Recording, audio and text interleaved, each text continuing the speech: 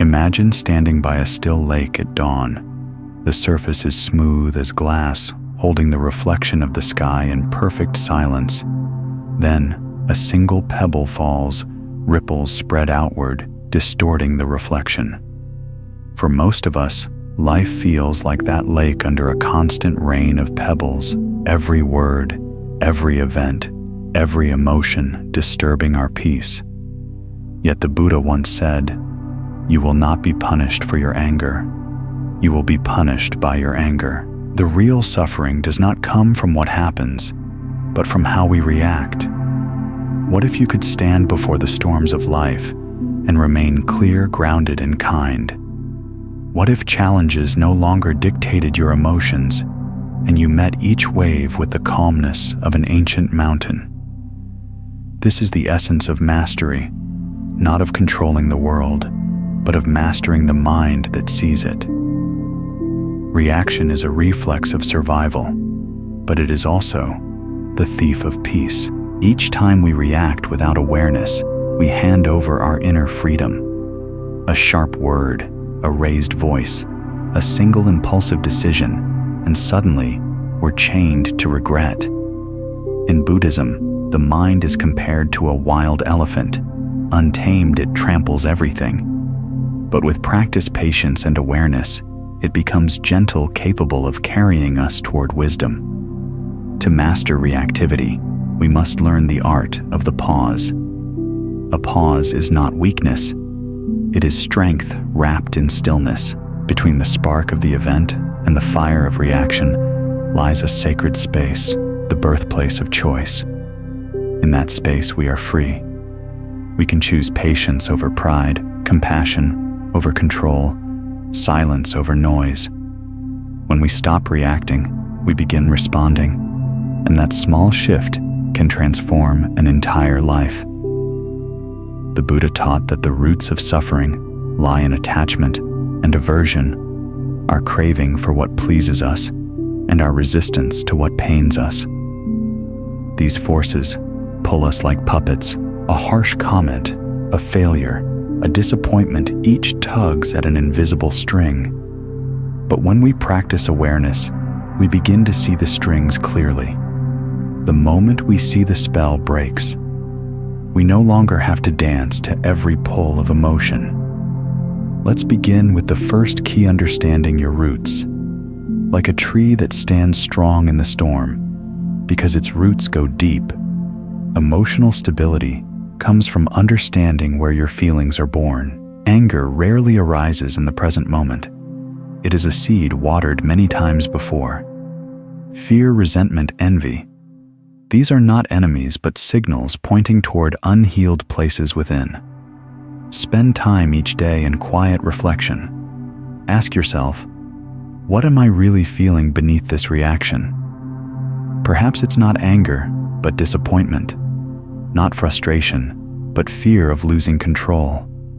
When we name our emotions, they lose their power to rule us.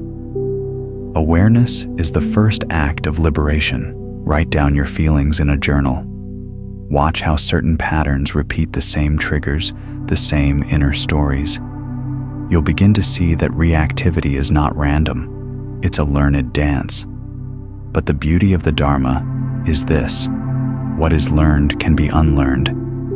Meditation helps us unlearn. Sit in stillness and notice the mind's movements without judgment.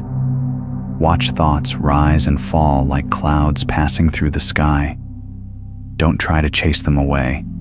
Just recognize, this is anger, this is fear, this is desire. You are not those clouds, you are the sky that holds them. This simple recognition creates distance between you and the storm. Over time, this awareness becomes a steady refuge. In moments of tension, try the 5-second breath. Inhale slowly for 5 counts. Exhale for 5. Let the breath be your anchor, the reminder that you are here, not trapped in the story your mind is telling. When you breathe consciously, you return to the only place where peace exists, the present moment. There is an old Zen story about a monk carrying a woman across a muddy road. Hours later, Another monk scolds him. "Why did you carry her? We're monks. We should not touch women." The first monk smiles and replies, "I put her down at the riverbank. Why are you still carrying her?" This is what reactivity is: carrying burdens long after the moment has passed. The event ends, but we keep replaying it, reacting again and again in memory. The practice of non-reactivity is learning to put things down. When you feel resentment rising, remember this: holding anger is like grasping a burning coal to throw at someone else. You are the one who gets burned. Let go, not because they deserve forgiveness, but because you deserve peace. Forgiveness is not forgetting. It is freeing yourself from the chain of emotional debt.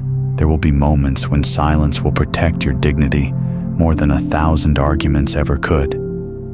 There will be days when stepping back will feel like defeat, but in truth, it is wisdom choosing not to feed chaos. Every act of restraint is a quiet victory of awareness over impulse. To help yourself in heated moments, create a mantra, a short calming phrase that centers your mind. It could be as simple as, "This too shall pass," or "Peace begins with me." Repeat it softly when emotions rise. Over time, this mantra becomes like a friend who places a gentle hand on your shoulder, reminding you to return home to yourself. Sometimes, the most compassionate thing we can do for others is not to react, but to understand. Every angry person is a hurting person. Every rude word is a sign of inner struggle. When you meet pain with pain, the world grows heavier. But when you meet pain with stillness, you stop the cycle of suffering. This is true strength to remain kind when the world tests you. As the Buddha said, "In the end, only 3 things matter: how much you loved, how gently you lived, and how gracefully you let go of things not meant for you." When we practice not reacting, we are practicing all 3. We are choosing love over pride, gentleness over judgment, and the grace of letting go over the heaviness of holding on. So tonight, before you sleep, close your eyes and whisper to your heart, "May I respond, not react. May I see clearly, not cling. May I walk softly, not rush." The path to peace begins in that whisper. It begins in a single breath and continues in every moment you remember to pause. The journey of mastering emotions is not a battle. It is a soft unfolding. With every pause, every breath, every act of awareness, you are rewriting the story of your life from chaos to clarity. Take this first step gently. The mind will wander, the waves will rise, but the lake beneath remains still. And so are you.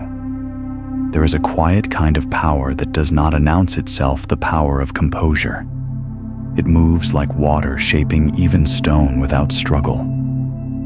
When you begin to master your reactions, you feel that strength not as domination, but as liberation. You no longer spend yourself matching every emotion that enters your space. Instead, you decide which ones deserve your energy. Think of a candle in the wind. A strong gust can snuff it out, yet a steady flame knows how to bend and recover. The practice of non-reactivity teaches this art to yield without breaking, to feel without drowning. True mastery is not about suppression. It is the gentle skill of letting all things exist while choosing which to nourish. Buddhist wisdom reminds us that the mind can either create a battlefield or a sanctuary. When ruled by craving and aversion, it wages endless war. When guided by awareness, it becomes a still garden. To dwell in awareness is to sit beneath your own Bodhi tree, a quiet shade where even storms must bow. Begin with mindful observation. Notice how a spark of irritation grows when fed attention and how joy expands when watered with gratitude. Emotion follows energy. Wherever the mind lingers, it grows roots. Dwell on fear, and fear blossoms. Dwell on compassion, and compassion blooms. Each moment offers a choice: water the seed of anger or the seed of peace. When frustration arises, pause for a single breath and ask softly, who is the one that feels this? That question itself redirects the mind from reaction to reflection. In that instant, you step outside the storm and become the observer of weather, not the weather itself. Such a shift, though subtle, is a living act of awakening. A teacher once told his student, "When someone throws a hot coal at you, you have two options: catch it or let it fall. To react is to catch the coal. To pause is to let it drop to the earth. The coal still smokes, but you are not burned. Every time you let the coal fall, you strengthen your inner immunity. Awareness is the beginning of that immunity, seeing without judgment. Observe your emotions as guests rather than intruders. Name them gently. This is worry. This is pride. This is loneliness.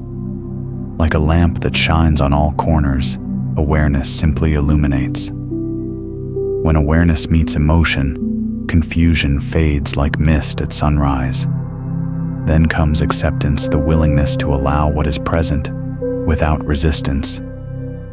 Most of our pain does not arise from what we feel, but from the refusal to feel it. When sadness knocks, we distract ourselves. When anger stirs, we pretend to be fine. But acceptance opens the door and says, "Yes, I see you. You may stay until you're ready to go." Strangely, that welcome softens even the fiercest emotions. Pain met with tenderness transforms into understanding. From awareness and acceptance grows alignment, the ability to act from clarity rather than impulse. Once you've truly seen and allowed your feelings, ask, what response would be wise? Sometimes wisdom means silence. Sometimes it is a boundary. Sometimes it is forgiveness. Choose what lightens the heart. A single decision born of clarity has more power than 1,000 made in haste. You will find that this is not a skill learned once, but a rhythm you return to again and again. There will be days when you stumble, when anger snaps or irritation wins. Do not let shame follow. Each lapse is simply a teacher wearing a disguise. Progress, not perfection, is the heart of practice. Even the Buddha faced storms before his stillness. Create a small ritual of return. Each morning before the world begins, its noise sit quietly for 2 minutes. Feel the breath enter and leave. Notice the stillness between each inhalation and exhalation. That pause is home, the ground beneath all experience. When thoughts wander, bring them back kindly. Every return strengthens your awareness like muscle built through gentle repetition. Carry reminders with you, a line on paper, a ring, a single word on your screen. Pause. Each time you see it, take one conscious breath. 3 seconds of stillness can redirect an entire conversation, soften a conflict, or dissolve the need to prove anything at all. When you face others, remember this truth: hurt people hurt people. Behind every harsh word lives an unhealed pain. Compassion does not mean tolerating abuse, but it releases you from becoming what wounded you. Speak with firmness clothed in kindness. You can say, "I understand your frustration, but I prefer to continue this discussion later." These words carry quiet authority, the sound of someone who leads their own mind. As awareness deepens, emotions no longer frighten you. Anger becomes a wave you can ride, fear a teacher with a hidden gift, sadness a rain that waters empathy. You begin to see emotions not as enemies, but as messages saying, "Look here, something within needs your attention." When you listen, they soften. When you ignore them, they shout. The greatest maturity is peace that does not depend on conditions. Calm not because life is gentle, but because you have learned to sit in fire without burning. You carry stillness like a lantern in chaos, and it lights the path for others too. Before you sleep tonight, place your hand over your heart and whisper, "I am learning to pause." Feel your pulse life moving quietly beneath your skin. Tomorrow, when the next challenge comes, meet it not with armor, but with awareness. Take one breath, one step back, and allow wisdom to enter before words leave your mouth. Remember, the sun does not argue with clouds. It simply shines until they pass. You too can shine steady, kind, and luminous from within. There is a moment just before words escape, before anger rises, before tears spill, when time seems to hold its breath. That instant is sacred. It is the thin bridge between reaction and awareness, and every bridge we cross mindfully leads us closer to peace. Most of us rush past it, carried by old habits, letting emotion drive the wheel. But when we begin to notice this moment, we step out of the storm and into stillness. That is where true freedom begins. To live without reacting to everything does not mean to live without feeling. It means to feel deeply, yet not be consumed. In the teachings of the Buddha, emotion is like fire. It can cook your food or burn your house. What determines its power is not the flame itself, but the hand that tends it. Through mindfulness, you become that hand, steady, kind, and aware. When the mind grows restless, begin by returning to your breath. The breath is the first doorway home. Notice how it rises and falls, how the body softens with each exhale. Thoughts will come like travelers knocking at your door. Memories, worries, judgments. Greet each one with this quiet acknowledgement, "I see you." Do not invite them to stay for tea. Just see them and let them move on. That is how we train the mind, not by force, but by friendship. Imagine you are sitting beside a river. Thoughts are the leaves drifting by. If you reach out to grab one, you fall into the current. But if you watch patiently, the river flows on. The leaves go, the water clears, and reflection appears again on the surface. This is the practice of non-reactivity, not to block the river, not to chase the leaves, but to watch until the mind becomes a mirror once more. It takes time to trust that watching is enough. The ego whispers, "Do something, fix it, defend yourself." But the wise heart knows that clarity often arises in stillness, not in motion. The pause is not inaction, it is incubation. In the silence after emotion, wisdom ripens. A word spoken from that ripened place can heal more than 100 spoken in haste. When you begin to observe rather than react, you'll notice the world responding differently. Arguments lose their teeth. Conflicts begin to dissolve. You realize you don't need to win. You just need to understand. A calm mind is contagious. It softens the sharpest energy in others. This is why one peaceful person can change the temperature of an entire room. But cultivating peace does not mean you will never feel turbulence again. The waves will come, anger, sadness, fear. Even the most devoted monk feels them. The difference lies in how we hold them. A beginner clenches emotion like a rock. The master holds it like a bubble, gentle, curious, knowing it will burst soon. Nothing stays. Everything passes. The art of non-reactivity is learning to wait for impermanence to do its work. There was once a young monk who complained to his teacher, "My thoughts will not stop. They keep shouting." The master smiled and poured him a cup of tea, filling it until it overflowed. The monk jumped back. "Master, it's spilling." The teacher replied, "And so is your mind. Until you empty the cup, no peace will enter." Every time we react, we fill the cup again with resentment, fear, expectation. Every time we pause, we pour a little out. Emotional mastery begins with small acts of emptying. When frustration comes, breathe and say silently, "I do not need to carry this." When a harsh word lands, imagine it dissolving like ink in water. When anxiety grips the chest, place a hand there and whisper, "It's okay to feel this."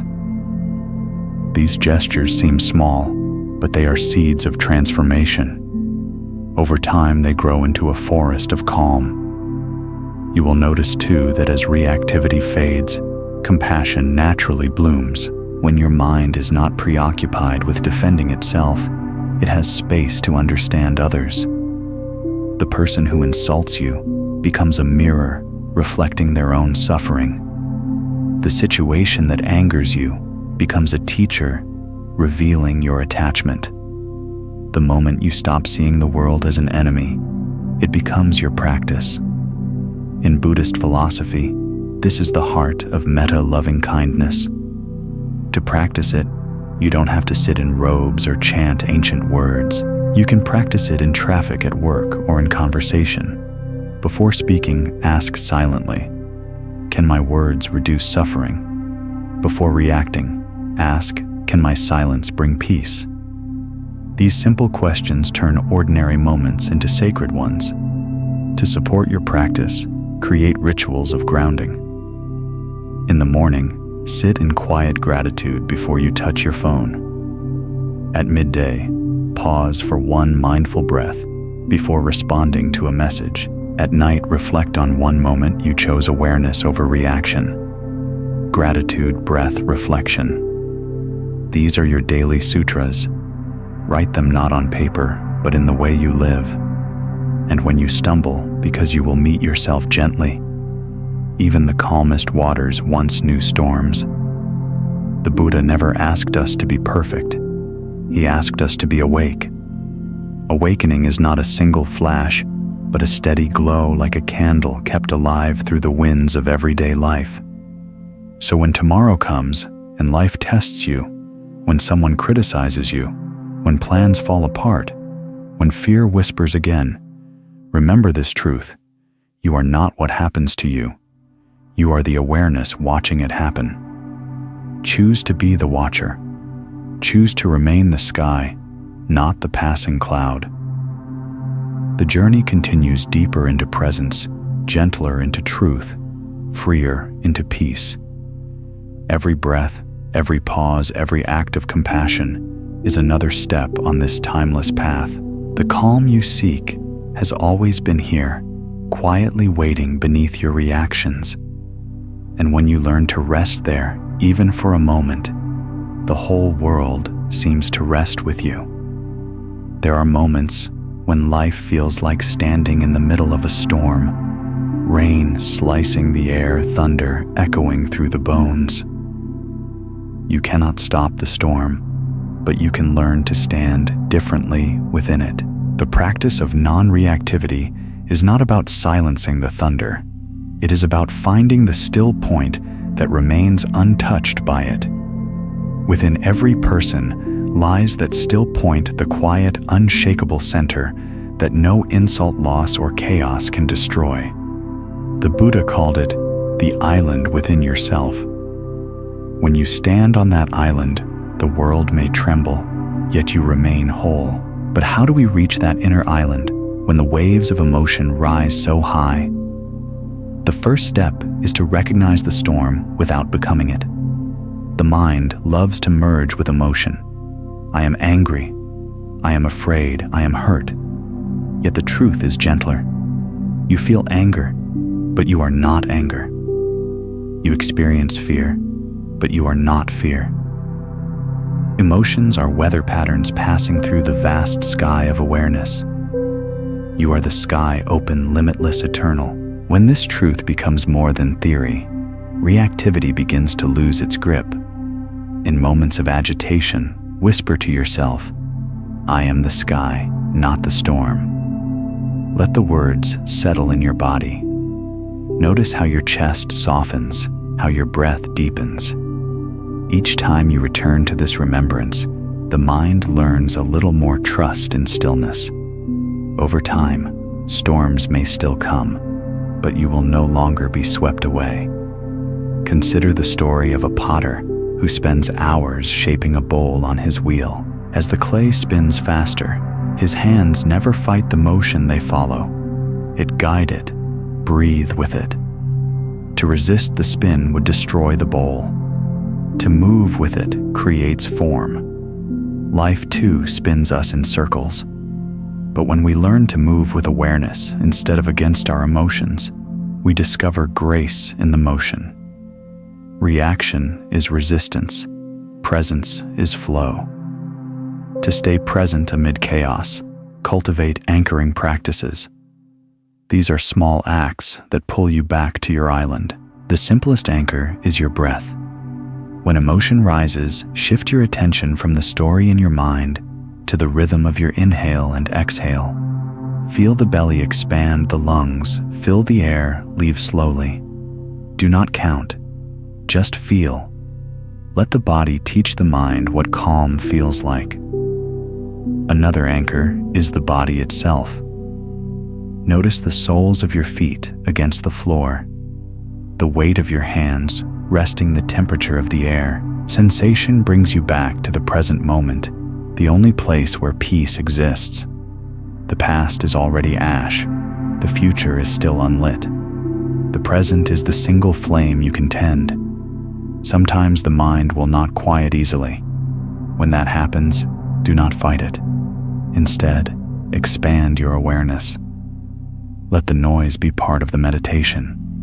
Let the heartbeat, the traffic, the tension all exist inside your vast noticing. Imagine your awareness growing wider and wider until even discomfort fits comfortably within it. When everything is included, nothing has the power to disturb. This expansion is what Buddhism calls equanimity, a mind that holds all experiences without clinging or rejecting. Equanimity does not mean indifference. It means intimacy without entanglement. You see clearly, but you no longer drown. To practice it, begin with small moments when someone interrupts you, when a delay frustrates you, when plans fall apart.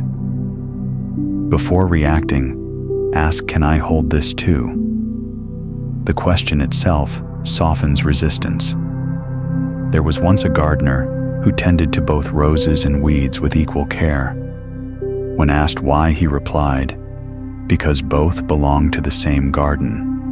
In the same way, joy and sorrow, ease and irritation belong to the same inner landscape. The weeds teach patience, the roses teach gratitude. If you can love the whole garden, no single plant will rule your heart. Yet non-reactivity does not mean passivity. To remain calm does not mean to stay silent when harm is done. It means to act with clarity instead of compulsion. The Buddha himself confronted ignorance with compassion and wisdom, not with avoidance. A wise heart does not freeze, it flows intelligently. When injustice arises, speak, but let your words come from love, not rage. When boundaries are crossed, set them firmly, but let your firmness be rooted in understanding, not fear. Reaction is noise, response is music. When life feels heavy, return to simple presence. Wash a dish, slowly feeling the water over your hands. Listen to the sound of footsteps as you walk. Notice the spaces between sounds. Each of these small acts reintroduces you to reality, as it is clear, immediate, free of mental commentary. In that space, even pain loses its sharpness. It becomes sensation, not suffering. At night before sleep, reflect gently on the day. Ask yourself, did I meet this day with awareness? Where did I react? Where did I pause? There is no judgment here, only seeing. Awareness itself is the correction. As light reveals dust without scolding, the room awareness reveals habit without condemning the heart. If you find yourself overwhelmed, remember that growth happens in circles, not straight lines. Some days you will feel peaceful, other days pulled by emotion again. This is the rhythm of transformation, 2 steps forward, 1 step back, yet always deeper. Even the lotus rises through mud. Its beauty depends on what it grows through. Eventually, you will notice a quiet confidence blooming inside you. Life still moves. People still change challenges, still arrive, yet something within you remains untouched. You start to see beauty in what once bothered you, lessons in what once hurt you, and gratitude where there was once complaint. That is the flowering of wisdom. So when the next storm comes, and it will meet it, like the mountain meets the wind unmoved, yet listening, feel it breathe, it allow it. Remember that you are not here to control the weather. You are here to know the sky. There is a subtle threshold between reaction and awareness, a breath's width, a heartbeat's pause. Cross that threshold, and the world changes shape. Events lose their claws, words lose their sting, and what once overwhelmed you becomes a teacher instead of an enemy. This is the miracle of presence. It doesn't erase what happens, but it transforms how it touches you. When we live in reactivity, we become like mirrors, reflecting whatever emotion is cast upon us. But when we live in awareness, we become like clear water, capable of reflecting everything, yet clinging to nothing. The Buddha compared such a mind to a lotus leaf. Rain falls upon it, yet not a drop sticks. That too can be your mind, clean, resilient, unburdened by what the world pours over it. To cultivate this clarity, begin by understanding the chain of reaction. Every outburst, every regret begins as a seed. One thought, one impulse, one unchecked moment. The mind perceives something unpleasant, labels it as threat, and in an instant, emotion surges like a wave. We react not to reality, but to the story our mind tells about it. Break that chain at its first link, and the wave dissolves before it rises. How do you break the chain? With awareness. When irritation appears, name it softly. Ah, here is irritation. When anxiety creeps in, whisper, here is fear. Naming brings light to the shadows. You cannot transform what you refuse to see. Every time you recognize an emotion, you step out of its grip and into the space of choice. That space of choice is the birthplace of freedom. Between what happens and how we respond lies an infinite field of possibility. In that field, patience can grow, kindness can breathe, and wisdom can speak. Every spiritual practice, from meditation to prayer to mindful breathing, exists to widen that space. The larger it becomes, the more peaceful your life will be. Imagine a musician playing a flute. The pauses between notes are what make the melody beautiful. Without them, there is only noise. In the same way, the pauses between your impulses create the music of a mindful life. When anger rises, pause. When sadness floods, pause. When joy arrives, pause. In pausing, you learn to listen to your body, to your mind, to the quiet guidance that has always been there beneath the noise. Sometimes the most transformative moments come not through doing, but through stopping. You don't have to fix every discomfort. You don't have to respond to every voice. Stillness is not indifference. It is intelligence choosing where to place its energy. You save yourself from countless regrets simply by waiting for wisdom to arrive. There is a Zen saying, when you are in a hurry, walk slowly. When you are very angry, speak softly. These are not mere poetic lines. They are instructions for preserving peace. Slowness is medicine. When you slow the body, the mind follows.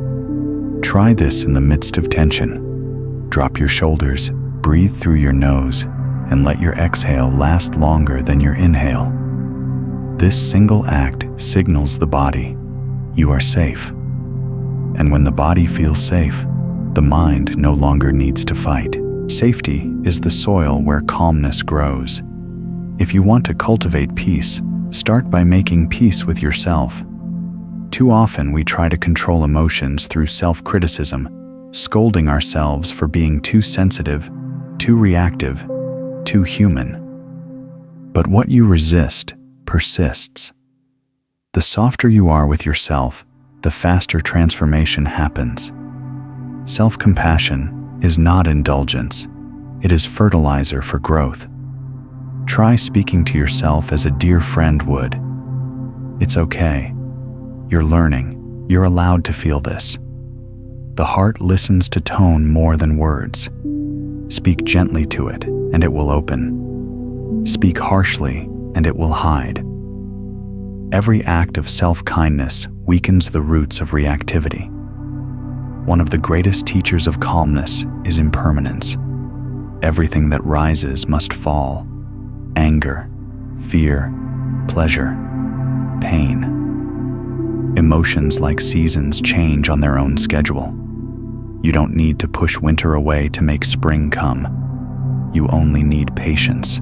When you feel an emotion, remember this too will pass, not as an escape, but as understanding. The very nature of experience is to change. That truth alone is liberation. There was a traveler who once came upon a monk sweeping fallen leaves from the temple steps. Why bother, the traveler asked. More leaves will fall tomorrow. The monk smiled, still sweeping, and said, Yes, but these are today's leaves. We too must tend to today's emotions gently, patiently, without the need to finish. Peace is not a final state. It's a daily act of sweeping the heart clean. So when tomorrow's wind stirs the dust again, don't despair. Simply notice. Sweep again. Breathe again. Each small act of awareness is a stroke of the broom that keeps your heart open and your mind clear. As you move through the world, practice pausing before you react, breathing before you speak, and smiling before you judge. The space you create will feel like a small eternity, enough time for love to return to the room. And when life feels too heavy, too loud, too fast, remember this peace is not something you must earn. It is something you return to. Beneath the noise, beneath the thought, beneath the ache, there is a quiet presence that has never been disturbed.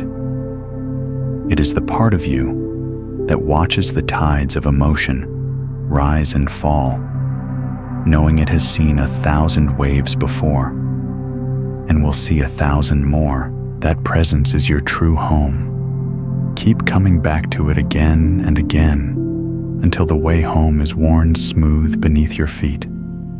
There is a silence inside you that no noise can touch. Beneath the endless conversations of thought, beneath the tug of memory and desire, there rests a stillness untouched by circumstance. The whole purpose of the spiritual path is to rediscover that silence, not by escaping life, but by awakening within it. When you stop reacting to every ripple on the surface, you begin to feel the ocean underneath, vast and calm, holding everything without judgment. Many people confuse stillness with stagnation, but the two are not the same. Stagnation is the sleep of the soul. Stillness is its awakening. A stagnant pond breeds decay, but a still lake reflects the sky. Stillness is alive, it listens, perceives, understands. It is the state from which wise action is born. In Buddhism, this living stillness is called sati awareness, that is present, alert, and compassionate. It is the gentle hand that steadies the cup when life trembles. Think of your mind as a clear pond. When you react, it's like tossing a stone into the water. The ripples distort everything. But when you simply watch the surface, become still enough to reflect truth. Meditation trains this quality of watching, not to control thoughts, but to see them as they are. Sit quietly, breathe, and let awareness spread like warm light through your body. When a thought arises, observe it. When a feeling stirs, observe it. Notice how both come and go like travelers passing through an inn. You are not the travelers. You are the inn. Every emotion you feel, anger, fear, joy, sorrow, is just a guest. Let them arrive, let them stay as long as they need, and let them leave without clinging. The Buddha once said, "Do not dwell in the past. Do not dream of the future. Concentrate the mind on the present moment." This is not a command to forget your history or ignore tomorrow, but an invitation to see that peace lives only in the now. The present moment is small enough to hold in your hand and vast enough to contain eternity. Try this simple practice when the mind begins to race. Whisper inwardly, "Now." Feel what that word does, how it gathers your scattered attention into one still point. Look around. What colors do you see? What sounds do you hear? What sensation touches your skin? For a heartbeat, you are no longer in the storm of thought. You are here, awake, alive. That single moment of presence is worth more than 1,000 anxious plans. Reactivity thrives in the absence of awareness. When you are lost in thought, you are not truly here. You are in a story, and stories often hurt more than reality. Awareness dissolves the story. The moment you become conscious of an emotion, you step outside its grip. Anger seen clearly loses its fire. Fear seen clearly begins to soften. It's like turning on a light in a dark room. What seemed terrifying becomes simply a shape, understandable and harmless. To deepen this awareness, practice loving observation. When a strong feeling arises, don't rush to change it. Sit with it like a friend who needs company. Ask softly, "What are you trying to tell me?" Sometimes emotions are simply messengers. Sadness saying you cared deeply, or anger saying, "A boundary was crossed." When you listen without judgment, the message reveals itself, and the messenger departs. This practice requires patience. The modern world moves fast. Screens, flashing notifications, calling everyone, reacting to everything. But speed is the enemy of depth.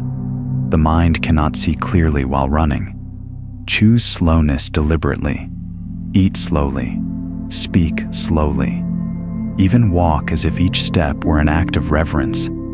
In slowness, awareness deepens. You start to notice what you once ignored: the way sunlight bends through leaves, the warmth of breath in your chest, the tiny miracles that never stop happening. Eventually you realize that life does not need fixing. It needs witnessing. Most of what disturbs us does not require reaction, only understanding.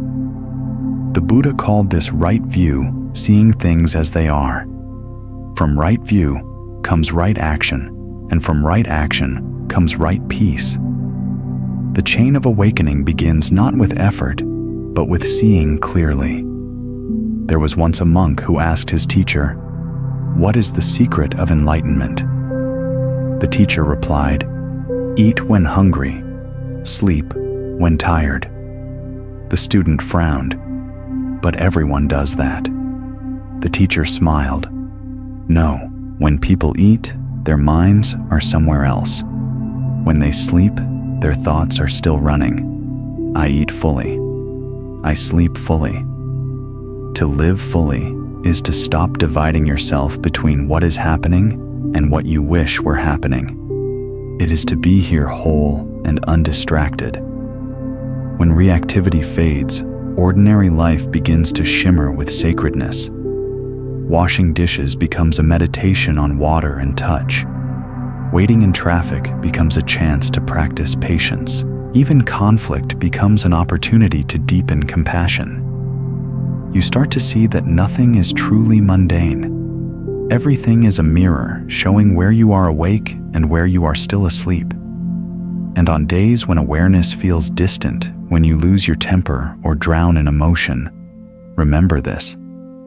Falling back into reactivity is not failure. It is part of learning. Every time you notice that you've lost awareness, awareness has already returned. Forgive yourself, smile gently, and begin again. The path is not about walking perfectly. It's about returning faithfully. At the end of the day, sit quietly for a few breaths and reflect. Where did I remain aware today? Where did I react? What did I learn? There is no need for harsh judgment. The fact that you are asking these questions means you are awake. Growth hides in these small reflections, like seeds waiting for rain. The more you practice, the more you will notice that the storms of life no longer shake you as before. The waves may rise, but they no longer drown you. You have found the island within calm, luminous, unbreakable. From that place you can meet the world with eyes that understand and a heart that forgives. And when someone asks how you remain so calm, you can smile and say, I have stopped trying to control the storm. I am learning to be the sky. When you begin to live with awareness, something extraordinary unfolds. The world, which once seemed loud and threatening, becomes a teacher wrapped in disguise. Every irritation, every disappointment, every person who tests your patience, each one carries a lesson about yourself. Life is not happening to you. It is happening for you, gently showing where the mind still clings and where the heart can open. Buddhist wisdom calls this the mirror of samsara.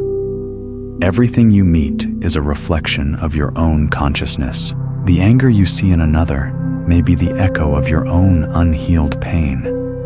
The peace you admire in someone else is the seed already planted within you. When you start to see life this way, reactivity becomes a compass instead of a curse. Every reaction points to something that wants your attention, not your judgment. So when emotion rises before you fight it, pause. Whisper inwardly, what is this trying to teach me? The question alone transforms the energy. Curiosity replaces condemnation. Where once there was conflict, there is now inquiry. You become less of a fighter and more of a listener to life, to others, to your own heart. Consider this. Every person you meet is struggling with something invisible. The one who speaks harshly may be carrying years of unspoken grief. The one who rushes past without kindness may be drowning in their own noise. When you realize this, compassion arises naturally. You don't have to try to be kind, it flows, because you understand. Non-reactivity at its deepest level is not about controlling emotion. It is about expanding empathy. When you understand enough, you cannot react in the old way anymore. The Buddha taught that compassion, karuna, and wisdom, prajna, are two wings of the same bird. Wisdom sees clearly. Compassion acts gently. When you react, you lose both. You see through distortion and move through haste. But when awareness is steady, wisdom perceives and compassion responds. You learn to see the pain beneath another's behavior and to act in ways that reduce suffering rather than multiply it. There was once a monk known for his serenity. A traveler, curious about his calmness, asked, "How do you stay so peaceful when people insult you?" The monk replied, "If someone hands you a gift and you do not take it, to whom does it belong?" The traveler smiled, understanding. Insults are gifts we don't have to accept. This simple insight can save a lifetime of turmoil. You cannot control what others give you, but you can control what you choose to receive. In daily life, practice this art of non-reception. When a harsh comment arises, Feel the urge to defend yourself, but don't take the gift. Let it fall to the ground. When negativity appears on your screen or in conversation, notice how it pulls at your mind, but you don't have to pick it up. Refusing to engage is not weakness. It is spiritual intelligence. It is knowing that peace is too precious to trade for the satisfaction of reaction. The more you practice, the more subtle your awareness becomes. You begin to sense emotion even before it speaks. A tightening in the jaw, a clenching in the chest, a quickening of the breath. These are the body's gentle alarms. Learn to listen to them. When you catch the first whisper of reactivity, breathe deeply and soften. The earlier you meet emotion, the less power it has. The body is not your enemy. It is your ally, always signaling what the mind has not yet named. Try to make the breath your constant companion. Throughout the day, return to it again and again. When someone speaks, listen not only to their words, but to your breath. When you walk, feel each step as a meeting with the earth. When you work, pause for one conscious inhale before each new task. Over time, you'll discover that mindfulness is not something you do. It becomes the way you are. And remember, this awareness does not erase emotion. It refines it. You will still feel sadness, but it will no longer drown you. You will still feel anger, but it will burn clean without poison. You will still feel joy, but it will no longer depend on conditions. You begin to live from the center rather than the edges. The world still moves, but you have stopped spinning with it. Forgiveness, too, blossoms from this soil of awareness. You start to see that resentment is a form of self-imprisonment, carrying pain that no longer belongs to you. To forgive is not to excuse. It is to free yourself from the burden of yesterday. Sometimes forgiveness means letting go of a person, a story, or even a version of yourself that no longer serves your peace. Each release creates more space for light to enter. At the end of the day, sit in silence and reflect. Where today did I hold peace instead of pride? Where did I choose understanding over reaction? Even one instance is enough. Each small act of awareness is a brick in the foundation of liberation. The path to calm is not built in grand gestures, but in these tiny, deliberate choices, repeated with patience. As days become months, you'll notice that stillness follows you like a shadow. You'll laugh more easily, listen more fully, and forgive more quickly. The storms may still visit, but they pass through without staying. This is the fruit of practice, a heart that no longer needs the world to behave in order to be at peace. So tonight, before sleep, whisper to your heart, may I not react, but respond. May I not resist, but understand. May I not cling, but love freely. When you wake tomorrow, carry that whisper into your day. Let it guide your hands, your words, your eyes. Let it remind you that peace is not the absence of chaos. It is the awareness that holds it all with grace. And in that awareness, you will find what cannot be taken, a freedom so vast, even silence will bow before it. Every journey into awareness eventually brings you to a single realization that peace was never something to be found outside. It was always here, waiting beneath the noise like a lamp already lit beneath a veil. The work of mindfulness is simply to lift that veil again and again until you remember the light is yours. Reactivity at its core is forgetfulness. In the moment of anger, you forget who you are. You forget your values, your calm, your deeper nature. But when you pause, you remember. You remember that you are not the noise of your emotions. You are the stillness that hears them. You remember that others too are suffering just as you sometimes suffer, and in that remembering, compassion is reborn. Think of the ocean during a storm. On the surface, waves crash and roar, but deep below, the water remains undisturbed. That depth is always there even when you can't see it. Awareness works in the same way. No matter how strong the surface winds, your depth of presence remains.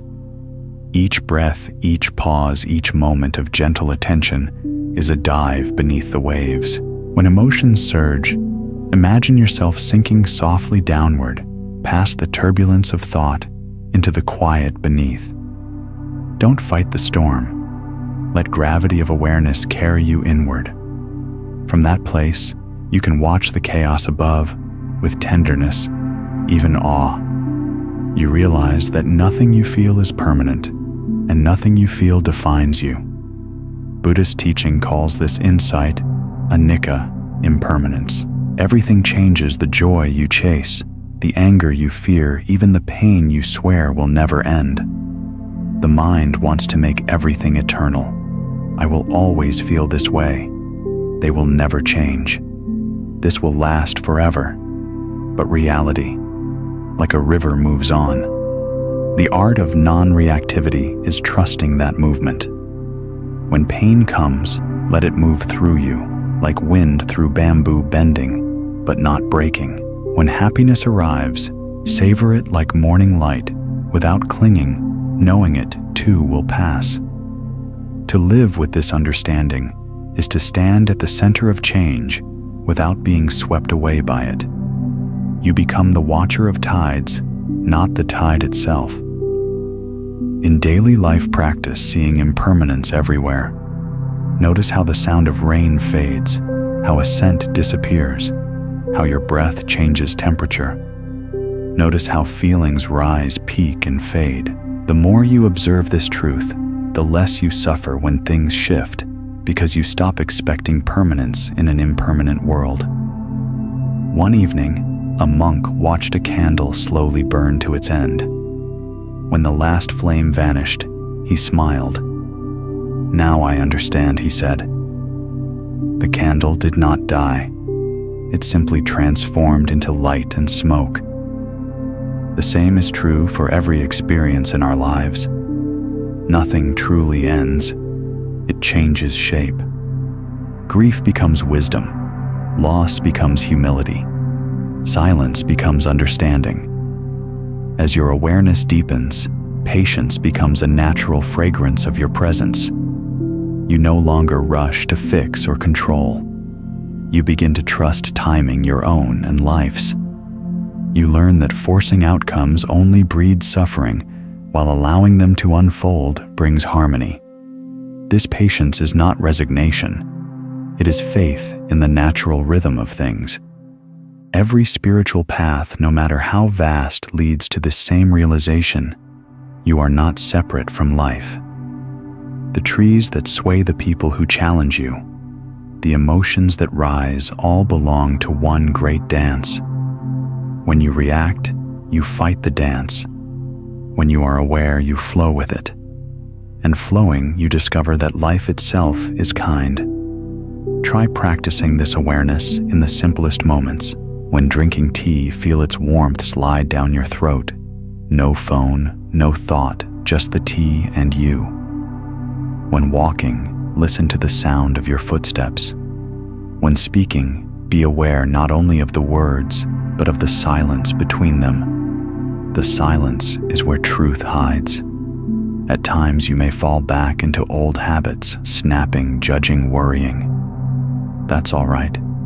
See these moments as bells of mindfulness ringing to wake you. Smile at your humanness and begin again. The Buddha once said that the path is like walking on the ocean's edge. Even if you stumble, you fall into the water of practice itself. The very act of noticing is progress. Forgive yourself often. The journey inward is not a straight road, but a spiral.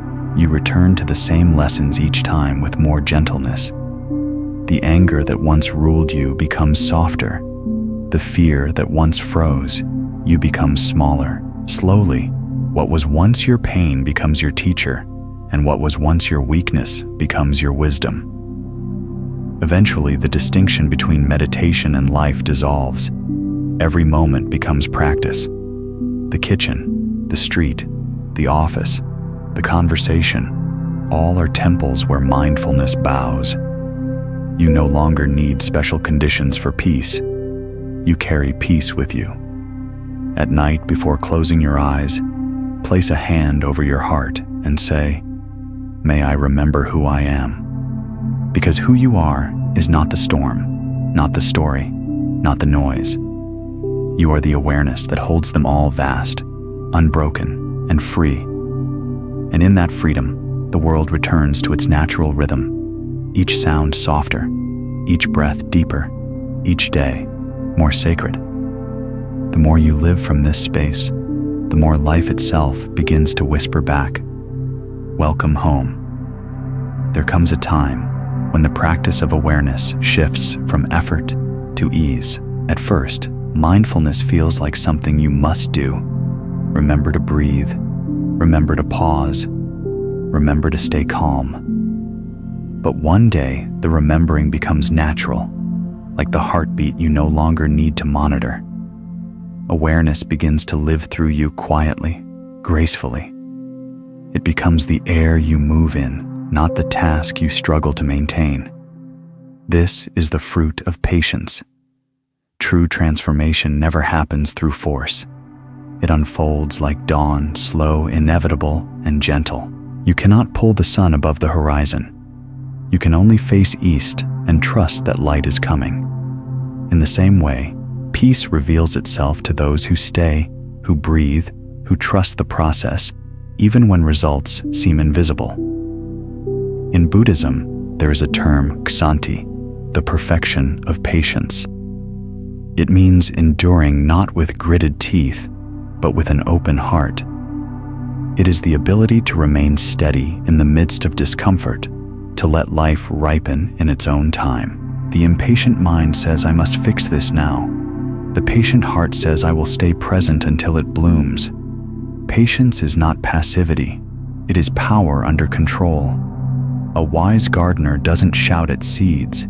He waters them, waits, and trusts that the soil knows what to do. So too with our emotions, our relationships, our growth. Every experience has its season.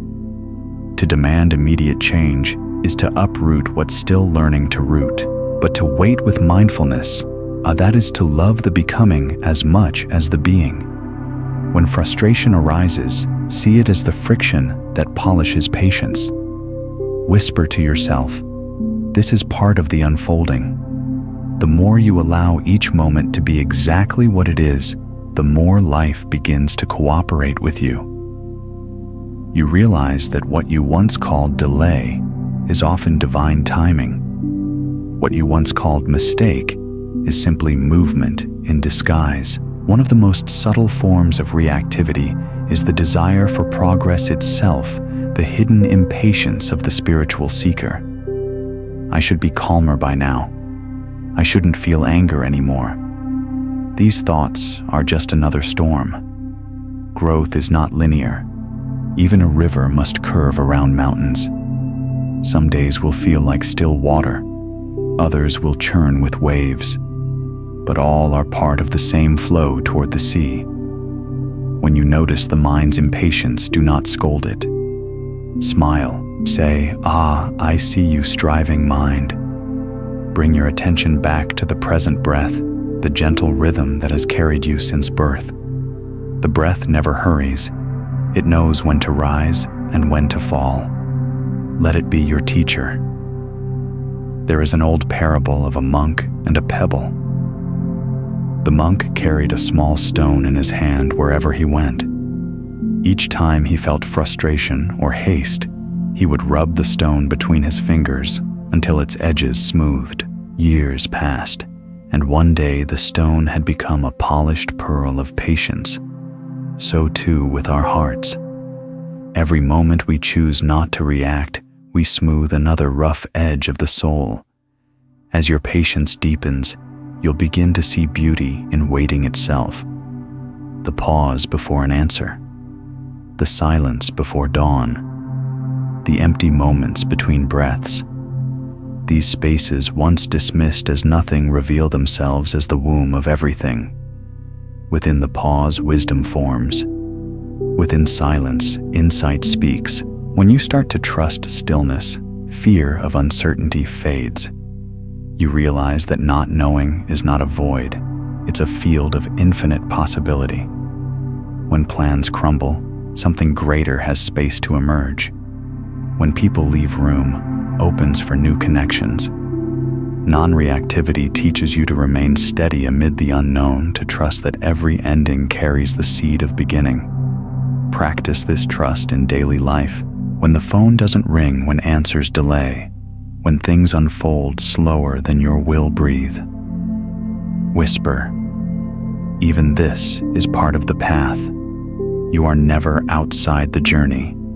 You are exactly where the next lesson lives. Life doesn't test you to punish. It teaches you to remember your strength. Sometimes patience means letting go of your story about how life should look. The mind loves control. It writes scripts for every outcome, but life is not a movie we direct. It is a river we learn to float with. The less you fight the current, the more it carries you to the places meant for you. This surrender is not defeat. It is the deepest intelligence. There was once a teacher who said a tree does not cling to its leaves when autumn comes. It lets them go to make room for spring. The same truth lives within you. There are seasons for holding and seasons for releasing. Reactivity clings to what's leaving. Awareness bows and opens its hands. The empty hand is not loss, it is readiness to receive. As patience ripens, gratitude blooms alongside it. You begin to thank life for its timing, for its lessons, even for its detours. Gratitude dissolves the poison of reaction faster than anything else. You cannot be reactive and grateful at the same time. One extinguishes the other. Each night before sleep, reflect softly. What am I still clinging to that time is asking me to release? What gift is hidden inside today's waiting? Even if the answer is silence, listen. Silence, too, is an answer. When you wake tomorrow, meet the morning like a student greeting a wise teacher. The day will offer you countless lessons in patience, traffic noise, delays, misunderstandings. Each one is a pebble in your palm, waiting to be polished. Hold them gently. They are shaping you into someone who can love without hurry, speak without harm, and wait without fear. Because when patience blossoms, the mind no longer chases peace, it becomes peace.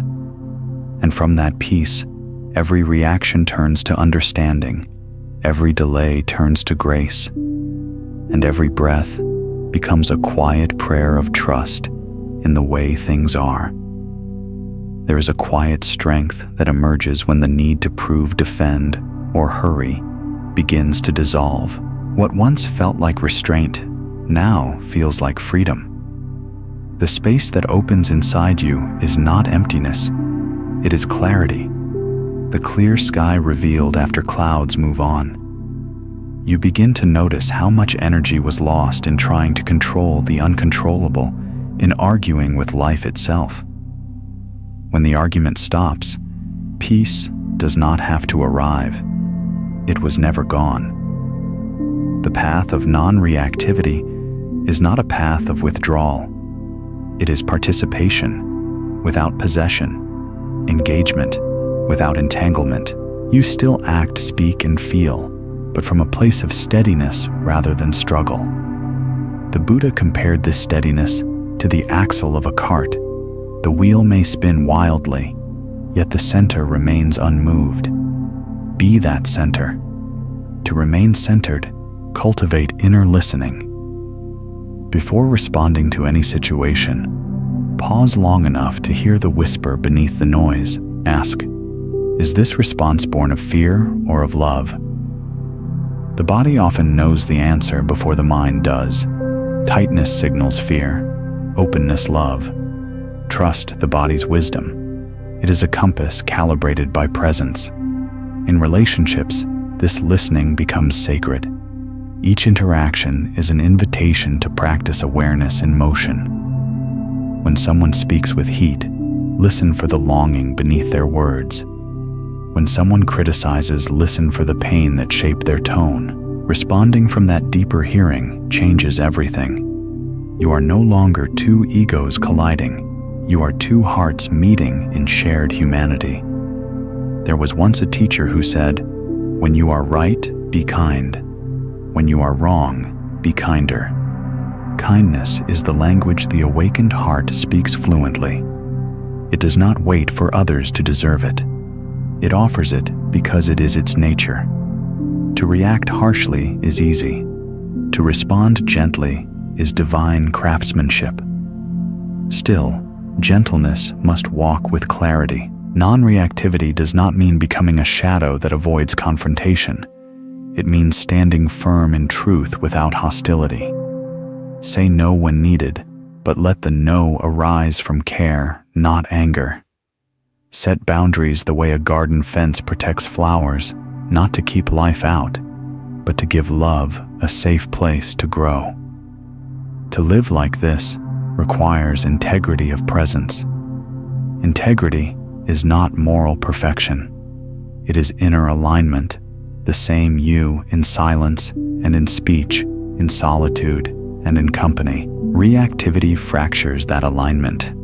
Awareness restores it. Each time you pause before reacting, you stitch another thread of wholeness through your being. When doubt arises, and it will remember that awakening is not a sudden leap. It is a series of small rememberings. Every breath that interrupts anger, every smile offered instead of judgment, every moment of sincere apology is enlightenment in miniature. Do not underestimate these tiny victories. They are the atoms of transformation. Practice also the art of letting others be. The mind loves to edit reality, correct, advise, improve, but awareness knows when to step back. Allow people their path, their timing, their mistakes. You are not here to manage their journey, only to walk your own with grace. This is not indifference. It is respect for the law of cause and effect. Everyone must taste their own experience to awaken. There was once a story of a fisherman who untangled every net he found, drifting in the river, believing he was helping. One day, an old monk told him, "The fish do not learn to swim through nets they never meet." The fisherman understood and began to focus on his own boat. So too with us, when we stop reacting to fix others, we discover the real work, the net within our own minds. Silence becomes your teacher in this stage. Not the silence of suppression, but the silence that listens. Spend a few minutes each day without filling the air with sound or thought. Sit, breathe, and let silence teach you its language. It will show you that wisdom needs no decoration, that truth often arrives in whispers softer than breath. In this quiet, you may notice subtle joys. You once overlooked the rhythm of rain, the warmth of sunlight on your hand, the music of everyday life. Gratitude arises unforced like fragrance from a flower. Gratitude is the natural perfume of awareness. It fills every space that reactivity once occupied. When gratitude fills you, forgiveness follows naturally. You see how everyone, including yourself, has been doing the best they can with the consciousness available at the time. From that understanding, bitterness melts. What remains is tenderness, the willingness to begin again. Before you sleep, try this brief reflection. Today, I spoke less harshly. I listened more fully. I paused once before reacting. That is enough. Then breathe deeply and let the day dissolve. You are not carrying it into tomorrow. You are returning it to the ocean of experience from which it came. And when morning returns, rise without hurry. Step into the day as a quiet blessing in motion. The world does not need more noise, it needs more presence. Each calm breath, each patient word, each gentle gaze is a silent teaching that ripples outward. You are no longer merely practicing peace, you are becoming it. The calm within you is not fragile, it is ancient, vast, and contagious. Let it move through every gesture, every conversation, every moment you are alive. In that living awareness fulfills its purpose to turn ordinary existence into a sacred act of understanding. There comes a stage on the path when you stop seeking peace as an event and start recognizing it as your nature. It is no longer a destination at the end of effort, but the ground beneath every step. What changes is not life itself. Storms still gather, people still misunderstand, losses still come, but your relationship to it all. You begin to inhabit a deeper rhythm, one that moves slower than reaction and faster than regret. Awareness by now has become your second skin. You can feel it in the breath before words, in the space between thought and action. It does not shield you from emotion, it steadies you within it. You may still feel hurt, but the hurt no longer defines you. You may still feel anger, but it burns clean, leaving light instead of ash. This is what it means to live awake, to move through the world without losing the quiet within. There is a story about a monk who carried water from the river to his monastery every day. One day, his old clay pot cracked, leaking half the water before he returned. Ashamed, the pot apologized. The monk smiled and said, "Look along the path where your cracks have watered the flowers. In the same way, your imperfections do not disqualify you from peace. They are the very channels through which wisdom grows. Each mistake waters compassion. Each wound opens space for tenderness to bloom. This understanding transforms how you see yourself and others. When you stop reacting to your flaws, you create room for growth. When you stop reacting to others' flaws, you create room for love." Every person is walking through their own weather, carrying invisible burdens. The practice is not to judge the storm, but to become the calm that helps them see the way. To nurture this calm, cultivate the art of mindful speech. Before you speak, let your words pass through 3 gates. Is it true? Is it necessary? Is it kind? Most words that cause pain stumble at one of these gates. The Buddha said that right speech is both a practice and a protection. Every moment you choose silence over gossip, compassion over correction, clarity over reaction, you are polishing the mirror of your mind. A polished mirror reflects truth. A dusty one multiplies illusion. Sometimes silence speaks the deepest truth. Not the silence of avoidance, but the silence that listens, that allows understanding to surface on its own. There is immense dignity in restraint. It says, "I value peace more than being right." The ego burns to reply, to defend, to prove. Awareness smiles, breathes, and lets go. You will find more often than not that what felt urgent yesterday is irrelevant today. When awareness matures, even discomfort becomes holy. Anxiety, loneliness, doubt, each is a visitor sent to reveal a hidden attachment. Instead of asking, "How do I get rid of this?" ask, "What is this showing me?" That single shift in question turns pain into teacher. Doubt shows you where faith is needed. Loneliness reminds you of your shared humanity. Anxiety invites you to trust the unfolding. Everything belongs once you stop fighting it. It is said that enlightenment is not the end of emotion, but the end of resistance to emotion. You no longer spend energy dividing experience into good and bad. You simply meet what comes, respond wisely, and let it go. Life becomes lighter, not because it changes, but because you no longer add the weight of judgment to it. In daily life, continue to practice small pauses of awareness. When you drink water, feel it bless your throat. When you touch another person, let your hand carry warmth instead of haste. When you walk, let your steps whisper thank you to the ground. These small gestures weave sacredness into ordinary life. They remind you that the divine is not somewhere else, it is in your attention. At times you will notice that people around you begin to mirror your calm.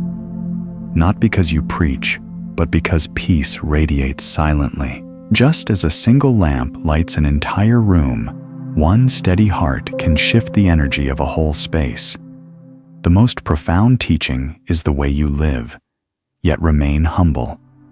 Awareness is not ownership, it is service. The moment you begin to think I am awakened, the ego has returned wearing a robe.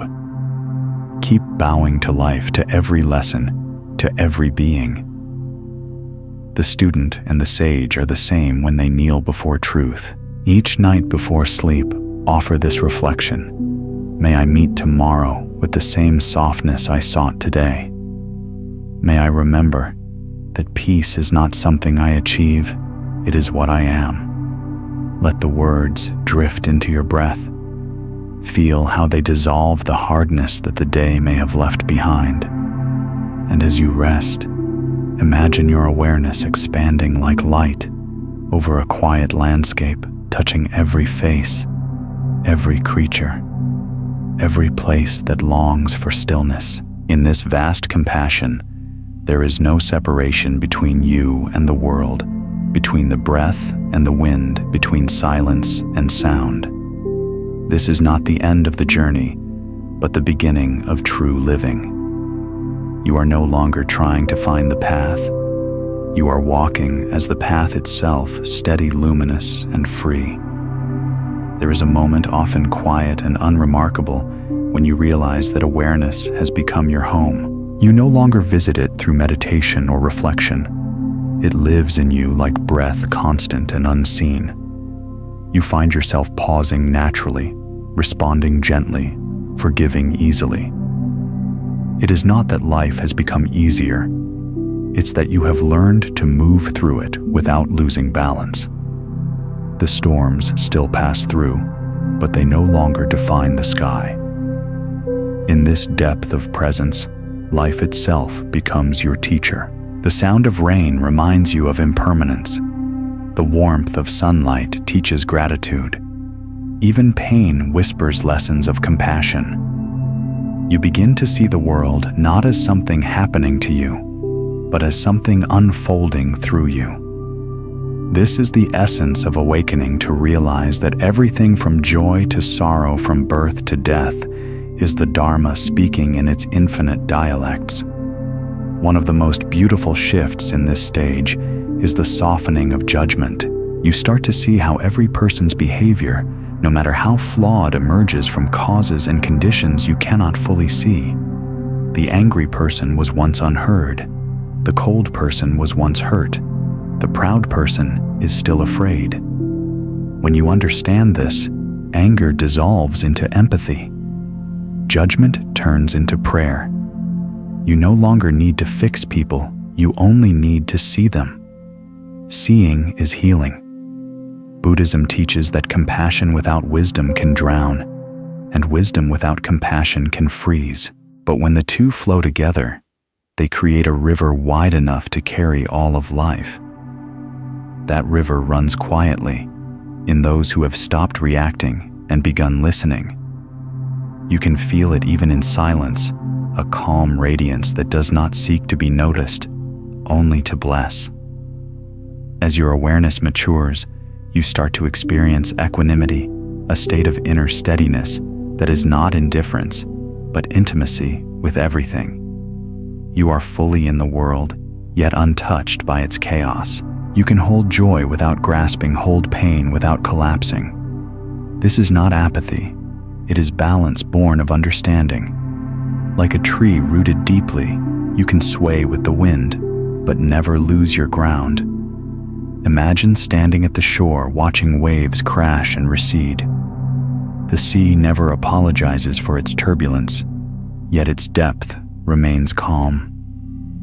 That is you. The surface of emotion will always move, but your depth is peace itself. When you live from that depth, your life becomes a gentle rhythm of giving and letting go. To stay connected with this depth, practice invisible mindfulness.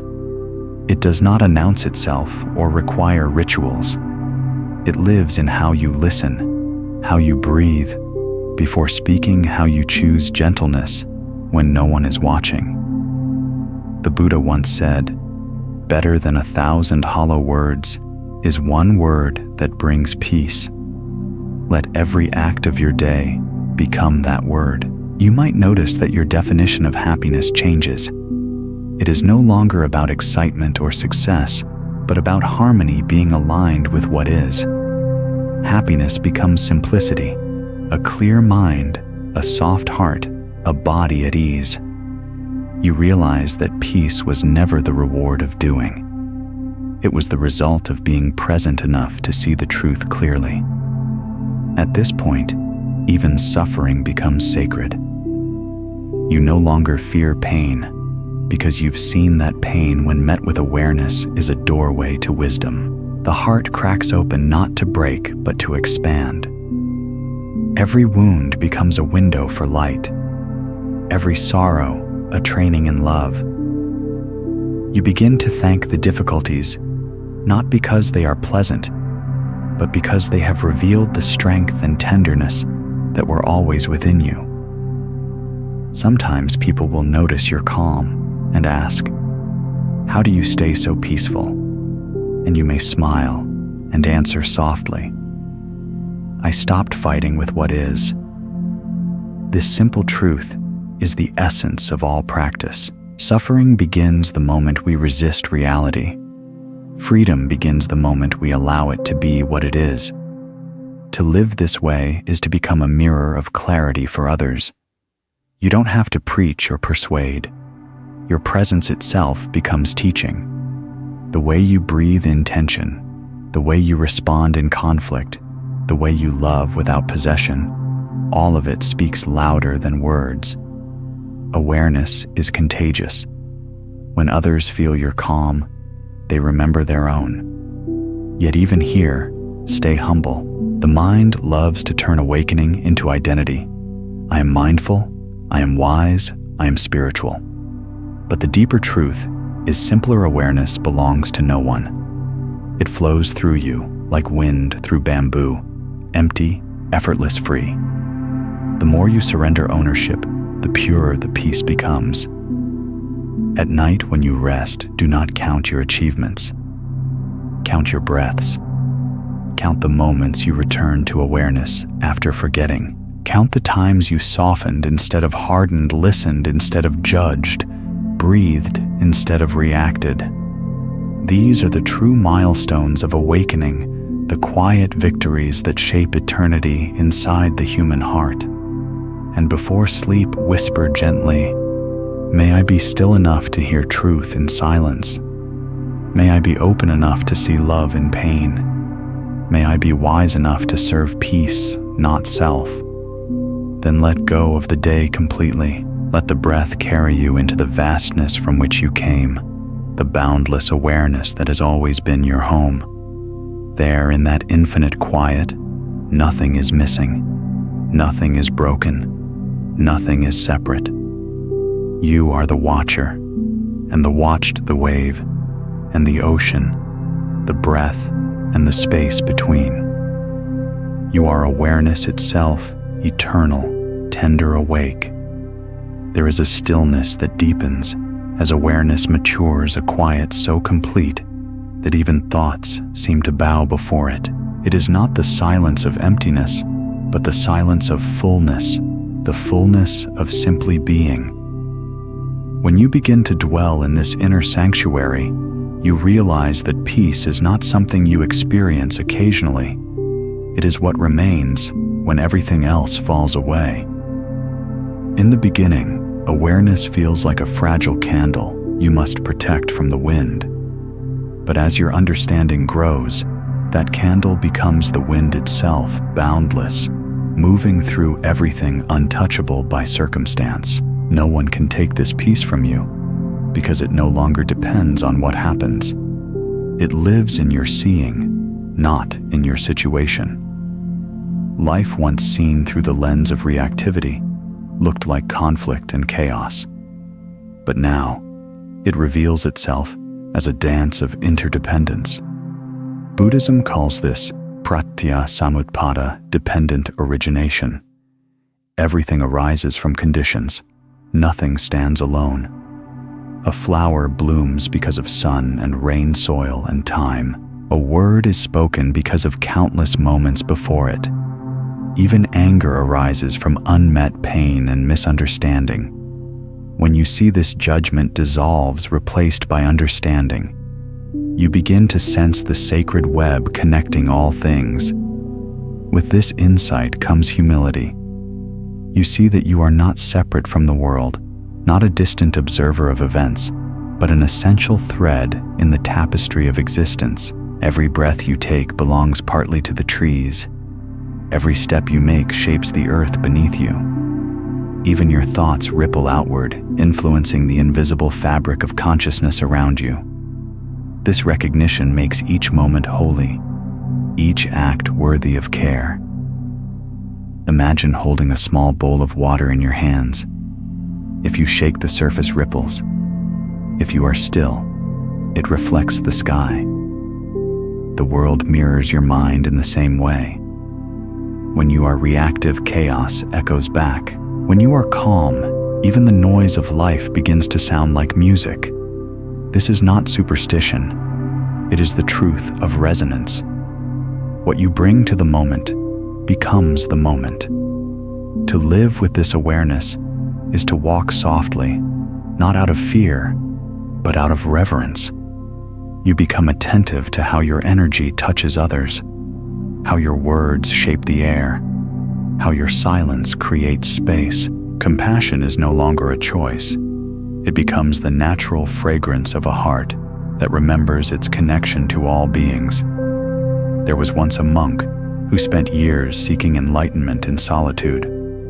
One day, he returned to the busy market, and a child spilled a basket of fruit at his feet. Instead of reacting, the monk smiled, knelt down, and helped the child gather them. In that moment, he realized the truth. Awakening is not found in the absence of the world, but in the tenderness of how we meet it. This tenderness is the sign of a truly awake heart. You start to see beauty, even in what hurts, because pain too participates in awakening. You begin to love without needing to give, without keeping score, to serve without expectation. The boundaries of me and you begin to blur. The line between giver and receiver dissolves. You are simply love in motion, responding to life as naturally as the moon reflects light. Yet even here, the ego will sometimes whisper, "You are special for feeling this way." Smile when it does. Pride is just another wave. Let it pass. The moment you claim awakening, you begin to lose it. True wisdom hides in humility, the willingness to remain a beginner forever. As the Zen masters say, in the beginner's mind, there are many possibilities. In the expert's, there are few. Remain open. Let every day teach you anew. To deepen your awareness, practice gratitude as meditation. Each morning before speaking silently, thank the breath that woke you. Thank the ground for holding you. Thank the challenges ahead for shaping your strength. Gratitude softens the mind, like water softens stone. It keeps the heart porous enough to receive wisdom. When life feels heavy, remember the law of impermanence, anicca. Just as no wave stays cresting forever, No sorrow lasts eternally. The sky changes color. The body changes form. The heart renews itself endlessly. This truth is not meant to make you indifferent, but to free you. You can love fully because you know nothing is guaranteed. You can forgive quickly because you know time is brief. You can let go because you trust that what belongs will return when it is ready. Each night before rest, place your hand over your heart and ask, "Have I lived with awareness today?" If the answer is yes, smile softly. If the answer is no, smile even more. For the moment you ask the question, awareness has already returned. You are never far from peace. You only need to remember to look inward. As the days pass, this remembrance becomes effortless. You wake with a quiet smile. You walk slower. You listen deeper. You discover that enlightenment is not an event at the top of a mountain. It is the way you hold your cup, the way you look at another being, the way you breathe before you speak. Awakening is not somewhere you arrive. It's the way you travel. And when you finally rest at the end of a long day, may your heart whisper this truth back to you. I am not seeking peace anymore. I am peace remembering itself. There is a quiet moment in every seeker's journey when striving ends, not because the goal is reached, but because the seeker realizes there was nowhere to go. That moment is not dramatic. It arrives softly, like the hush before dawn. You may be sitting in traffic, washing dishes, or walking beneath trees when it dawns on you. This is it. This moment, just as it is, holds everything I have ever sought. At first, this realization feels almost too simple. The mind trained to chase and compare resists. It whispers, "Surely enlightenment must be more than this." But awareness smiles, patient and timeless. It needs no fireworks, no validation. It reveals itself in the ordinary, the touch of sunlight, the sound of breath, the rhythm of footsteps. The sacred hides not in the extraordinary, but in your ability to notice the ordinary deeply. The Buddha once said, "The miracle is not to walk on water. The miracle is to walk on the earth." To truly be present, to feel the ground beneath your feet and the air entering your lungs, is the highest form of prayer. The awakened do not escape the world. They enter it so fully that even imperfection becomes a doorway to truth. As your awareness ripens, you stop measuring your life by success or failure.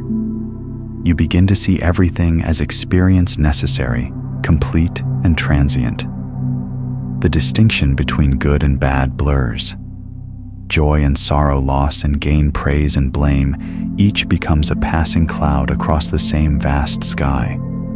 And beneath it all, awareness watches unshaken. This watching is not detached indifference. It is intimate observation. You are fully in the world, yet no longer consumed by it. The pain of others touches you, but it no longer crushes you. You feel compassion without despair, joy without attachment. The middle path that the Buddha spoke of begins to reveal its meaning, not a path of dull moderation, but a path of balance between extremes, a life held in gentle equilibrium. One evening, a student asked his teacher, "How will I know when I am free?" The teacher pointed to a bird on a branch and said, "When your heart perches as lightly as that." Freedom is not the absence of burden, but the absence of heaviness. You may still carry responsibility, still feel emotion, still face uncertainty, but none of it weighs the same. You move through life with the ease of wind through leaves. To cultivate this lightness practice, non-grasping, notice how the mind clings to opinions, possessions, memories, identities. Every mind creates tension. Every must hardens the heart. Try releasing one small attachment each day. It could be an expectation, a grudge, or even a belief about who you are. In letting go, you don't lose anything real. You simply stop holding illusions. Non-grasping doesn't mean rejecting life. It means holding it with open hands. Love deeply, but without the need to possess. Work diligently, but without the demand for reward. Speak truthfully, but without the need to convince. When your hands are open, everything can pass through you without leaving residue. In this openness, gratitude blossoms naturally. You stop asking life to meet your terms and start marveling that it exists at all. The smallest details, a breeze, a smile, a sip of tea, become infinite in their depth. Gratitude, you find, is not a feeling you summon. It's what remains when resistance dissolves. Sometimes you may wonder if this serenity makes you detached from life's urgency. But awareness is not passivity. It is the highest form of participation. Because you are no longer lost in reaction, you can act with precision and love. The mind that once scattered its energy in endless worry now moves like a still lake reflecting the moon, everything clear, nothing forced. Try this reflection in your daily life. When something challenges you, ask, what would awareness do here? Not the ego, not fear, but awareness, the quiet witness within. Sometimes awareness will guide you to act. Sometimes it will guide you to wait. Sometimes it will whisper, let this go. The more you listen, the clearer its voice becomes. And as you listen, you may find that awareness itself is not personal. It doesn't belong to you. It is the same awareness looking out through every set of eyes, the same consciousness breathing through all forms. The separateness you once defended dissolves like mist in sunlight. You realize, I am not in the universe. I am the universe experiencing itself as me. From this understanding, love ceases to be a transaction. It becomes recognition. When you look into another's eyes and feel the same stillness gazing back, you are witnessing truth meeting itself. You understand why the Buddha called compassion the highest wisdom. To love another being is to remember your shared essence. At the end of the day, sit quietly and place your palms together. Feel your own pulse against your fingertips, the steady rhythm of existence moving through you. Whisper softly, I let go of what was. I trust what is. I open to what will be. Then release even these words into silence. Let the breath carry you into stillness deeper than thought, older than fear. In that stillness, you will know peace was never something you needed to seek. It is what remains when seeking ends. The path does not disappear once you arrive at peace. It simply becomes invisible because it has turned into the way you walk, the way you listen, the way you love. You are no longer chasing the light. You are the light learning to recognize itself in all things. When the mind finally rests in awareness, life begins to feel like a continuous meditation. The boundary between formal practice and daily living fades. Washing your hands, answering an email, listening to the sound of rain, each becomes an act of mindfulness, a small doorway into presence. You no longer seek stillness, you live it. And through this quiet presence, even the most ordinary moment begins to shimmer with quiet holiness. At first, you may be surprised by how peaceful simplicity feels. There was a time when your mind needed drama to feel alive, when every silence felt like emptiness. But now you begin to see that silence is not the absence of life, it is its purest form. It is in silence that understanding ripens. It is in stillness that love reveals its depth. The Buddha called this noble silence a silence filled not with absence, but with meaning. In this deepening presence, Joy arises not as excitement, but as warmth. It is subtle, steady, and independent of circumstance. You begin to smile for no reason. Gratitude hums quietly through your being, not as a thought, but as a state of existence. It is the joy of being alive, breathing, and simply witnessing this miraculous play of existence. You start to realize that true happiness is inseparable from contentment. The restless search, more success, more approval, more experience, loses its hold. The mind, once addicted to becoming, relaxes into being. You no longer run toward the future or away from the past. You stand fully in the present, knowing that nothing is missing. There was once a farmer who spent his life chasing rain. Every season he traveled to where the clouds gathered, hoping for better crops.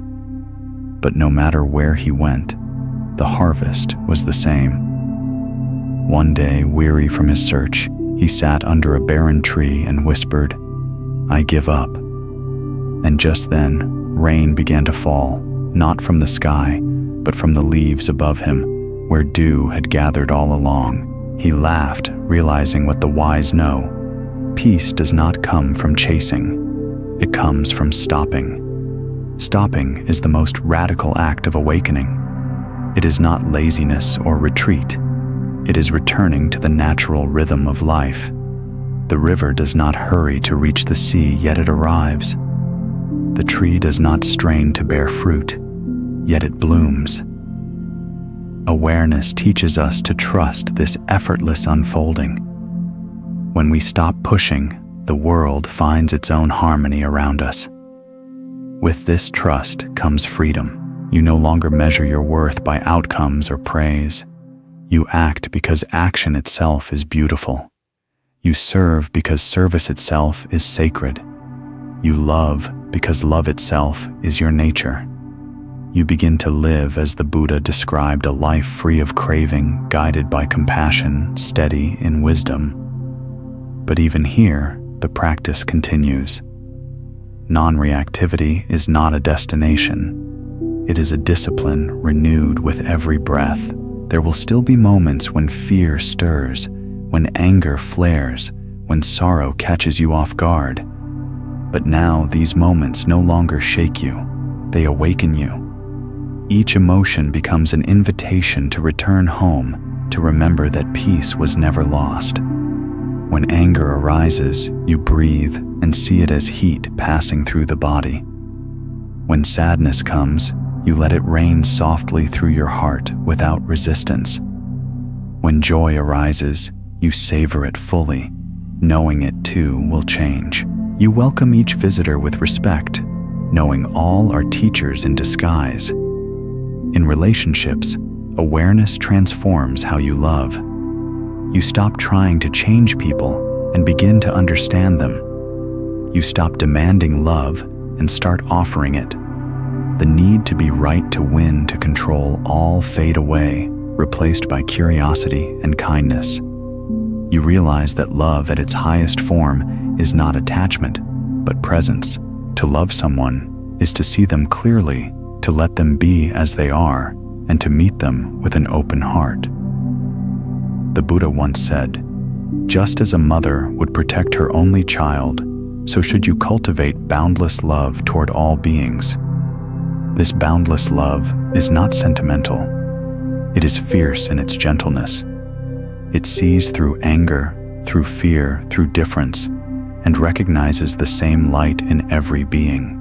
You begin to sense that compassion is not something you practice. It is what remains when separateness dissolves. Try this practice at the end of each day. Close your eyes and bring to mind one person who hurt you, one who helped you, and one who feels neutral to you. Whisper silently to each, "May you be free. May you be at peace." Then extend the same wish to yourself. This simple act retrains the heart to love without conditions. As your compassion grows, so does your wisdom. You start to see that everything in life, every encounter, every challenge, is part of a greater intelligence guiding you home. You trust that what leaves your life makes space for what must come. You stop grasping and start flowing like a leaf, carried effortlessly by the current of awareness. In time, you realize that even the concept of practice begins to dissolve. There is nothing left to improve, only to experience. Meditation, mindfulness, compassion. They are no longer techniques, they are simply your way of being. You live as awareness itself, awake, unguarded, endlessly kind. Before sleep tonight, sit for a moment in stillness. Feel the rise and fall of your breath. Listen to the quiet behind all sound. Whisper gently to yourself, I have arrived. I am home. Nothing to seek, nothing to fix, only to be and to love. Then let your awareness rest like the ocean after the tide has turned vast, calm, and complete. Because in truth, this is where the journey has been leading all along. Back to yourself, back to this breath, back to the stillness that has never left you. When presence becomes effortless, you begin to sense a new kind of beauty moving through your days, a beauty not found in what you see, but in how you see. The simplest things, the steam rising from your morning tea, the rustle of leaves in the wind, the softness of light on a stranger's face feel infused with meaning. Awareness transforms perception itself. Everything glows with quiet significance. What once appeared ordinary now feels sacred because you finally meet it without distraction. The old habits of striving and comparing begin to fade like echoes in an empty valley. You no longer measure moments by their usefulness or value. Each instant is complete, needing nothing added or removed. This is what the Buddha meant by suchness, the direct experience of things as they are before the mind calls them good or bad. To live in suchness is to live free. You may notice that this freedom does not make you passive. On the contrary, it makes you more alive, more responsive to what is needed. When awareness fills the heart, action becomes spontaneous and wise.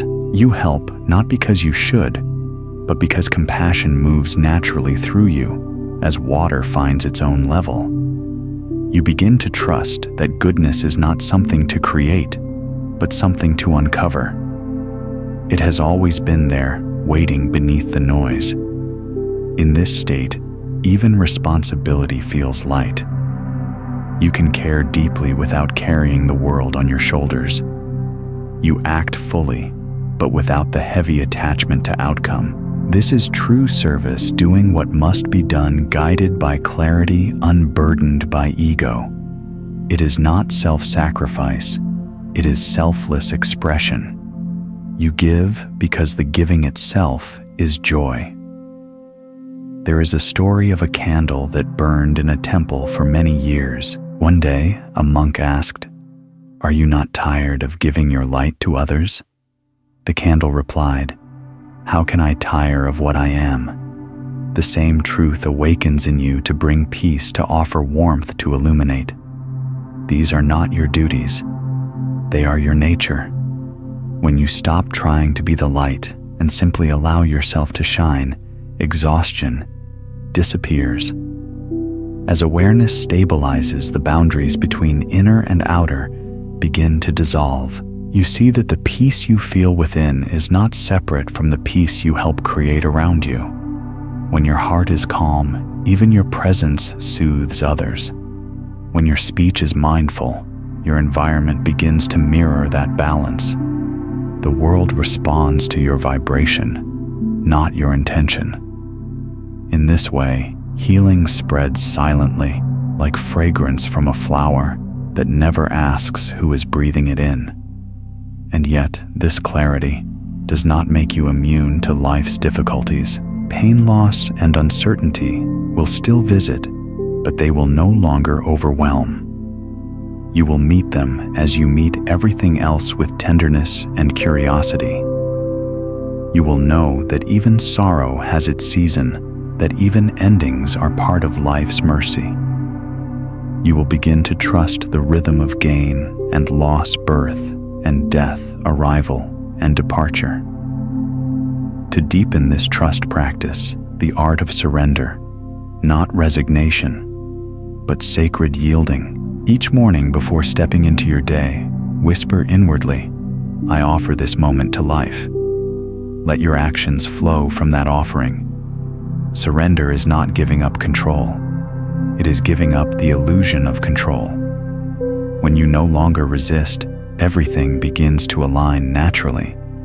Life left unforced organizes itself into harmony. You'll notice that peace grows strongest, not in isolation, but in relationship. It's easy to feel calm in solitude. The true test is to remain calm amid people opinions and unpredictability. Relationships become your living meditation.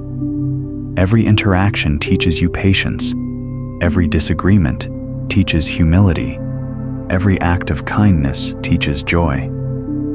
You begin to see others not as obstacles, but as reflections of the lessons your soul still wishes to learn. Sometimes awareness may bring loneliness, not because you are truly alone, but because you now perceive how deeply most people live in distraction. Compassion will grow from that loneliness.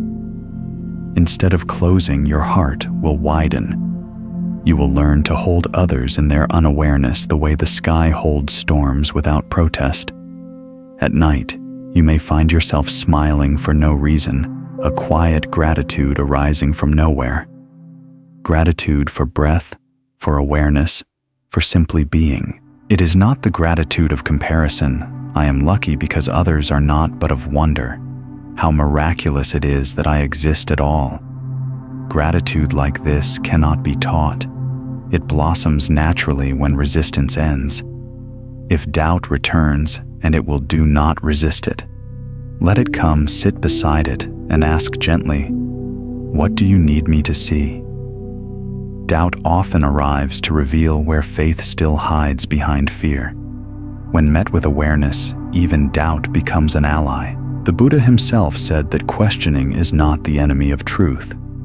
Blind belief is. Let your curiosity remain alive. It keeps the path honest. And as awareness deepens, you may begin to sense something even more mysterious, a quiet unity pulsing beneath all appearances. You'll feel it in the wind brushing your cheek, in the eyes of a stranger, in the silence between words. It's as if life itself is whispering, "I am you. You are me." This realization does not inflate you with importance. It dissolves the very idea of you altogether. There is only life meeting itself in countless forms.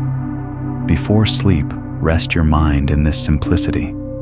No striving, no story, just awareness, breathing quietly through you. Whisper, "I am not separate. I am part of this infinite unfolding. May I live in harmony with all that is." Then let go of effort of self, of even the idea of peace. What remains will not be emptiness, but the deepest presence you have ever known. This is the silent secret of the awakened heart. You do not find peace by escaping the world. You find it by realizing you are the world, calm, eternal, endlessly transforming. When awareness ripens into wisdom, the world no longer appears as a collection of separate things, but as a single breathing organism, one heartbeat, countless expressions. You begin to sense that nothing truly stands apart. The tree that gives you shade depends on the sunlight that nourishes it, on the clouds that bring rain on the soil that holds its roots. Likewise, your joy depends on countless unseen hands, the farmer who grew your food, the stranger who smiled at you, the ancestors who carried you in their dreams.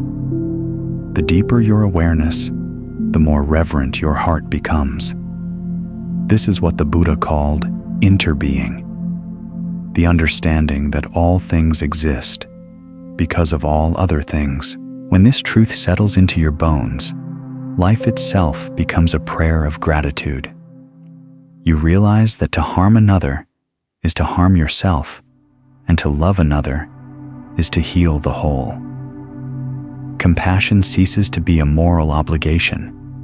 It becomes the most natural response to reality. From this understanding, you begin to move through the world more gently. You speak with care, knowing your words echo in the unseen chambers of another's heart. You walk with mindfulness, aware that every step touches the earth that feeds your being. Even small acts, a kind glance, a moment of listening, a silent prayer ripple farther than you can imagine. Awareness teaches that nothing is insignificant. Every thought, every breath participates in the great web of existence. In this stage, the ego begins to loosen its final grasp. It no longer insists, "This is my life," but bows to the truth. This is life living through me. What a relief it is to release the burden of constant self-concern. You don't disappear, you expand. The personal self dissolves into the vastness of presence, yet daily life continues. You still cook, work, love, and rest, but now everything feels lighter, like a song being sung rather than a weight being carried. One morning, as the sun rises, you may feel it clearly. There is no separation between your breath and the breeze between your heartbeat and the rhythm of waves between your thoughts and the turning of stars. All of it moves together in one infinite choreography. To realize this is to taste liberation, not as an escape from life, but as intimacy with all of it. This intimacy brings great tenderness. You will find yourself moved to tears, not from sorrow, but from seeing so much beauty in everything. The wrinkled hands of an elder, the cry of a newborn, the silence between two strangers who understand each other without words. The awakened heart breaks not from pain, but from overflowing love. It breaks open again and again until only love remains. And yet, love in this state is not possession or sentiment. It is vast and impersonal, like sunlight shining on everyone equally, even those who have hurt you. You no longer choose whom to forgive. Forgiveness flows naturally, because you have understood that ignorance, not evil, drives human pain. You stop demanding apologies from life and start offering understanding to it. To cultivate this understanding, practice seeing with the eyes of compassion. When you encounter anger, look deeper until you see fear. When you meet cruelty, look deeper until you see confusion. When you see greed, look deeper until you see longing. Every harmful act is a distorted expression of love. When you can see this, judgment melts and peace grows roots in your heart. As your insight deepens, time itself begins to change. You stop living in the anxiety of before and after. You notice that the present is not a fleeting point between past and future. It is vast and eternal, containing everything. In that eternal now, there is no race, no lack, no hurry. You are exactly where life wants you to be. You realize that you were never chasing peace. You were running from it by trying to control what already was perfect. There is a Zen saying, "Sitting quietly doing nothing, spring comes and the grass grows by itself." This is the rhythm of awareness. You no longer force growth, you allow it. The mind that once demanded answers now rests in wonder. The heart that once grasped now opens like a flower. You realize that enlightenment is not a sudden explosion of light, but a slow dawn that never ends. Each evening when you sit in stillness, you may begin to feel the pulse of life beneath your own pulse, a vibration older than thought, deeper than name. It is not something you can hold. It is what holds you. Trust that pulse. It is the rhythm of awakening guiding you beyond words, beyond effort, beyond self. And so, as your journey deepens, simplicity becomes your only wealth. You eat with awareness, walk with humility, speak with kindness. You give without calculation and rest without guilt. You begin to understand that the greatest gift you can offer the world is your peaceful presence. When others look at you, they will not see perfection. They will see permission. The permission to be as they are, to breathe, to exist without shame. This is how awareness spreads, not through sermons or systems, but through presence. A calm heart can heal a restless room. A single moment of mindfulness can transform a day. You need not change the world. Simply wake up within it, and the world begins to remember itself through you. At night before you sleep, whisper gently, "I belong to everything, and everything belongs to me." In giving, I receive. In loving, I am loved. In being, I am whole. Then let the silence hold you as the universe exhales. You have come far, yet the journey has only just begun. For awakening is not a destination, but an infinite unfolding of love. There comes a stage when even the word awakening dissolves. It no longer describes an event or achievement, but a continuous unfolding, the ever-deepening awareness that life itself is sacred, that every breath is a prayer, that every ending hides a beginning. At this depth, your mind grows quiet, not because it is empty, but because it finally understands its own smallness. The heart takes the lead, and love becomes your language. You begin to feel an unspoken unity with everything around you. The whisper of the wind feels like your own thought moving through the world. The rise and fall of the ocean mirrors your breath. The faces you see, young, old, joyful, or weary, all feel familiar, as though you've met them in countless lifetimes. This recognition is not fantasy. It is the remembrance of oneness. You no longer see others. You only see expressions of the same consciousness wearing different masks. The Buddha taught that enlightenment is like waking from a dream, but even in the dream, compassion remains. Once awake, you don't despise the dream. You honor it, for it carried you to understanding. In this same way, awareness allows you to live in the world, to work, to love, to create, without being bound by it. You participate fully while knowing that nothing truly belongs to you. To live like this is to live as presence itself, awake in every motion, anchored in every breath. You don't have to try to be mindful anymore. Mindfulness has become your natural state. You may still forget sometimes, but even forgetting happens within awareness. There is no failure, only return. The mind's wanderings become small waves upon the ocean of your stillness. One day, you might watch a child playing in the sand, laughing, building, destroying, beginning again, and suddenly realize that is life. Building and erasing joy and sorrow, birth and death, the same innocent play of form and emptiness. The awakened one does not try to stop the tide. They dance with it, knowing that each wave, however brief, is the infinite expressing itself. This understanding brings a serenity that cannot be shaken. You become less interested in explaining truth and more devoted to embodying it. Words fall away. Silence becomes your truest teaching. Your very presence begins to transmit what cannot be spoken, a calm so deep that others feel peace simply by being near you.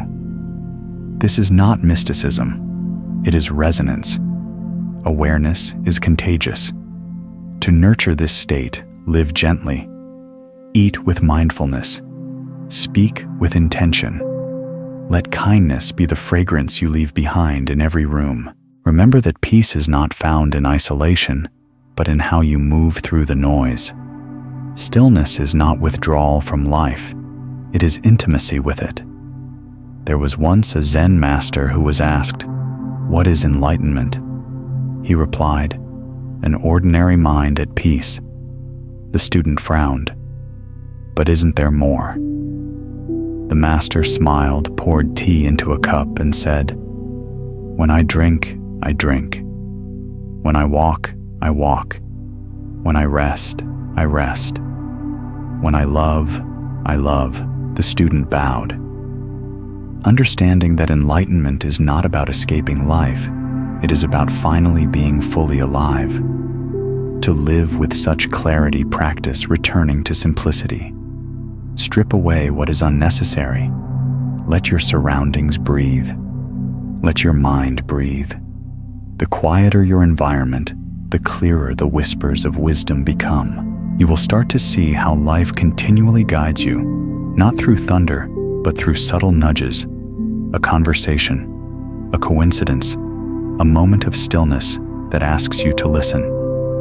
When challenges arise, meet them with curiosity instead of resistance. Ask, "What is this teaching me?" Every difficulty becomes a sutra, every heartbreak a verse in the scripture of awakening.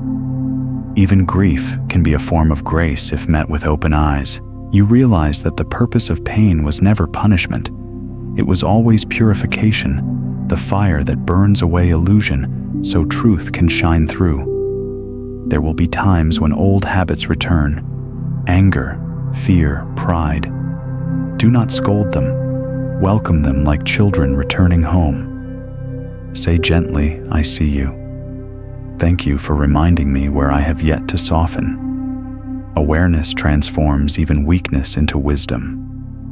The more you accept yourself, the more others feel safe to accept themselves too. As your heart opens wider, you begin to see the invisible harmony connecting all events. The delay that frustrated you led to the encounter that transformed you.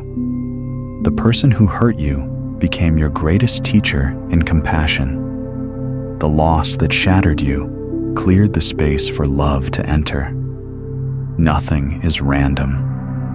Awareness reveals that life is not chaos, but choreography. And the more you surrender, the more gracefully you dance. At night before you rest, you may begin to feel the rhythm of the universe pulsing within your own chest, a steady reminder that you are both the dancer and the dance. Whisper softly, "I am not separate from life. I am life unfolding as awareness." Then close your eyes and let go of identity altogether.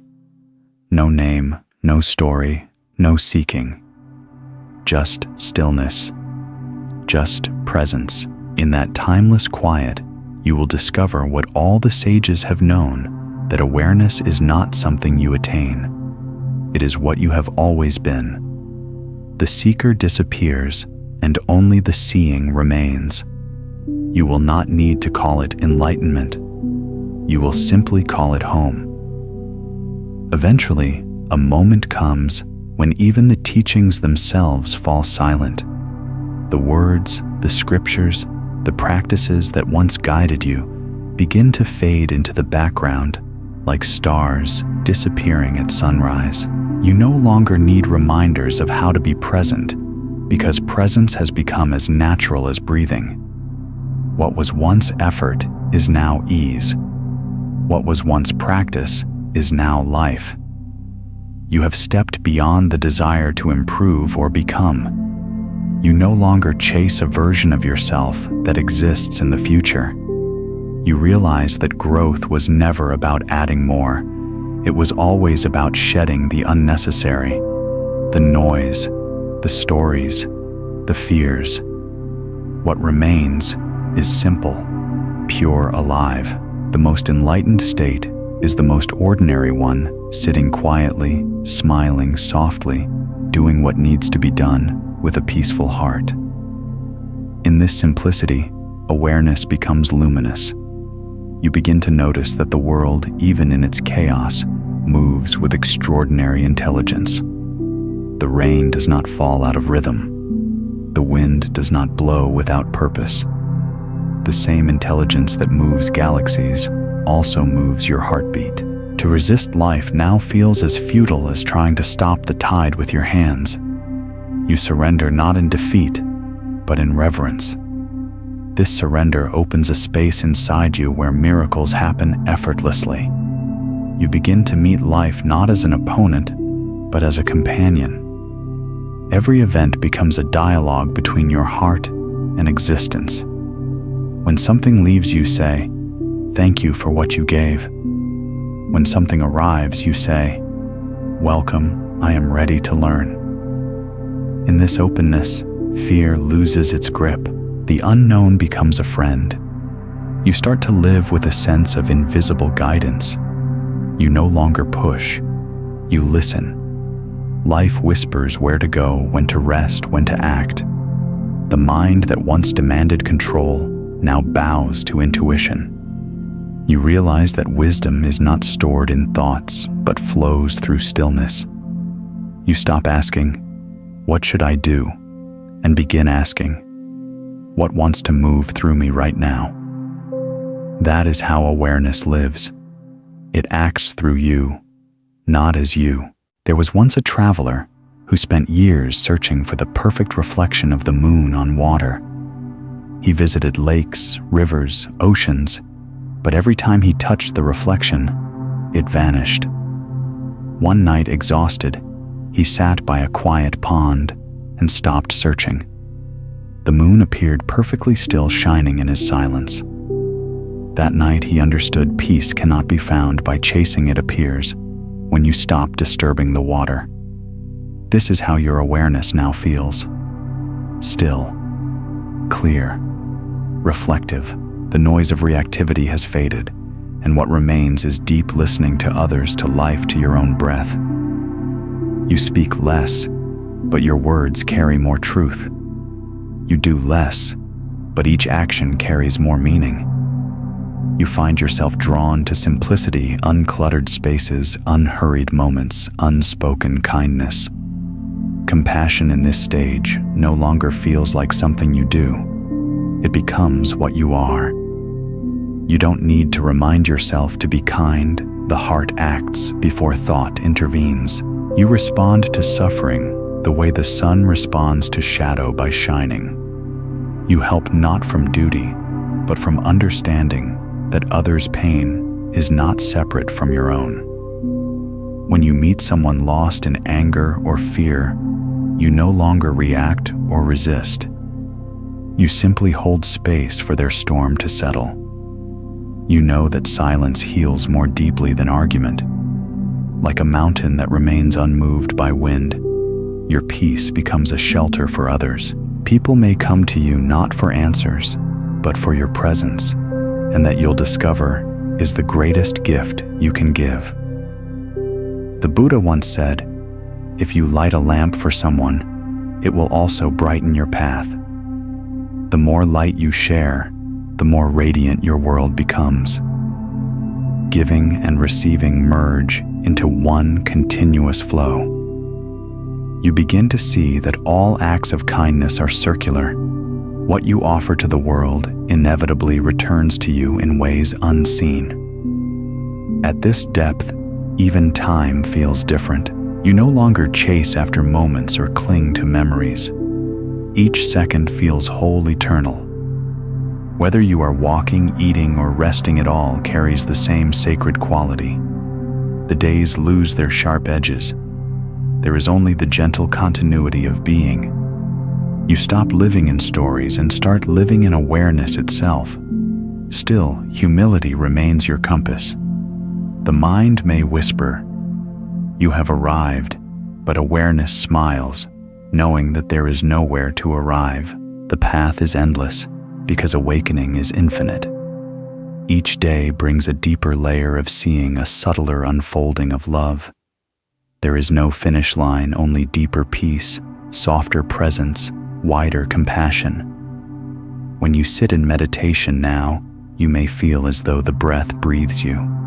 The body moves by itself, the world spins by itself, and you are simply witnessing the perfection of what is. Even thought once seen as distraction becomes another wave in the ocean of consciousness, nothing to reject, nothing to grasp. Before you rest each night, offer this reflection. Today, I lived simply. I loved quietly. I saw clearly. May tomorrow bring more chances to serve, to smile, to be. Then let go of even these words. Let sleep take you not as an escape, but as another form of awareness, a returning to the great stillness from which all dreams arise. And as you drift, know this: you are not walking toward peace.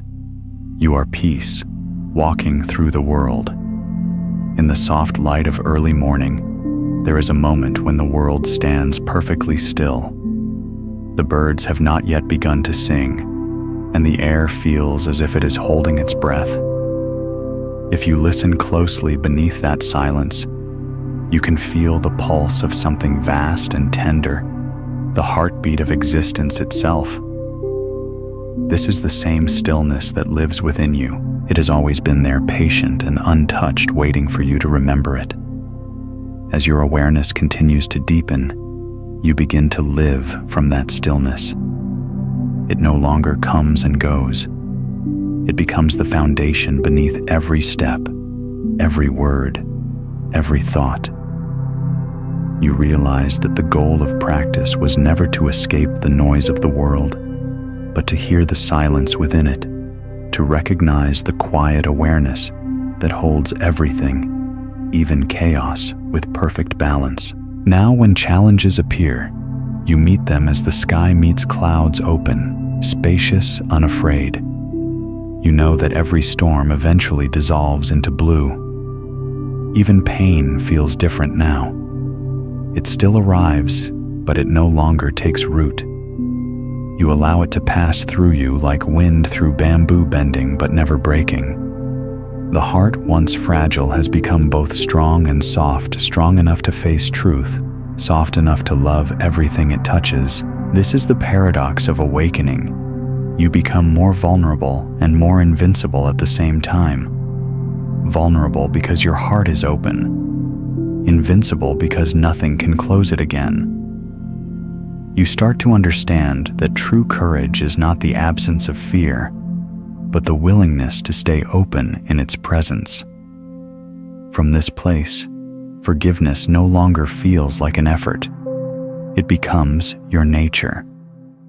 You see clearly now that everyone is doing the best they can with the awareness they have. The person who hurt you was asleep in their own suffering. How could you stay angry at someone lost in a dream? You let go, not because you condone the pain, but because you have outgrown the need to carry it. You begin to understand that everything you once resisted was a teacher. The losses taught you impermanence. The betrayals taught you compassion. The waiting taught you patience. And the emptiness taught you to fill yourself with nothing but awareness. Every experience was a mirror. Every mirror a doorway. Every doorway leading here to this moment where nothing is missing. There is a story from the old sutras of a monk who asked his teacher, "How shall I find peace?" The master replied, "By ceasing to argue with what is." The monk paused, then asked, "But what if what is disagrees with me?" The master smiled and said, "Then be grateful. It has come to teach you surrender." You too have learned this truth, that peace begins the moment you stop needing life to match your preference. Surrender is no longer something you do. It has become the way you live. You no longer push against the flow. You allow yourself to be carried, trusting that every current leads to the sea. In this surrender, you discover that control was never security, trust is. Your days have become simpler. You need less, expect less, and yet feel more fulfilled than ever before. You are no longer intoxicated by the highs, nor crushed by the lows. Equanimity has taken root. You walk through life like a steady flame, flickering perhaps, but never extinguished. and people notice. They may not understand what changed, but they feel it, a peace that doesn't need to speak. Your presence becomes a refuge, a gentle reminder that calm is possible. You teach without teaching, heal without trying, love without demanding. Like a quiet lamp in a dark room, you illuminate without effort. The Buddha said, "Thousands of candles can be lit from a single candle, and the life of the candle will not be shortened." You have become that candle. Your peace lights others, and yet your flame never diminishes. This is the quiet power of an awakened life, influence without imposition, service without sacrifice, love without limit. When you sit in meditation now, you no longer seek experiences. You no longer chase visions or insights. You rest in the simple awareness of being no beginning, no end. You realize that this awareness is not something you possess. It is what you are. It was here before your birth and will remain after your death, untouched by the tides of time. And in that recognition, fear fades completely. You see that death itself is not an ending, but a continuation, a wave returning to the ocean. You are not the wave. You are the water. You were never separate from the whole. Knowing this, you live with lightness, with gratitude, with awe. At night, when you look at the stars, you no longer wonder what lies beyond them. You know not as knowledge, but as knowing that you are part of their shining. You feel the same light glowing behind your eyes, the same silence humming in your chest. The universe is not out there. It is in here. You are the witness, and the witness the dreamer and the dream. Before you sleep, place your hand over your heart and whisper, "I am the sky that holds all clouds. I am the ocean that welcomes all waves. I am peace, remembering itself." Then close your eyes, not to escape the world, but to merge with it, to rest in the stillness that has been guiding you since the beginning.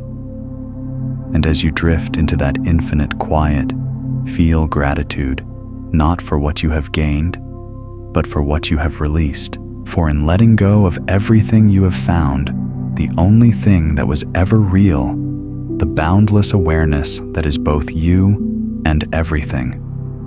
You are home. You always were. As your journey deepens into awareness, even the distinction between the journey and the destination dissolves. There is only this vast, unfolding presence each moment, a complete expression of the infinite. You stop measuring how far you've come, because distance no longer exists in the realm of being. What once felt like progress now feels like remembering. What once felt like practice now feels like breathing. Awareness matures into something effortless, beyond the reach of striving or thought. You no longer try to be mindful, you simply are. Every gesture, every silence, every breath radiates quiet understanding. You've discovered the secret that saints and sages whispered through centuries. Enlightenment is not a crown to be earned. It is the natural fragrance of a mind that has stopped struggling. When you walk lightly aware of the earth that holds you. When you eat, you taste the whole universe in a single grain of rice. When you speak, your words rise from stillness and return to it. You begin to feel the same rhythm moving through everything, a sacred pulse that joins all forms of life. The same life that opens a flower moves your breath. The same intelligence that guides the stars beats within your chest. In the old teachings, this realization is called tathata, suchness. It means seeing everything as it is, without the distortions of desire or fear. A tree is just a tree. A tear is just a tear. Joy and sorrow lose their labels and become pure experience, undivided, complete.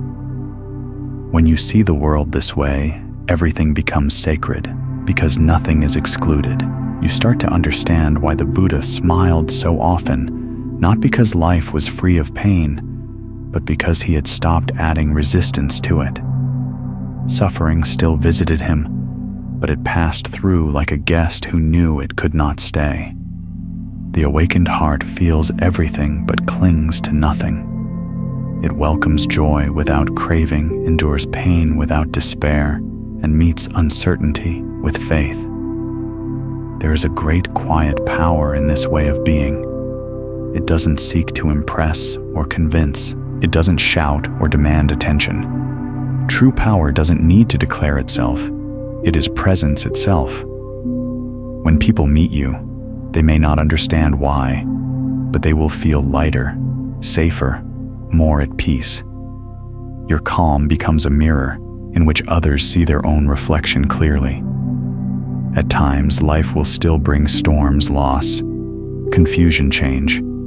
But now you see the storm as part of the sky, not separate from it. You let it come and go. Without losing your vastness, you no longer ask, "Why is this happening to me?" but "What is this revealing through me?" Even difficulty becomes devotion, a way for awareness to know itself more deeply. One evening, as you sit in stillness, you may suddenly feel as if the boundary between your body and the world has dissolved. The air, the space, the sounds all merge into a single presence. There is no you observing. There is only awareness observing itself. It is not an experience to hold, because the one who could hold it no longer exists. This is what all teachings point toward, the moment when the seeker disappears and only being remains. And yet this realization is not an escape from the human world. You continue to live, to love, to laugh, to grieve. But now you do it all with grace. You understand that awakening does not erase humanity, it sanctifies it. Every tear becomes holy water, every breath a prayer, every act of kindness an offering.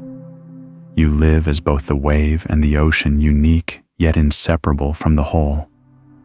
As your compassion deepens, you naturally extend it to every form of life. You cannot harm what you see as yourself. You care for the earth as for your own body, for its rivers, as your own blood for its creatures, as your own family. You move through the world like a guardian, made of gentleness, protecting, nurturing, healing, where you can, accepting where you cannot. To nurture this way of living, spend time each day in quiet gratitude. It doesn't matter how small the moment's sunlight on water, the laughter of a child, the scent of rain. Gratitude keeps the heart open and reminds you that abundance is not measured in possession, but in presence. When you are grateful, even the simplest breath feels like a blessing. When night falls, the mind quiets easily now. There is no need to replay the day or rehearse tomorrow. You rest in the certainty that life unfolds perfectly, even when you cannot see how. Before closing your eyes, whisper softly, "I rest in awareness. I trust the flow. I am part of the whole." Then let go completely. No need to meditate or concentrate. Simply rest as being itself. The breath will continue. The heart will beat. Awareness will hold it all. If dreams come, they will be gentle echoes of the day blending into the great ocean of stillness. If no dreams come, that too is perfect.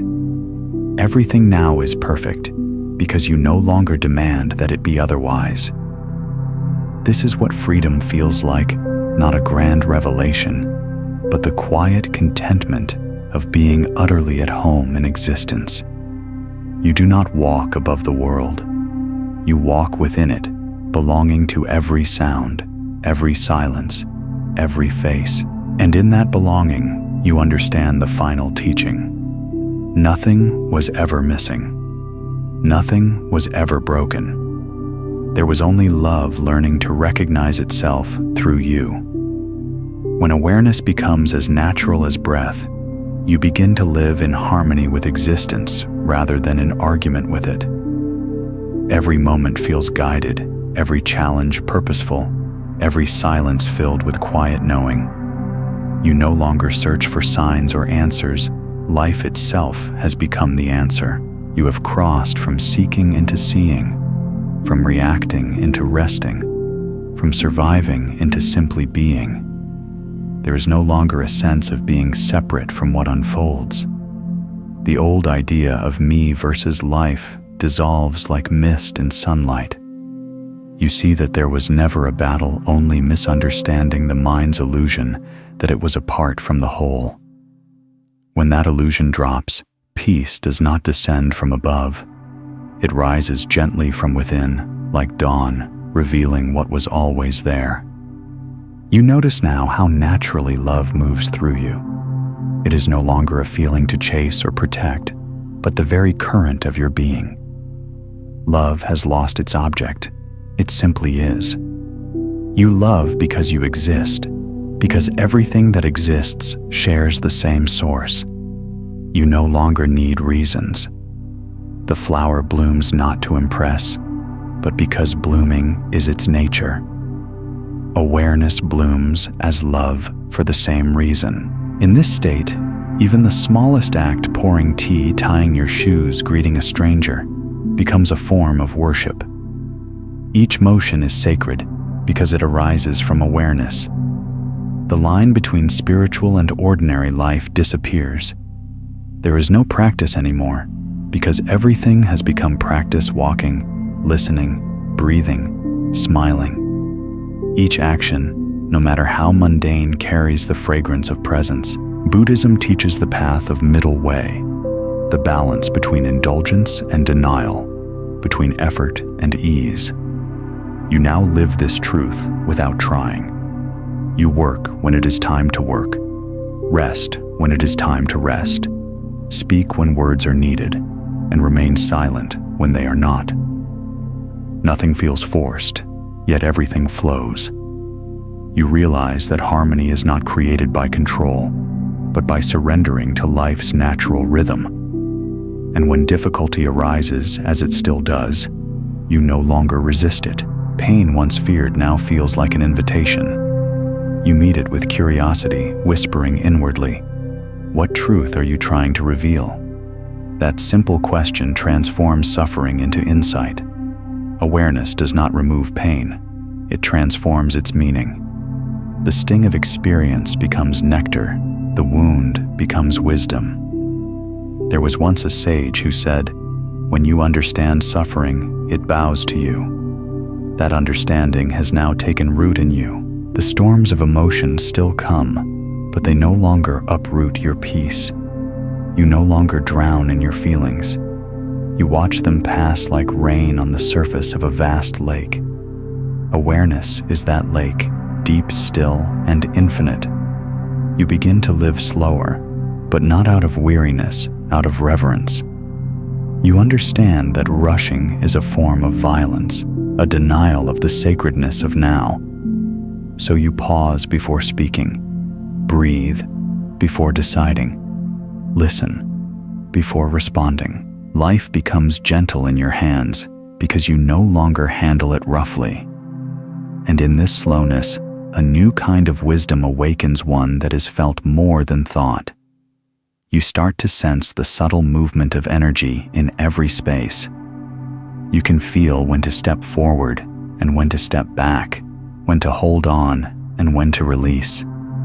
It is not strategy. It is alignment. The universe begins to move through you as gracefully as wind through bamboo. When people ask what you have learned, you smile, for you see that truth cannot be taught, only lived. You might say softly, "I have learned how to stop interfering." That is all.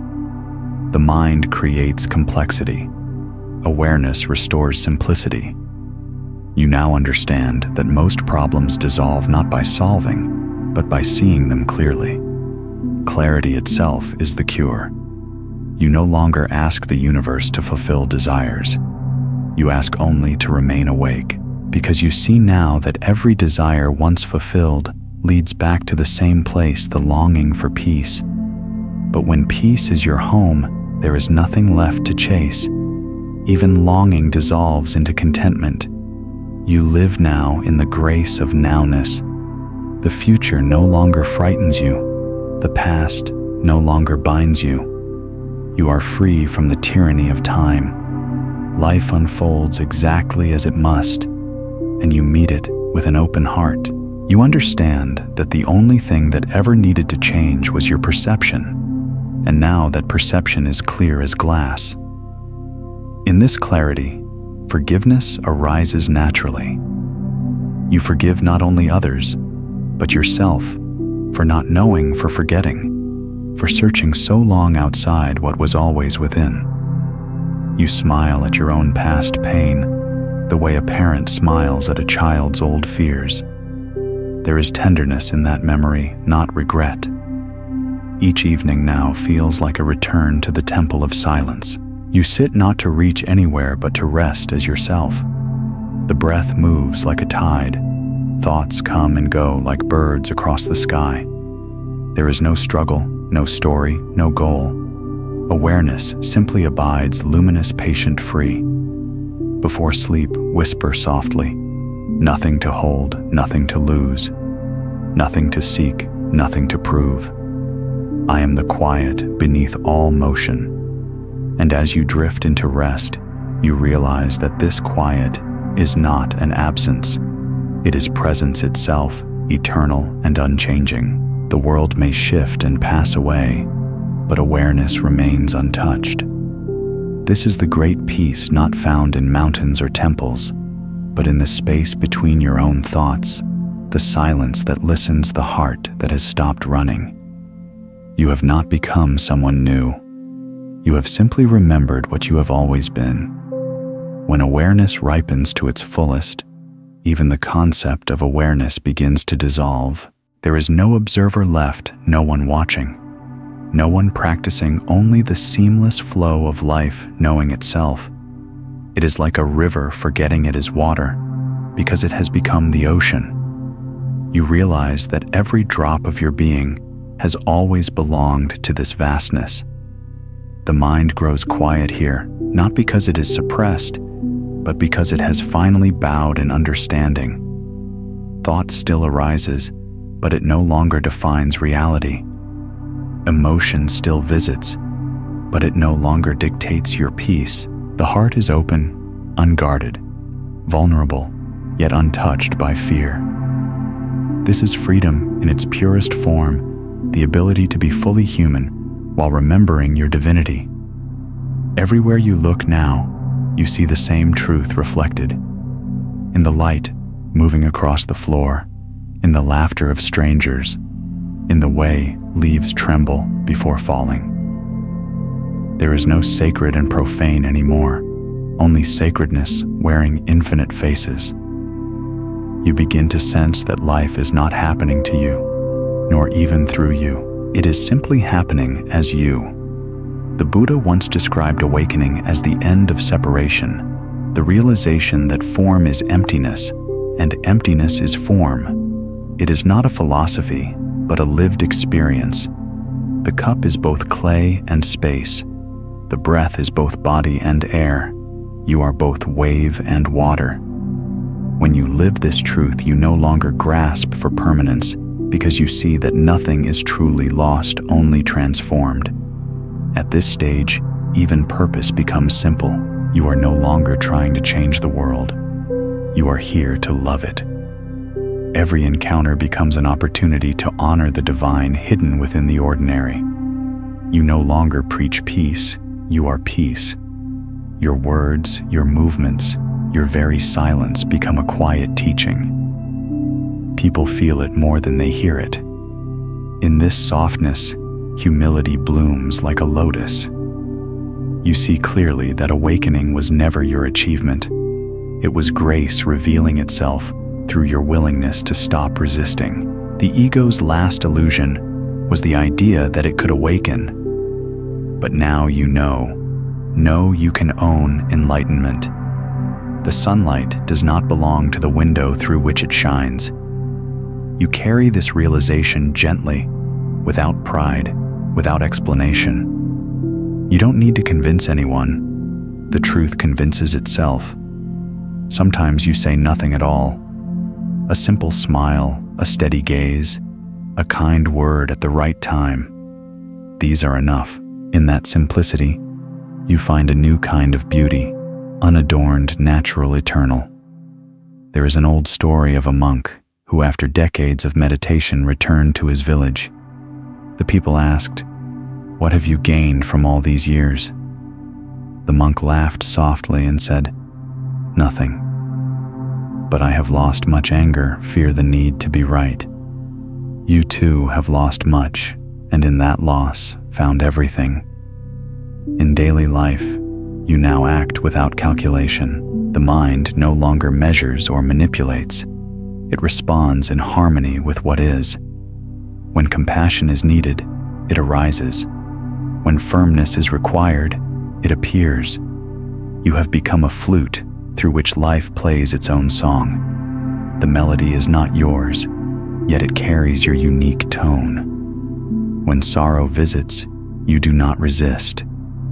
You cradle it like a child who needs comfort.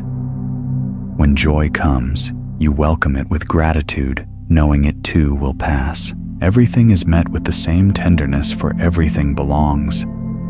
There is no more need to divide the world into good or bad, success or failure, progress or setback.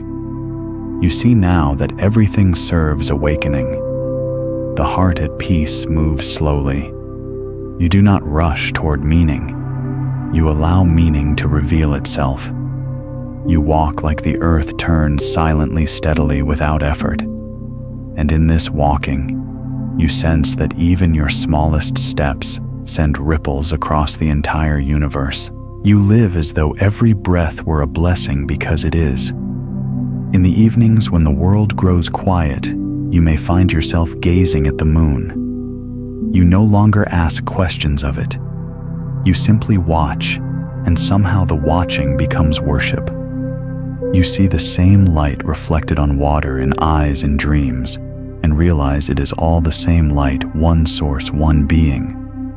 To live like this is to live prayerfully, not the prayer of asking, but the prayer of being, breathing, as praise, listening, as devotion, loving, as offering. Life itself becomes your meditation, your mantra, your temple. You understand now that the sacred was never hidden, only your seeing was clouded. Each night before sleep, whisper softly, "I am not the doer. I am the dance. I am not the seeker. I am the seeing. I am not the story. I am the silence beneath it." Then rest not in the body, not in thought, but in the vast awareness that holds it all. Let everything fall away. Names, roles, identities, even the idea of awakening. What remains is pure being, boundless, luminous, and free. And as the night deepens, let this understanding settle gently in your heart. There was never a path, only steps made sacred by attention. There was never a destination, only the unfolding of eternity. There was never a separate self, only awareness dreaming for a while of being you. In the quiet that follows realization, there is a new kind of listening, not with the ears, but with the whole being. You begin to sense the subtle hum beneath all existence, the soft vibration that connects everything from the flutter of a sparrow's wings to the farthest turning of galaxies. It is not sound as you once knew it. It is the music of life itself. Awareness no longer seeks to interpret. It simply listens, and in that listening, it merges with all that is. You start to see that even silence speaks not in words, but in presence. A falling leaf, a ripple on water, the space between heartbeats. Each moment whispers the same truth. You are home. There is nowhere else to go, nothing else to become. The journey that once felt so long and uncertain has brought you back to where you started, but now you see it with eyes washed clean by understanding. Life in its simplicity becomes astonishing again. You are moved by things that others overlook, the way morning light folds through the window, the faint aroma of rain on dust, the laughter of children chasing nothing at all. Each detail carries the flavor of eternity. The mundane has become miraculous. You realize that enlightenment is not found in escaping the world, but in rediscovering its wonder. You begin to live as awareness embodied, not floating above life, but rooted deeply within it. When you speak, words come softly, carrying truth rather than noise. When you walk, your steps are light, each one a gesture of gratitude to the earth. When you meet another being, human or not, your gaze says, "What words cannot, I see you." I recognize the same light within. This recognition is love, not as emotion, but as perception. Love is no longer something you feel. It is the way you see. You look upon everything with the eyes of compassion, not because you try, but because it has become impossible not to. You see the innocence beneath cruelty, the longing beneath anger, the confusion beneath greed. You see suffering not as evil, but as sleep, and your only wish is that all beings awaken gently, without fear. You begin to sense your connection to the entire web of existence. The same breath that leaves your body enters a tree, then a bird, then a stranger across the world. You are inhaling what the stars exhaled billions of years ago. To breathe is to commune with the universe. How could you ever feel separate again? In this understanding, your sense of self softens until it dissolves completely. You no longer think of yourself as a person moving through life. You experience yourself as life moving through form. You are the river, the current, the wave, and the ocean all at once. Nothing threatens you because there is no you left to defend. There is only the great flowing presence, endlessly shifting and yet eternally still. There is a story told of a sage who sat by a stream for years. When asked what he learned, he said, "Everything changes, and everything is perfect." You too now understand. You no longer wish to control the flow. You have become the stream. You rise and fall with life's tides, yet remain untouched at your depths.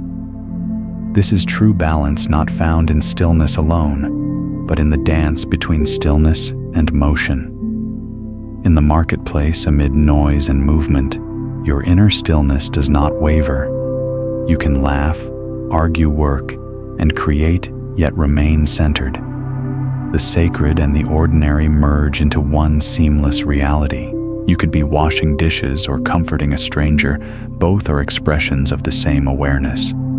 You no longer divide life into spiritual and worldly because you see the divine shining through everything. When challenges arise, you face them not as battles, but as opportunities to express peace. You no longer resist pain. You hold it with tenderness, as a mother holds a crying child. You no longer cling to pleasure. You let it pass through with gratitude. You move like the wind, free, gentle, without ownership. And when you rest, even sleep feels different. It is no longer an escape, but a return to the ocean of consciousness from which you awaken each morning renewed. Dreams come and go like waves. Awareness remains the shore upon which they break. Each day now feels like a continuation of meditation, not because you are doing anything, but because you are not separate from anything. You eat when hungry, sleep when tired, smile when moved, and in this simplicity perfection reveals itself. There are no longer good days or bad days. There are only days sacred, whole, and fleeting. At night before you sleep, look into the darkness and remember, Darkness is not the absence of light. It is its cradle. Out of this womb of stillness, life is continually reborn. Whisper softly, I am not the light or the dark. I am that which knows them both. I am the silence before sound, the peace before thought. Then let yourself dissolve into that silence.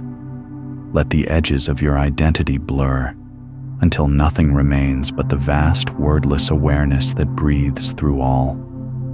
And as the world fades into sleep, feel the universe resting within you, not as a metaphor, but as a living truth. The stars pulse with your breath. The night hums with your heartbeat. Everything that exists is contained within this single infinite awareness. You have not reached the end. You have discovered that there never was one, only this eternal unfolding, this ceaseless awakening of love, recognizing itself again and again. When the river of awareness flows freely untouched by resistance, you begin to understand that life has always been self-correcting. There was never anything to fix, only illusions to outgrow. The storms you once feared were never punishments. They were invitations. Each challenge was a sculptor's hand shaping the raw stone of your being into something open, tender, and true. Now, when waves rise, you no longer brace yourself. You open your arms. You have stopped searching for peace as an external goal because you have realized that peace was never lost. It only hid behind your insistence that life should be other than it is. The great release has come, the quiet acceptance that everything belongs. What once felt like surrender now feels like intimacy. You are not bowing to life. You are embracing it. Everywhere you turn, you see the same silent teaching. A flower wilts and drops its petals without regret. The ocean welcomes every tide without preference. The sun shines even on thorns and graves. This effortless allowing is the purest form of wisdom. You begin to live as nature does, without resistance, without arrogance, without fear. In this naturalness, joy becomes gentle and steady, no longer dependent on circumstances. You no longer chase moments of happiness. You radiate contentment simply by existing. When sorrow visits, it finds no enemy in you, only compassion. The tears that once fell in anguish now fall as blessings, cleansing rather than wounding. You start to notice how silence has become your constant companion. It is no longer empty or lonely. It is full, alive, and compassionate. It listens with you when someone speaks. It breathes with you in the spaces between words. It walks beside you through crowded streets, unshaken by noise.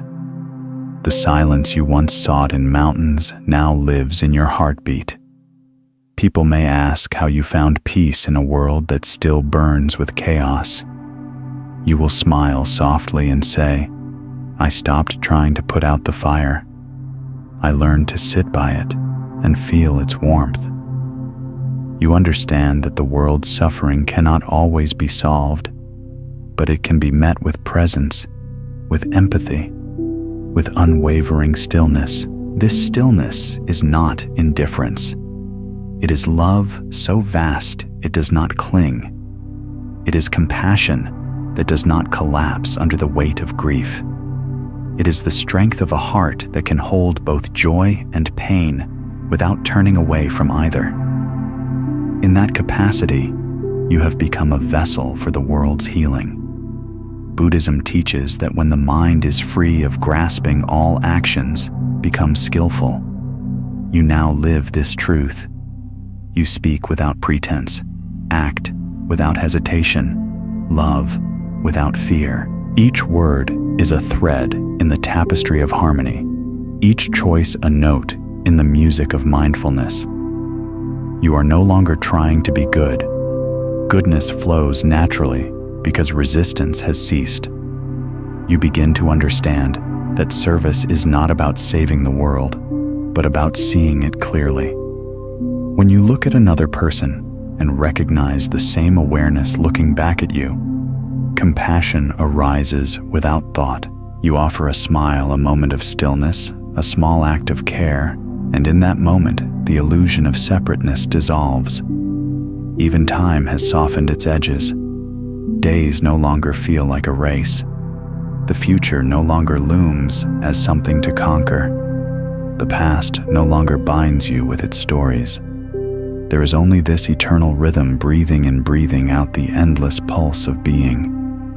Sometimes you may catch yourself laughing quietly for no reason, not the laughter of amusement, but of recognition. The play of life, its joys, its sorrows, its absurdities, all appear as waves on the same ocean. You see clearly that none of it was ever personal. Life has been playing all along, and now you have joined the dance consciously. There is an ancient Zen poem that says, "Before enlightenment, chop wood, carry water. After enlightenment, chop wood, carry water." You finally understand. The outer actions never changed, only the heart behind them. What was once duty has become devotion. What was once repetition has become reverence. Each act, however small, is complete in itself, containing the whole universe. You live now without need for validation or reward. Praise and blame pass through you, like wind through an open field. You have learned the secret of peace, that nothing external can add to or subtract from what you already are. You are whole, not because life is perfect, but because you no longer demand that it be. In this wholeness, gratitude overflows. You thank the rain that falls, and the drought that follows, the light that nourishes, and the darkness that teaches. You thank those who loved you, and those who left you, for each played their role in awakening you. Gratitude has become your prayer, not spoken in words, but lived in every breath. At night, when the stars rise, you no longer look up in search of meaning. You see the same brilliance behind your own eyes. You understand that the light out there and the light within are one and the same. There is no longer any boundary between heaven and earth. They meet where your awareness rests.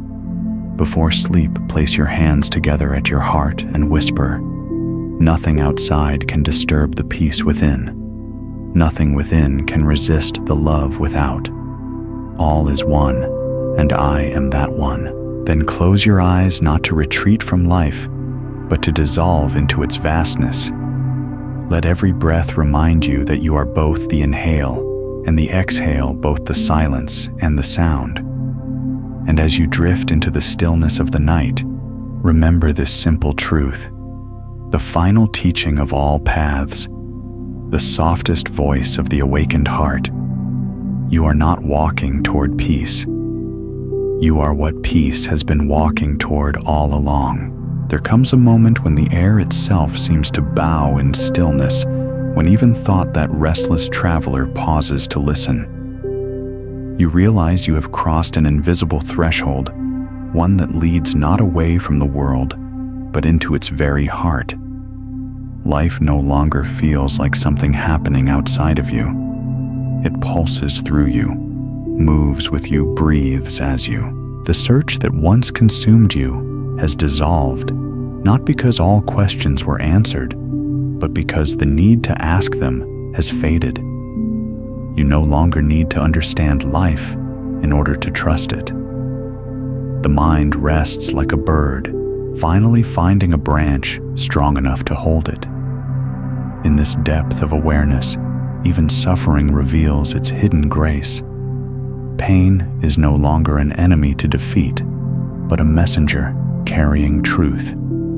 When sorrow knocks you open the door without fear, you sit with it as you would with an old friend, listening until the message is heard. All things arise and pass away, even this. Then you bow, and the pain bows back, and both of you are free. There is a teaching that says, the lotus blooms from the mud. You have lived this truth.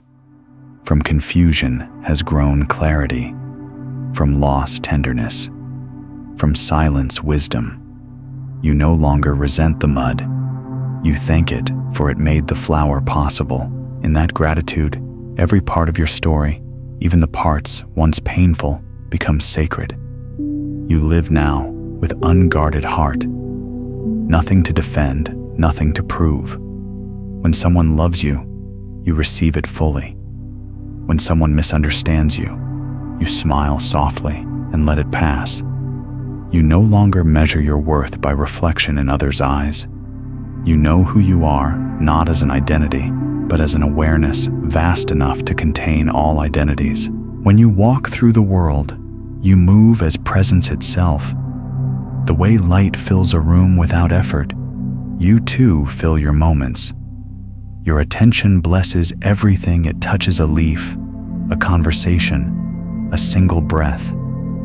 People feel peace in your silence, not because you offer answers, but because you no longer carry questions.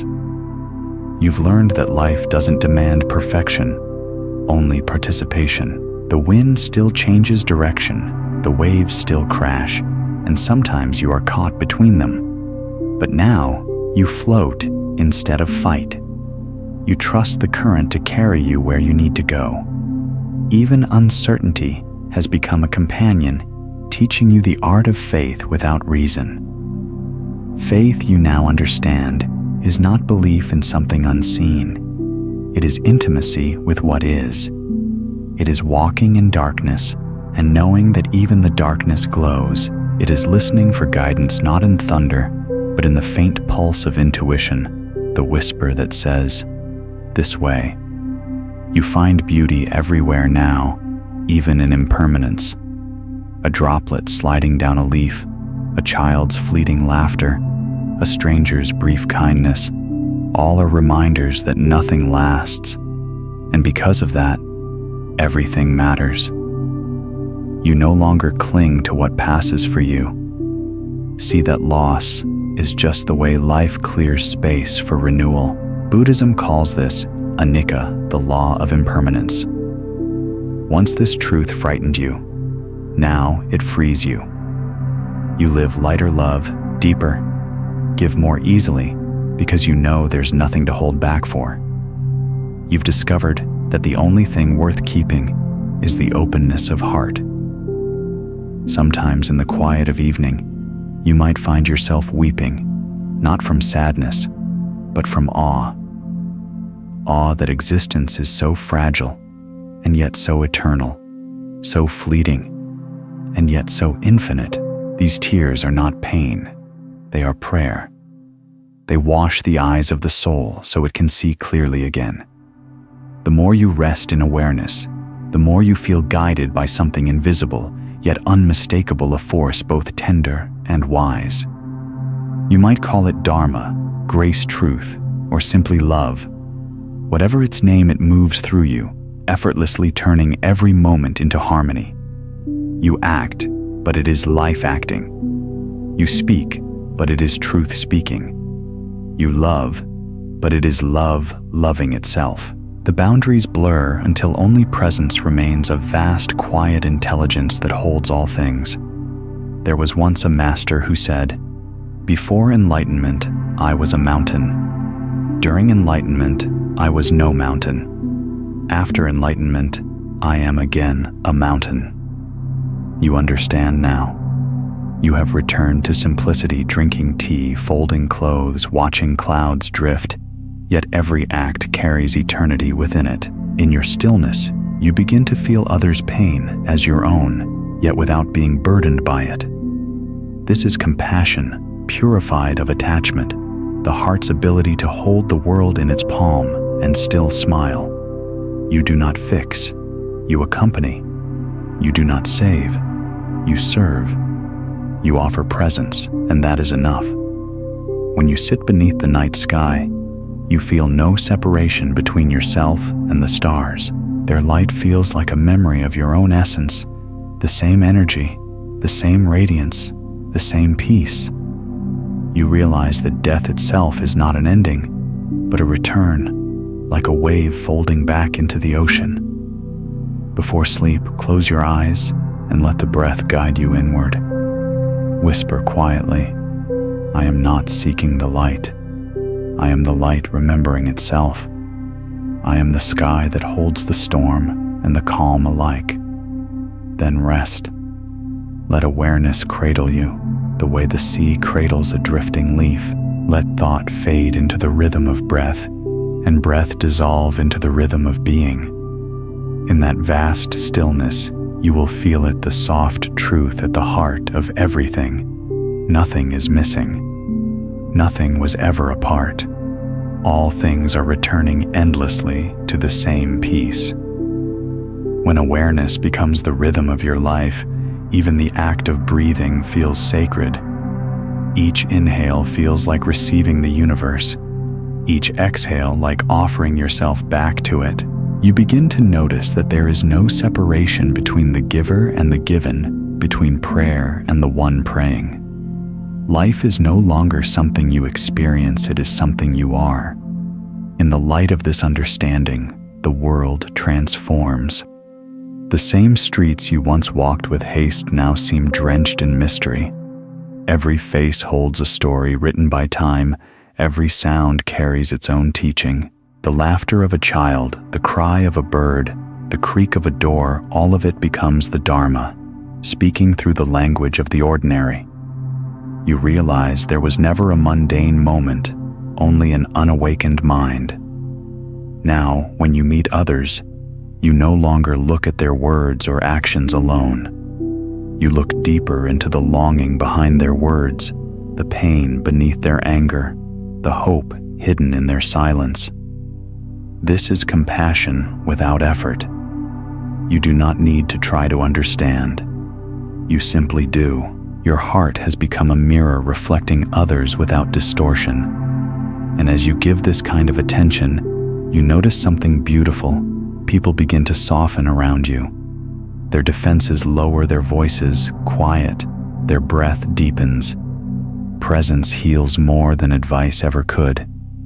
By embodying stillness, you remind others of their own. This is how love now expresses itself, not in grand gestures, but in quiet being. You've learned that true love has no opposite. It doesn't depend on outcome behavior or even connection. Love in its purest form is awareness itself, infinite, patient, unbroken. It does not need to be returned to be complete. It loves because love is its nature, as fire burns and water flows. From this depth of perception, forgiveness arises effortlessly. You forgive those who hurt you because you see their actions were born from suffering, not malice. You forgive yourself for the same reason. You stop carrying the past as a burden and instead wear it as wisdom. The heart becomes light, not because it forgets, but because it understands. There is a deep peace in knowing that you no longer need to win at life. The race you once ran was never real. There is no competition in the infinite. There is only unfolding. Success and failure lose their sharp edges. Every path, no matter how winding, leads to awakening. The mistakes you once feared have become your most compassionate teachers. One evening, as you watch the sun melt into the horizon, you might feel something dissolve within you, the last trace of resistance. You realize that you have never been separate from this beauty. The sun setting the breath, moving the awareness, watching all of it, is one motion, one life. You sit quietly, no longer needing to capture the moment, because you are the moment. In the ancient scriptures, this understanding is called nirvana, not as a place, but as a state of being beyond grasping. It is not bliss in the way the world defines bliss. It is serenity deeper than emotion. You can cry and still be at peace, laugh and still be still. Everything flows freely through you, leaving no trace. Your relationship with time transforms completely. You stop living by clocks and calendars and start living by presence. The future no longer feels like a promise or a threat. It feels like a continuation of now. The past no longer defines you. It ripples softly in memory, beautiful and weightless. You have stepped into the eternal present where all moments meet.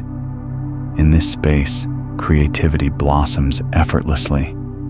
You write, paint, sing, build, or simply breathe, not to achieve, but to express the fullness of being. What comes through you is not yours. It belongs to the universe. You are simply the open window through which light enters the world. And yet, even as you create, you remain unattached to creation. You no longer seek to leave a legacy or make an impression. You know that everything beautiful once born eventually fades, and that the fading is part of its beauty. You contribute not for recognition, but for the joy of giving back to the great cycle of creation and dissolution. Sometimes you may feel the immensity of it all, how small a single human life seems against the vastness of the cosmos. But instead of fear, you feel reverence. To exist at all, even for a moment, is an unspeakable gift. The fragility of life makes it sacred, not meaningless.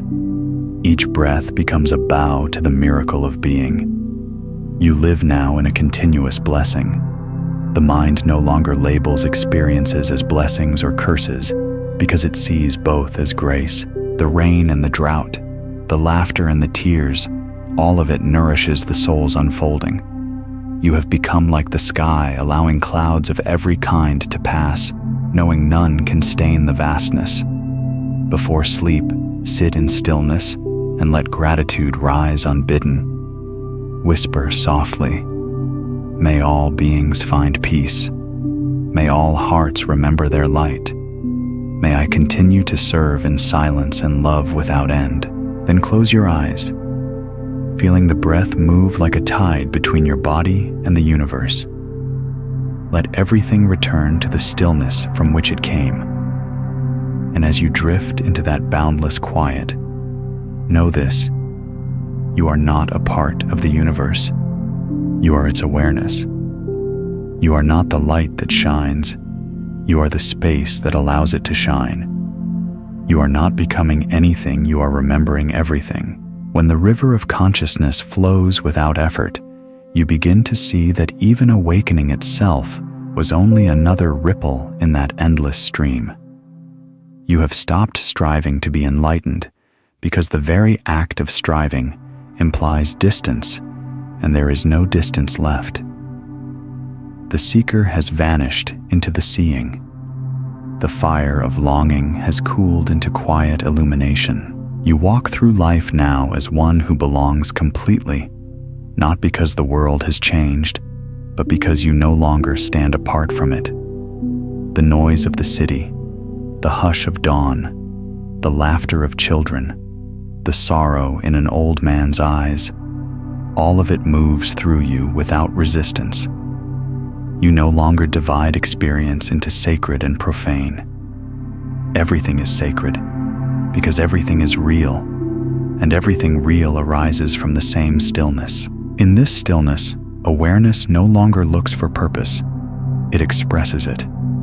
The very act of living has become devotion. You cook clean work, speak not out of duty, but as a song of gratitude. You don't serve life as a servant, you serve as life itself.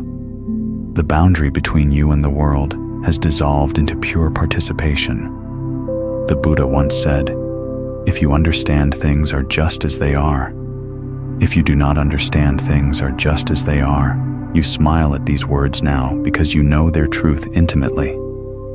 Understanding no longer means analyzing or explaining. It means resting in what is. You have discovered a serenity that no outcome can disturb. You now perceive even impermanence as a kind of mercy. Nothing clings to you because nothing is meant to stay. You love deeply but without possession. You give freely without expectation.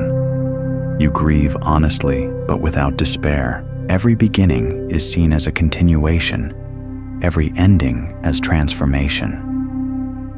You live in the rhythm of birth and death as naturally as breathing in and out. In moments of quiet reflection, you may feel an immense tenderness for everything that exists, the fragile and the fierce, the broken and the whole. This tenderness is not pity, it is reverence. You see that every being, even those lost in confusion, carries the same spark of awakening. You bow inwardly to that spark, no matter how dim it seems. To live this way is to walk as compassion itself. Compassion has become your instinct now. You no longer ask, "What should I do?" but "What would love do through me?" And love answers not in words, but in movement, a hand extended, a silence kept, a breath shared. Sometimes compassion means holding, and sometimes it means letting go. You trust its wisdom completely. Your life has become beautifully simple. You value space more than things, silence more than words, presence more than promises. You find joy not in accumulation, but in appreciation. A single flower in bloom feels like a universe unfolding. A few kind words spoken from the heart are worth more than 1,000 eloquent speeches. And you have found that wisdom often hides in humility. You no longer crave recognition for what you know. You understand that truth cannot be owned or displayed. It can only be embodied. Like the fragrance of a flower, it reveals itself naturally to those who come close. The less you speak of enlightenment, the more clearly it shines through you. There is an old saying, "The sage leaves no trace," yet the world is transformed by their passing. You live this truth now. You do not seek to change others, yet your presence changes everything it touches.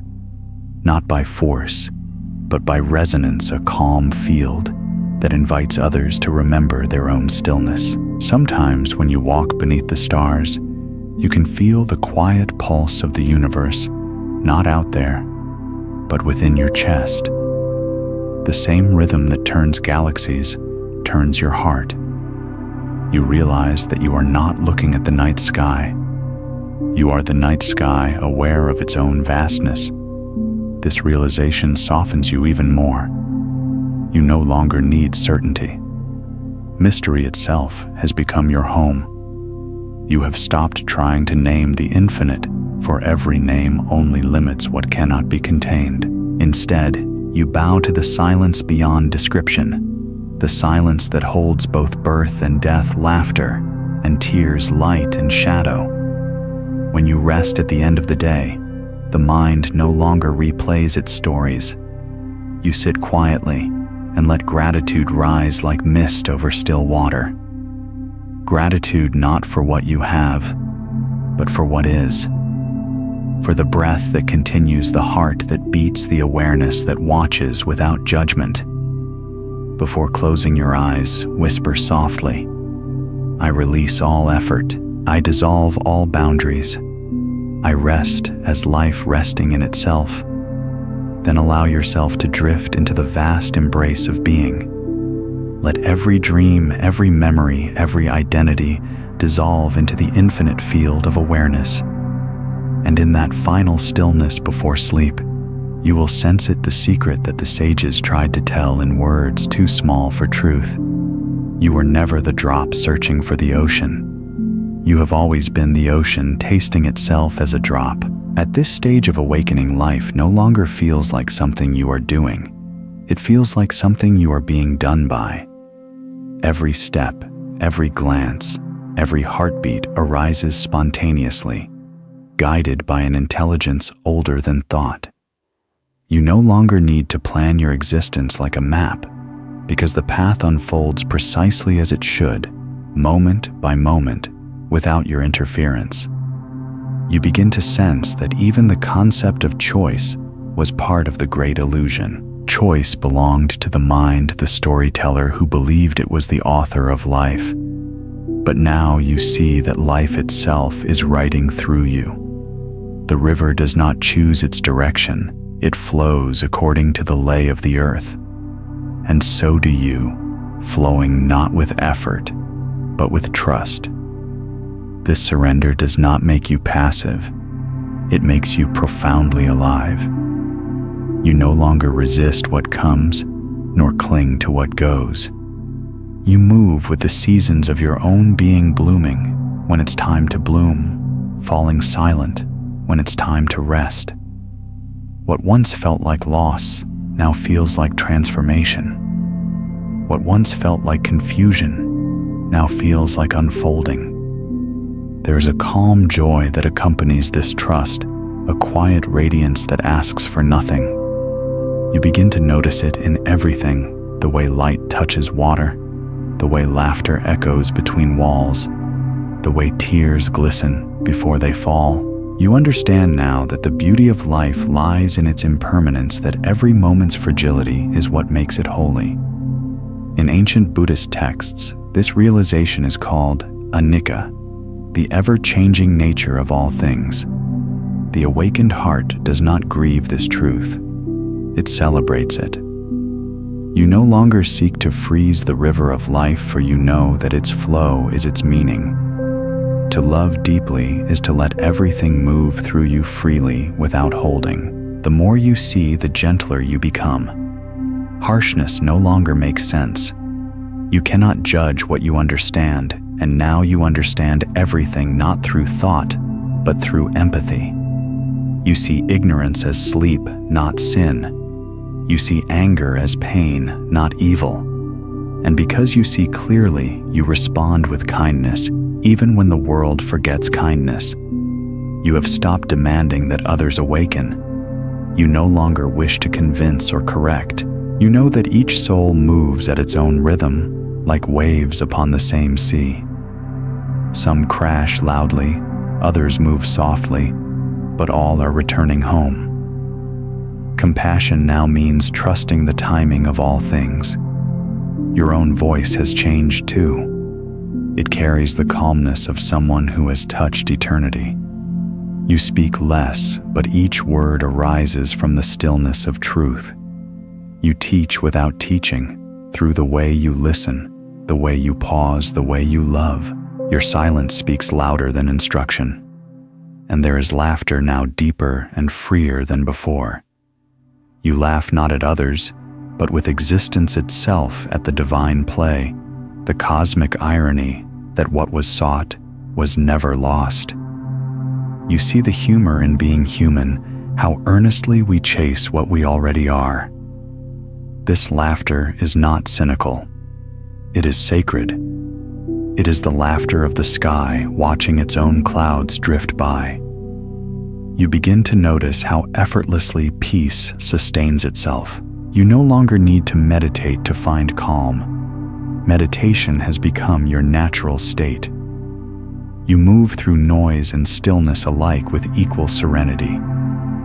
Even in the chaos of the world, you feel the same unshakable center, the axis of awareness that turns without moving. There is a still truth that arises within you, one that no scripture can contain. Life is not a problem to solve, but a mystery to live. You stop dissecting it with logic and start dancing with it through presence. This dance has no choreography, no destination. It is endless creation unfolding within itself. Sometimes in the quiet of dawn, you feel as though the entire universe is breathing through you, galaxies expanding and collapsing with each inhale and exhale. You sense how ancient you are, how eternal. The same awareness that looked out through your eyes today has looked through countless forms across endless ages. Nothing was ever lost, only changed in shape and name. You now understand the ultimate teaching: nothing belongs to you, because everything is you. Ownership has given way to belonging, and belonging has given way to unity. You are not here to take from life, but to celebrate it, to witness it, to participate in it. to love it as itself. Even the idea of enlightenment has lost its meaning. You do not think of yourself as awakened because there is no longer a self to awaken. The moon does not declare its brightness, it simply shines. In that same way, you have become light, quiet, steady, unconditional.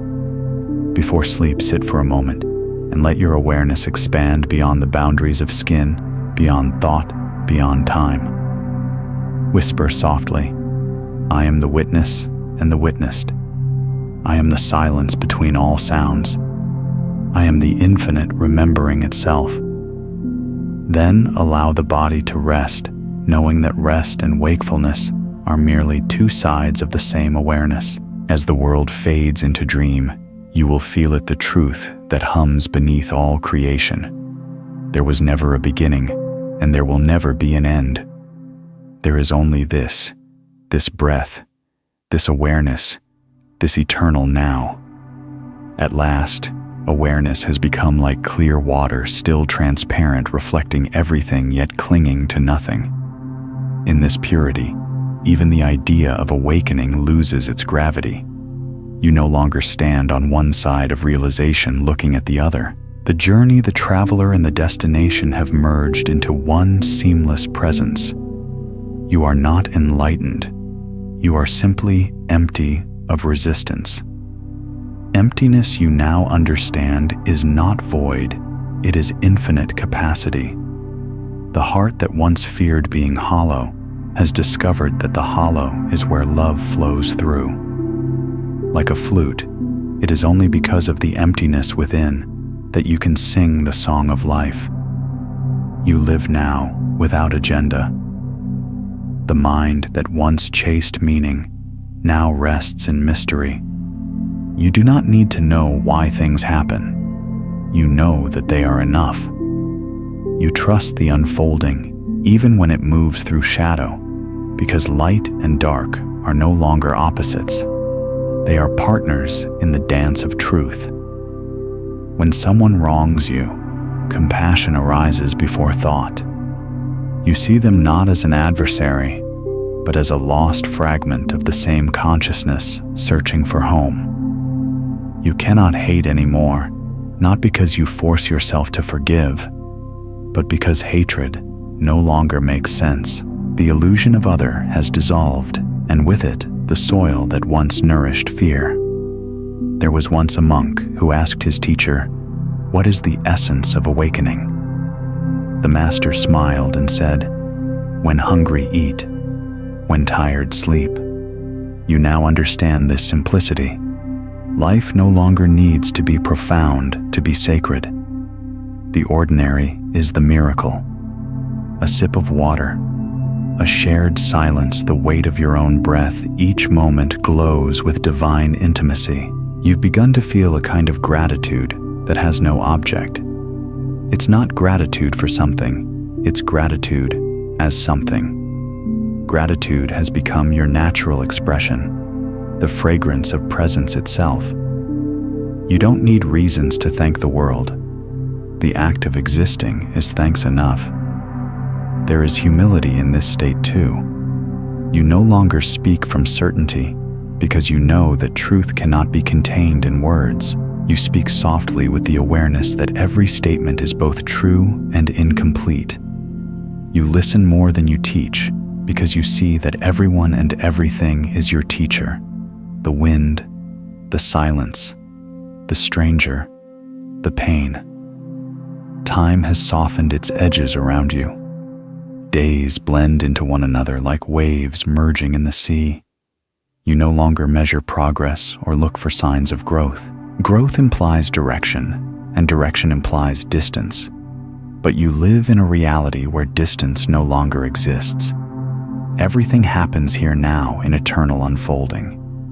There is no longer fear of death, because death itself has been unmasked. You see that what dies is only form, the shape that consciousness takes for a while. What you are was never born and can never perish. The realization is not cold or distant. It is deeply tender, You grieve when others grieve, but your grief flows like rain it nourishes without drowning. You begin to understand the meaning of true freedom, to be untouched, not because you withdraw, but because you embrace everything. Freedom is not escape. It is intimacy with all things. You have stopped searching for safety and control and instead discovered security in surrender. Sometimes when you walk in nature, you feel the earth breathing beneath your feet. You can sense the pulse of life in every leaf, every insect, every gust of wind. You realize that awareness is not just within you. It is the field in which everything appears. You are not a person in the universe. You are the universe in temporary form.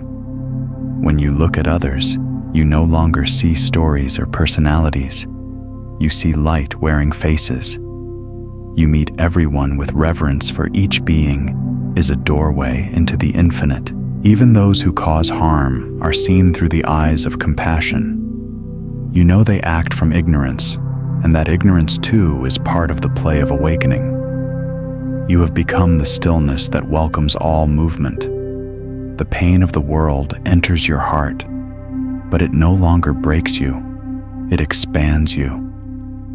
You hold sorrow and joy with equal grace, knowing both are waves in the same ocean. This is what it means to live with an awakened heart, to feel everything deeply, and yet remain free. And so you no longer ask, "What should I do with my life?" for the question itself has dissolved. Life is doing itself through you.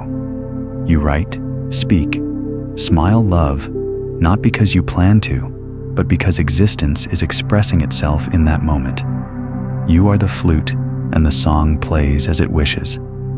At night, as you rest in the vast quiet of your being, the last remnants of identity fall away. You whisper softly, "I am not my past or my future. I am not the body or the name. I am the stillness behind every breath, the awareness that neither begins nor ends." Let that awareness cradle you as sleep comes. Feel yourself dissolving into it, like a drop returning to the sea. And as the world fades from form into formlessness, know this truth that echoes across lifetimes. You were never separate. You were never lost. You are what the universe looks like when it remembers itself as peace.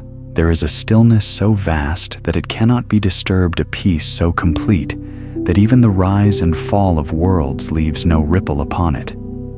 You are now living from that stillness. It is not something you enter or leave. It is what you have always been. The realization is simple, yet it changes everything.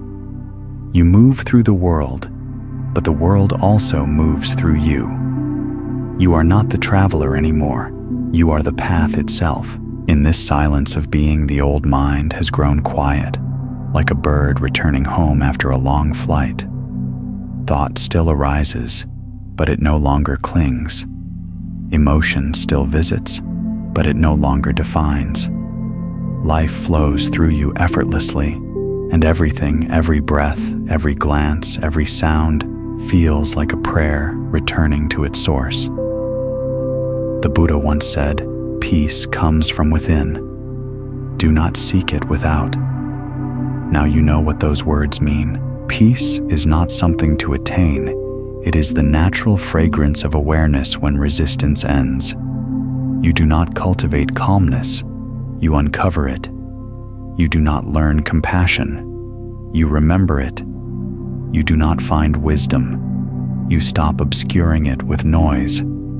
The boundaries between inner and outer have faded entirely. The line where you end and the world begins has disappeared. The rain on your skin is not separate from the breath in your lungs. The laughter you hear is not outside you. It arises in the same space that holds your thoughts.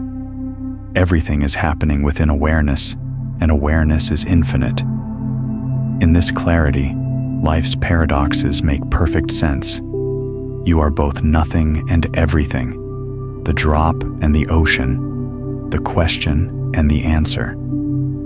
You are the witness of time and its unfolding, yet also the timeless ground upon which all things appear. There is no conflict between opposites anymore. Each completes the other. You begin to see how the universe itself meditates through you. Every pause between heartbeats, every silence between words, is existence listening to itself. The great rhythm that moves planets and stars also moves your breath. To live in this awareness is to live as harmony, not as a fragment. Now the world appears softer. You see beauty in the cracks of walls and wrinkles on faces, in moments that others overlook. The imperfection of life has become its poetry. You no longer seek to escape the human experience. You embrace it as sacred. Joy and sorrow are no longer opposites. They are two verses in the same divine song. When pain visits you, no longer ask it to leave. You offer it tea. You sit beside it and listen. You realize that every emotion carries the seed of awakening. Anger shows you where you are still holding on. Sadness shows you where you still resist. Fear shows you where you still forget love. And through this gentle awareness, even suffering becomes a teacher bowing before your openness. You live now without the armor of judgment. You no longer categorize experiences as good or bad, right or wrong. You respond instead of reacting. You listen instead of labeling. This is not passivity. It is profound intelligence, the wisdom that sees clearly before it acts. Your actions no longer arise from fear or desire, but from the spontaneous wisdom of awareness itself. People may come to you seeking answers, but you no longer give them concepts. You give them presence. You do not tell them what to do. You remind them who they are. The greatest teaching you offer is your stillness. It says, "You are already what you seek. Rest and remember." You begin to notice that even the world's noise cannot touch this stillness within. Chaos swirls around you. News, opinions, conflicts, but none of it can enter the space of awareness. You no longer close yourself off to the world. You remain open and unmoved like the sky that allows every storm yet is never harmed by one. There is a humility that comes with this realization. You see that awareness does not belong to you. It is not yours at all. You are simply its instrument, a vessel through which consciousness expresses itself. The wind does not belong to the flute. Yet, without the flute, the song cannot be heard. You have become the flute hollow and whole. Sometimes you still marvel at how far you've come, but then you smile because you know that there was never a you who traveled. The one who began the search has dissolved into what was being searched for. The seeker has merged with the sought. The path has disappeared, leaving only this eternal now. In the quiet of night, when stars shimmer above you, you feel them not as distant fires, but as reflections of the same light shining behind your eyes. You no longer look out into the cosmos, you look from within it. Every atom hums with the same stillness, every pulse beats to the same rhythm. Nothing is outside the sacred anymore. Before sleep, place your hands on your heart and whisper, "I am the silence before sound, the stillness within motion, the awareness beyond form. I was never born, and I will never die." Then close your eyes, not to fall into unconsciousness, but to fall into infinity. Let yourself dissolve like mist into the boundless peace that has been waiting beneath every thought, every dream, every heartbeat. And as the body rests and the world fades, know this: you are not in the universe. The universe is in you. You are not a soul on a journey. You are the journey awakening to itself, the eternal breath, the unending light, the infinite silence that sings all things into being. There comes a stage when even the word awareness begins to dissolve. It feels too small for what you have become. You sense that language, beautiful as it is, can only point to truth, but never contain it. The mind that once reached for descriptions now bows to the ineffable. Silence becomes your native tongue, and every breath becomes a verse in an unspoken scripture. You live now as one who has stopped separating the sacred from the simple. Washing your hands feels like a ritual. Listening to the wind feels like prayer. Sitting with a friend in silence feels like communion. You realize that the divine has never been confined to temples or teachings. It has always been here, woven into the fabric of each ordinary moment. The great secret of existence, once hidden by the noise of thought, has revealed itself to be astonishingly simple. Everything belongs. The broken and the beautiful, the shadow and the light, the seeker and the saint, all are necessary expressions of the same infinite life. Nothing is outside of awakening. Even confusion plays its role, just as clouds make sunlight visible. You walk through the world now as a silent blessing. You do not seek to heal, but your presence heals. You do not seek to teach, but your peace teaches. You do not seek to love, but love radiates from you naturally, like fragrance from a flower that does not try to be fragrant. People feel lighter in your presence, not because you change them, but because you remind them of what they already are. And yet, there is nothing grand about this state. It is deeply human. You still laugh, you still stumble, you still feel sadness, but these experiences pass through you, like wind through bamboo. They make sound, but leave no damage. Your emotions no longer define you. They dance through the vast sky of being that you have remembered yourself to be. There is a soft joy in realizing that nothing needs to be fixed. The world in its imperfection is perfectly unfolding. The pain you see in others does not make you despair, it awakens your compassion. You understand that suffering is not a flaw in existence.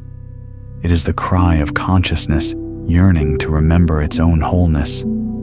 Your heart, vast and unguarded, answers that cry, not with solutions, but with presence. In the deepest layer of awareness, you begin to feel that life itself is meditation. There is no longer practice and world, they are one continuum of being. When you speak, it is meditation in motion. When you walk, it is meditation in rhythm. When you sleep, it is meditation in surrender. Every moment is part of the same still unfolding. This recognition brings profound ease. You no longer seek enlightenment as a state to maintain, because there is no state that stays. Even the most exquisite awareness ebbs and flows like the tide. You have learned to let it come and go, trusting that the ocean remains vast beneath every wave. You also see now that the world does not need saving. What it needs is remembering. Every act of kindness, every moment of stillness, every quiet breath of gratitude contributes to that remembering. You live not to escape the world, but to love it so fully that separation can no longer exist. At times, you may feel as though you've disappeared completely, not as loss, but as expansion. You sense yourself in everything, in the laughter of a child, in the rustle of leaves, in the quiet pulse of stars, billions of miles away. You are no longer in the universe. You are the universe observing itself. And yet this knowing does not make you distant or detached. On the contrary, you have never been more tender. To see the one life moving through all forms is to fall in love endlessly with the sound of rain, the smell of tea, the sight of an old photograph, the touch of another hand. You live in awe, not of grandeur, but of simplicity. There was once a teaching that said, before enlightenment, I saw mountains as mountains and rivers as rivers. During enlightenment, mountains were no longer mountains. Rivers were no longer rivers. After enlightenment, mountains are mountains again, and rivers are rivers again. You smile when you think of this. The extraordinary has become ordinary, and the ordinary extraordinary. You have returned home to the world, not above it, but within it, utterly at peace. Each day now begins in quiet gratitude. You wake not with urgency, but with reverence. You rise like dawn, slowly, softly shining without intent. You feel the presence of life itself moving through your hands as you touch water through your voice, as you greet others through your steps, as you cross the threshold of a new day. Before sleep, you close your eyes and breathe gently, not to still the mind, but to celebrate its stillness. You whisper, nothing to seek, nothing to lose, nothing to hold. Only this breath, this peace, this endless now. Then you let go completely, as if falling into the heart of the cosmos itself. The body melts into the bed, the breath into the air, the mind into vastness. Only awareness remains silent, luminous, eternal. And in that infinite stillness, you hear it the softest truth, too subtle for words, but clear as light. You were never learning to awaken. You were remembering what cannot sleep. There comes a moment when the rhythm of life and the rhythm of your being become indistinguishable. You breathe, and the universe exhales with you. You listen, and silence listens back. You have entered a harmony so natural that it no longer feels like a practice. It feels like existence itself, remembering its own song. You live now, without resistance. Events still unfold, birth and death meeting, and parting joy and grief, but they no longer define you. They move through you as clouds move through the sky, altering nothing of the sky's vastness. You have stopped confusing the weather for who you are. In this freedom, a profound humility blooms. You see how small a single life is in the endless web of existence, and yet how utterly sacred it is. Each breath, each glance, each heartbeat feels like a gift from eternity, given only once and never repeated. You no longer measure your worth by what you accomplish, but by how deeply you live this fleeting moment. Everywhere you look, life seems to bow. The wind through trees sounds like chanting. The play of sunlight on walls looks like prayer flags waving across the air. You see holiness not in temples or scriptures, but in the ordinary gestures of living the kindness of a stranger, the laughter of a child, the patience of a mother, the silence after rain. You've stopped asking life to be different. Acceptance has become your resting place, and in that acceptance, transformation happens naturally. There is no longer a war inside you. What arises, arises. What fades, fades. You trust the wisdom of impermanence, knowing that what leaves your life makes room for what is meant to arrive. You've also learned the art of still participation, to be fully engaged without attachment, fully loving without possession. You give your heart freely, knowing it was never meant to be a cage. Love to you now is not a transaction. It is the way existence recognizes itself in another form. This love makes you fearless, not the fearlessness of denial, but the courage that arises from oneness. When there is no separation, there is nothing to lose. You meet pain with compassion, success with gratitude, and uncertainty with trust. You've discovered that peace is not found in control. It is found in surrender. Sometimes, while watching the world move, the swirl of people, the rush of time, you feel as if you are watching a dream, but one so precious, you do not wish to wake from it. You understand that reality and illusion are not opposites. They are two ways of seeing the same truth. The dream is sacred because it allows the infinite to play as the finite. And play you do. There is a lightness in your being now. You no longer approach life as a problem to solve, but as a dance to join.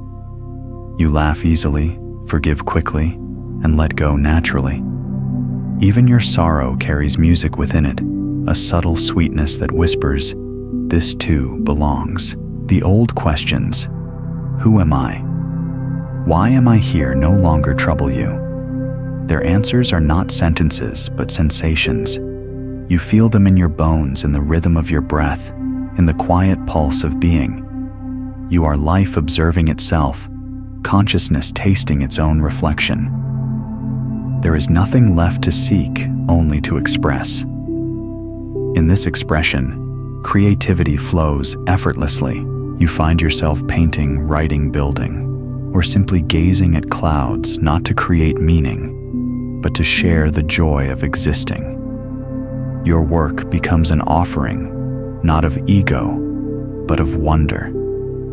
You realize that true art is not the product of the mind. It is the echo of the universe, remembering beauty through you. As days unfold, even the passage of time feels like a gentle illusion. Morning melts into night, and night into morning without clear boundary. You stop living by calendars and start living by moments, each one complete and eternal, each one enough. When you meet others, you see yourself mirrored in every face. Their struggles are your own, their triumphs your own.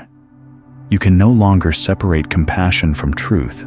They are one gesture, one seeing.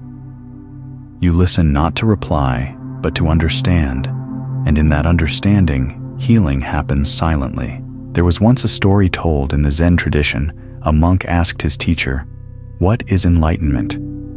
The teacher replied, "When hungry, eat. When tired, sleep." The monk, puzzled, asked, "Isn't that what everyone does?" The teacher smiled and said, "No. When they eat, their minds are elsewhere. When they sleep, they dream of tomorrow." You understand this now. To live completely in each act is to live as awakening itself. There is no later left in you. Everything happens now, this breath, this step, this heartbeat, and within this now eternity shines quietly. Before you rest each night, you offer a silent bow, not to a God above, but to the sacredness within everything. You whisper, "Thank you for the joy of being. Thank you for the gift of breath. Thank you for the silence that holds it all." Then you let go, not of the world, but of the illusion that you were ever separate from it. And as sleep gathers you into its arms, you feel the gentle hum of existence, like the universe singing you a lullaby through every star. You are not the listener anymore. You are the song. When all striving falls away, what remains is astonishingly simple, a still clear awareness that needs nothing to complete it. You no longer stand on the edge of life watching it unfold. You are the unfolding itself, a movement without a mover, a flame without a source. Everything you once sought to understand has become experience, and everything you once feared to feel has become compassion. The mind that once chased meaning has grown quiet, not because it was silenced, but because it finally found rest. It no longer seeks answers in words or form. It has discovered that the greatest truth is lived, not spoken.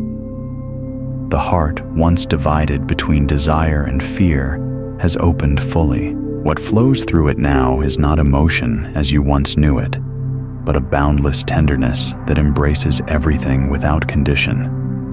You begin to see the grace in every imperfection. What once felt broken now glows with beauty. What once seemed incomplete now shines with purpose. The cracks in the world no longer frighten you. They are where the light enters. You realize that even pain was never an enemy. It was a teacher in disguise leading you to this place of gentle knowing. There is a profound humility in awakening. You see that you are no more special than a grain of sand, yet no less sacred than the stars. Every being, every breath, every drop of rain carries the same infinite essence. To walk in this understanding is to walk in reverence. You no longer move through the world trying to change it. You move as one who blesses simply by being. In your stillness, others find reflection. They sense in you a peace that does not need explanation. They may ask how you came to this serenity, and you smile softly, for you know there is no path to describe. The way is not a journey from here to there. It is the quiet recognition that there was never anywhere else to go. Buddhist wisdom speaks of tathata suchness, the simple isness of everything. You now live from that space. Things no longer need to be more or less than they are. A leaf falls and it is perfect. A tear slips down and it is perfect. A moment of laughter, a moment of silence, each is the full expression of the whole. You have learned to say yes to existence in every form it takes. You have also learned that stillness does not mean stagnation. Life continues to move through you, creating, loving, dissolving, renewing. But the movements no longer disturb the depth beneath them. Just as waves dance upon the surface of the sea without ever troubling its depths, all experiences now pass through you without leaving a trace. You live more lightly than ever before. The weight of the past has lifted, and the anxiety of the future has vanished. You carry only what the present moment requires, and it is always enough. This lightness is not carelessness. It is freedom born of understanding. You have stopped trying to hold the world, and in that letting go, you have discovered that you were never separate from it. Even your relationship with death has changed. It no longer appears as an end, but as a return, like a wave merging back into the ocean, or a spark dissolving into the flame. You sense that the consciousness looking through your eyes now has looked through countless forms before and will continue beyond this one. There is nothing to fear, because nothing real can be lost.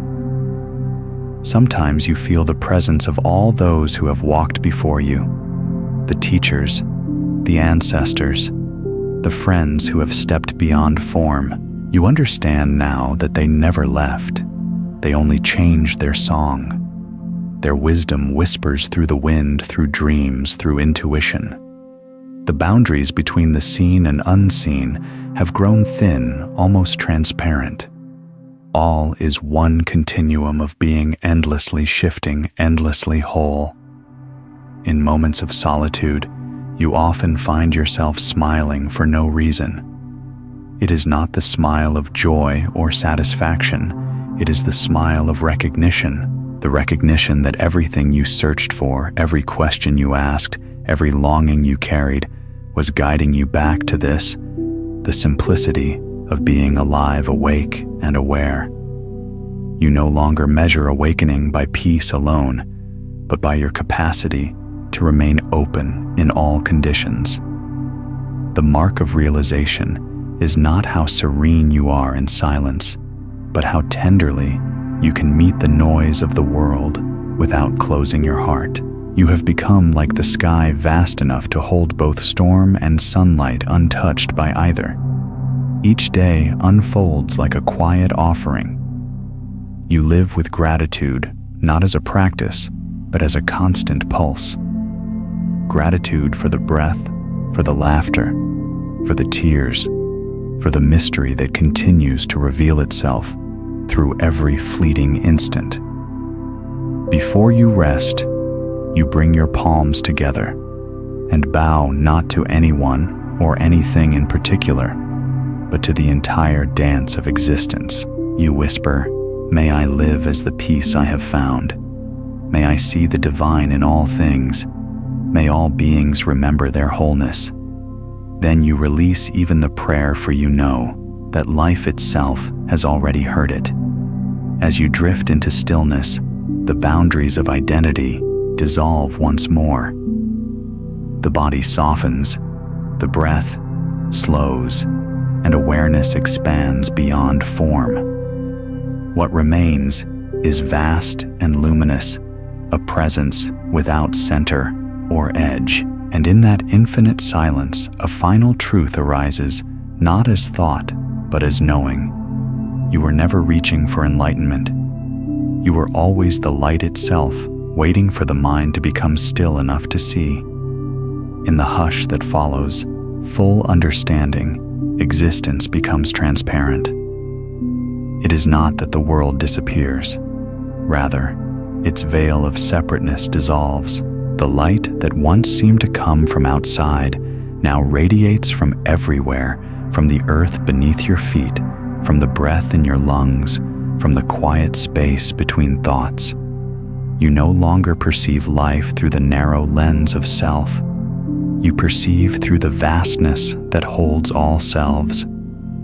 This transparency brings a simplicity beyond imagination. You no longer carry the burden of becoming.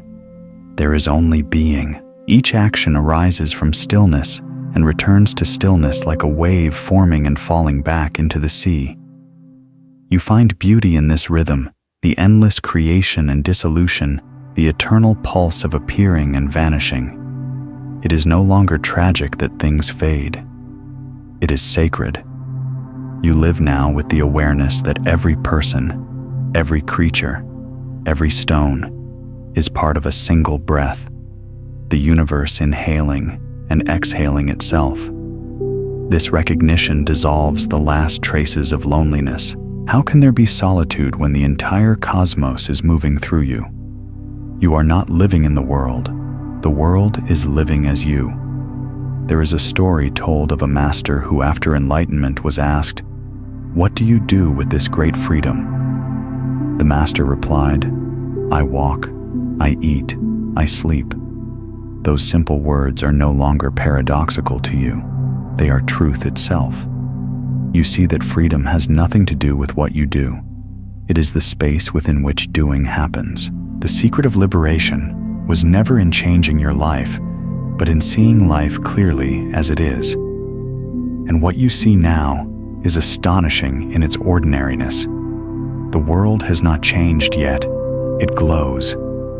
The same clouds move across the same sky, the same faces pass on the street, but you perceive the divine shimmering through them all. The sacred was never hidden, only your gaze was clouded. Now that the veil has lifted, every sound is a mantra, every motion a prayer, every silence a teaching. Your body has become a temple, not because it is perfect, but because it houses the infinite. You treat it gently with gratitude. You no longer demand youth or strength from it. You thank it for its service. You feel how awareness pulses through each cell, how breath moves like wind through a forest of living light. You realize that this body too will dissolve one day, and that realization only deepens your love for it. Time continues its dance, but it no longer binds you. You move within it like a fish moves through water surrounded by it, yet untouched by its flow.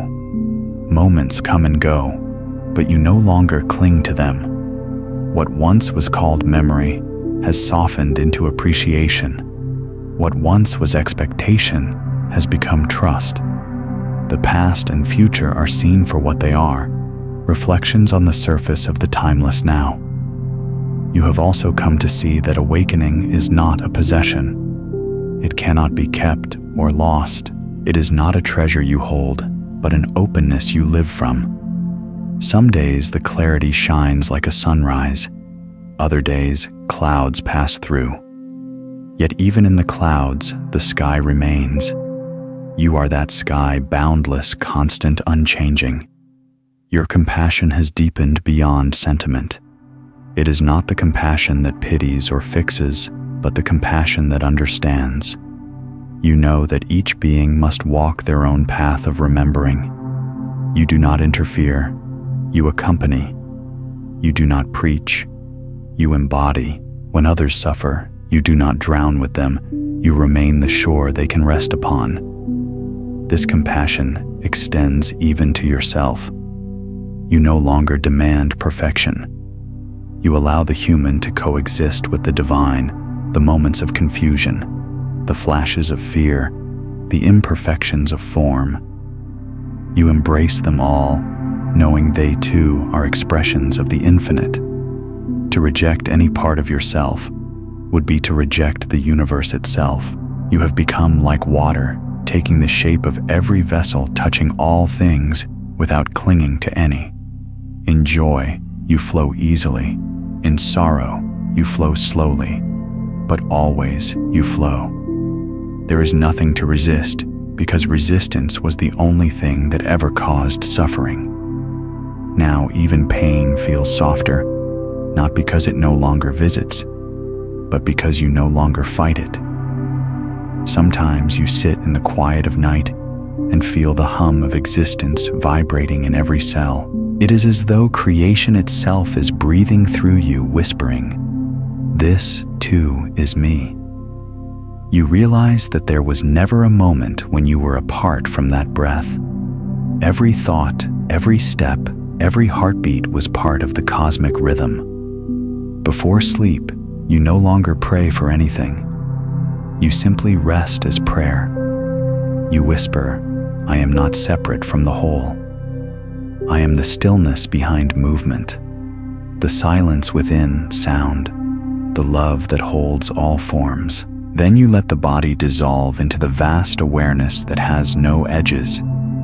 The dream, the waking, the sleeping all flow together indistinguishable.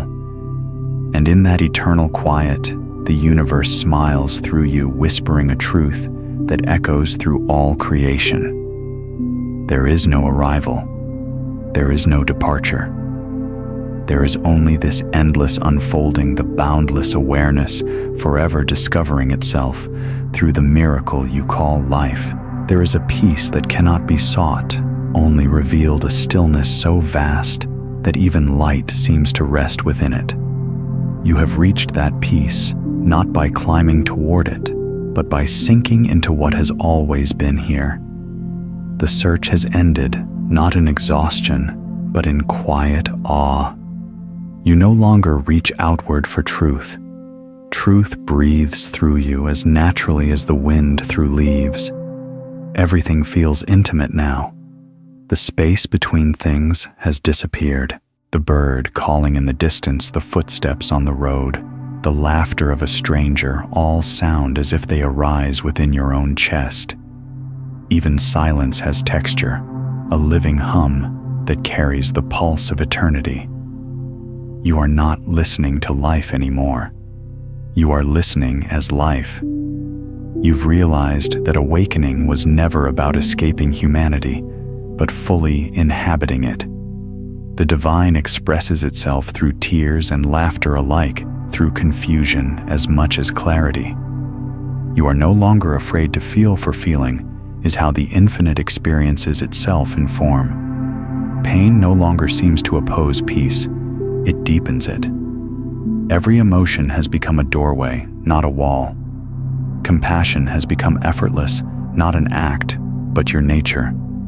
You look upon others and see not personalities or histories, but the same trembling light, longing to remember itself. You love without needing to be loved in return, because love has stopped being an exchange. It has become the very fabric of perception. Everything you see through the eyes of love. There is an ancient saying, "The sage has no self, yet nothing is not the self." You understand this now. The person you once defended, improved, and compared has faded into the transparency of awareness. What remains is boundless openness, not empty, but overflowing. You are no longer someone in the world. You are the stillness through which the world shines. Even the word enlightenment feels unnecessary now. It implies an ending, and you see that there are none. Life keeps unfolding, blooming and dissolving, breathing itself through infinite forms. You no longer wish to hold on to insights or preserve states of being. You let them come and go like waves. Each one is perfect. Each one is complete. You move through the world with the gentleness of someone who knows there is nothing to protect. When you speak, words arise like petals, falling light, unforced, carried by the breeze of presence. When you are silent, silence speaks more clearly than language ever could. You have become the space in which all words find their meaning. You see now that everything you once called spiritual practice was merely preparation for this. The simplicity of being awake without effort. Meditation, prayer, reflection. They have all folded into daily life. Washing a dish, walking a path, holding a hand, these have become your temples. Awareness no longer visits you in special moments. It is the ground on which all moments stand. Sometimes you laugh quietly at the mind's old seriousness, how it once tried to achieve stillness, as though stillness were a trophy to win. Now you see that the effort to become peaceful was the only disturbance there ever was. True peace requires no strategy. It reveals itself the instant you stop trying to hold it. There is a lightness to this realization, a sense of play returning. Existence feels like a divine game, not a contest, but a dance of endless transformation. You no longer resist the changing forms of life.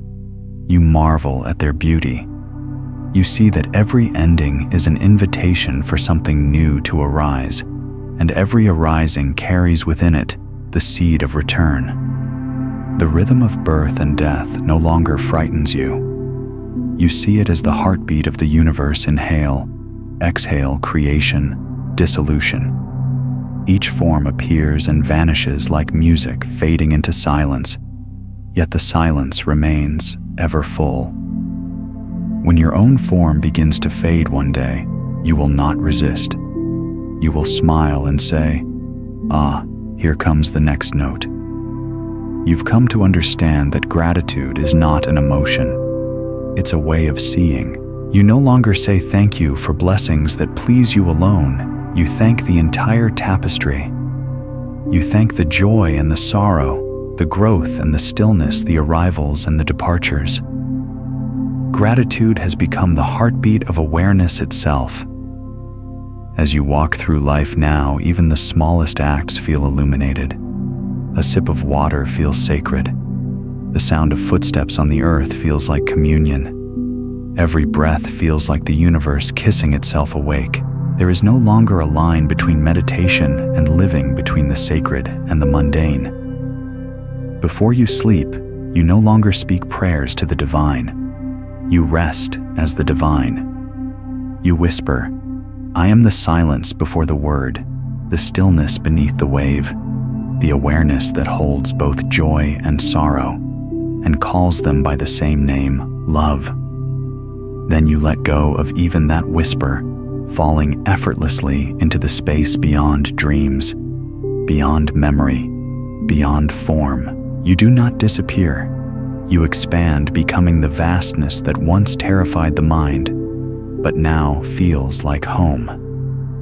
And in that vastness, there is a voice not heard, but known, that murmurs through eternity. You are the witness of all beginnings. You are the peace beneath all endings. You are the one who was never born and can never die. There is a stillness so deep that even the stars seem to rest within it, a silence that does not merely surround sound, but gives birth to it. You are that stillness now, no longer separate from the hum of existence, but its very heartbeat. What was once called you has become the open space where all things appear, shine briefly, and dissolve. The old language of separation has lost its meaning.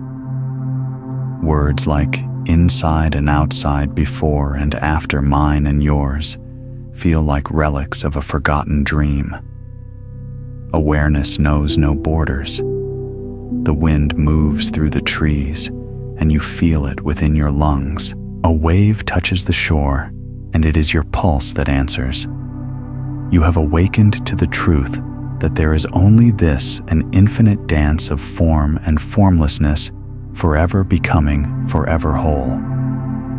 In this vastness, the concept of enlightenment fades like mist at sunrise. There is no longer a state to achieve. Awareness does not arrive or depart. It simply reveals itself when the noise of striving falls silent.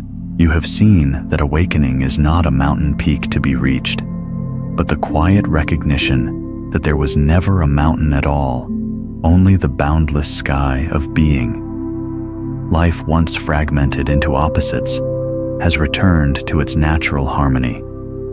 You see that joy and sorrow, gain and loss, creation and decay are not enemies.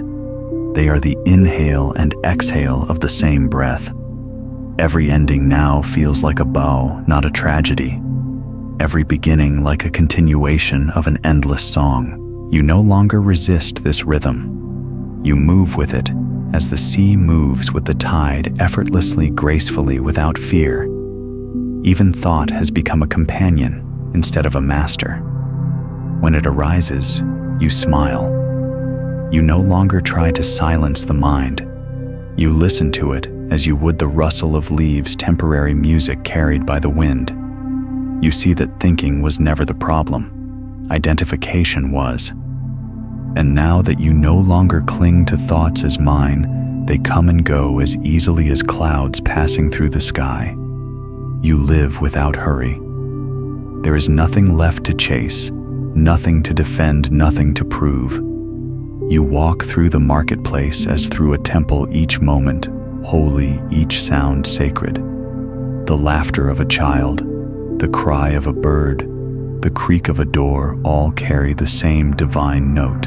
The ordinary has become extraordinary because you finally see it as it truly is, pure, unadorned presence. There is a soft radiance that surrounds you, though you claim no credit for it. It is not something you emit. It is what shines naturally when there is no one left to cast shadows. People who meet you may not know why they feel lighter, only that something in them relaxes, as if for a moment they too have remembered home. Your love now knows no direction. It flows without preference, like sunlight that warms stone and flower alike. You do not try to love. You have become love that sees love, that allows love, that does not cling or condition. Even pain is held with tenderness for you. Understand that all suffering is a cry for remembrance. There was once a saying, "The enlightened man in the city is the mountain." You have become that mountain, unmoving in essence, yet intimately part of the world's landscape. Noise and silence pass over you like weather, but your stillness remains. You are no longer seeking retreat from the world. You are the calm within it. Your perception of time has changed entirely. The linear past and future have folded into a vast present. Every moment feels eternal, yet nothing lingers. The heartbeat of a second contains infinity. You no longer wonder how long life will last, because life itself has become timeless, an unbroken stream of now. You've realized that true wisdom is not complexity, but simplicity. To see clearly, to act kindly, to love wholly, that is enough. You need no doctrine to guide you, no promise of heaven to console you. The heaven you once imagined as distant now reveals itself in the soft glow of this moment, in the breath, the gaze, the quiet pulse of being. In your heart, there is no longer resistance to what is. Even suffering, when it appears, is met with understanding. You no longer fight to escape it. You cradle it gently, knowing it too will pass. Compassion has replaced control. Instead of seeking to fix you, hold space for what must unfold. In that holding, transformation happens naturally. And when you sit in stillness, it feels less like meditation and more like remembering. The boundaries of body and world dissolve, and what remains is vast, boundless awareness, shimmering as silence. It is not lonely, for it contains everything. It is not empty, for it overflows with presence. Before sleep, you no longer speak to the universe. You listen. The silence itself is the prayer, the answer, and the presence. You whisper only this: I am the breath breathing itself. I am the heart that beats in all beings. I am the stillness before creation and the laughter after it. Then let go. Let awareness expand beyond the edges of name and form until even the stars feel close enough to touch. Feel how the entire cosmos inhales with you, exhales through you. And as the night folds around your being, one truth hums quietly, steady as the tide. There was never awakening for one person. There was only awakening itself, discovered in the mirror of what you once called me. When awareness ripens fully, the entire cosmos seems to rest within a single breath. You are no longer looking at life. You are looking as life. Every movement, every sound, every flicker of light feels intimate, as though existence itself were whispering directly through you. The boundary between the observer and the observed has vanished. The seer, the seeing, and the seen are one continuous presence. You have discovered that peace does not mean the absence of motion. It means the absence of resistance to motion. The river does not struggle to flow. It simply follows gravity's pull. The wind does not complain as it changes direction. It dances with what is. So too do you now live, moved by life's invisible current, trusting its rhythm without the need to control or explain. There was a time when you believed awakening meant escaping the human experience. But now you understand to awaken is to embrace it completely. The ache, the beauty, the contradiction, the tenderness. To feel deeply without being broken, to love fully, without clinging. This is true freedom. You no longer seek to transcend the world. You illuminate it by being fully present within it. Everything has become a teacher. The pause between heartbeats, the way sunlight glances off a window, the stillness after laughter, all offer the same lesson that nothing is missing and nothing needs to be added. Existence in every moment is whole. You've stopped dividing your life into spiritual and ordinary. There is no longer a line between meditation and movement. Drinking tea is as sacred as chanting. Walking down a crowded street is as holy as sitting beneath a Bodhi tree. The world itself is your monastery now. Every sound is a bell, every breath a bow. You live as presence embodied, aware, effortless, at ease.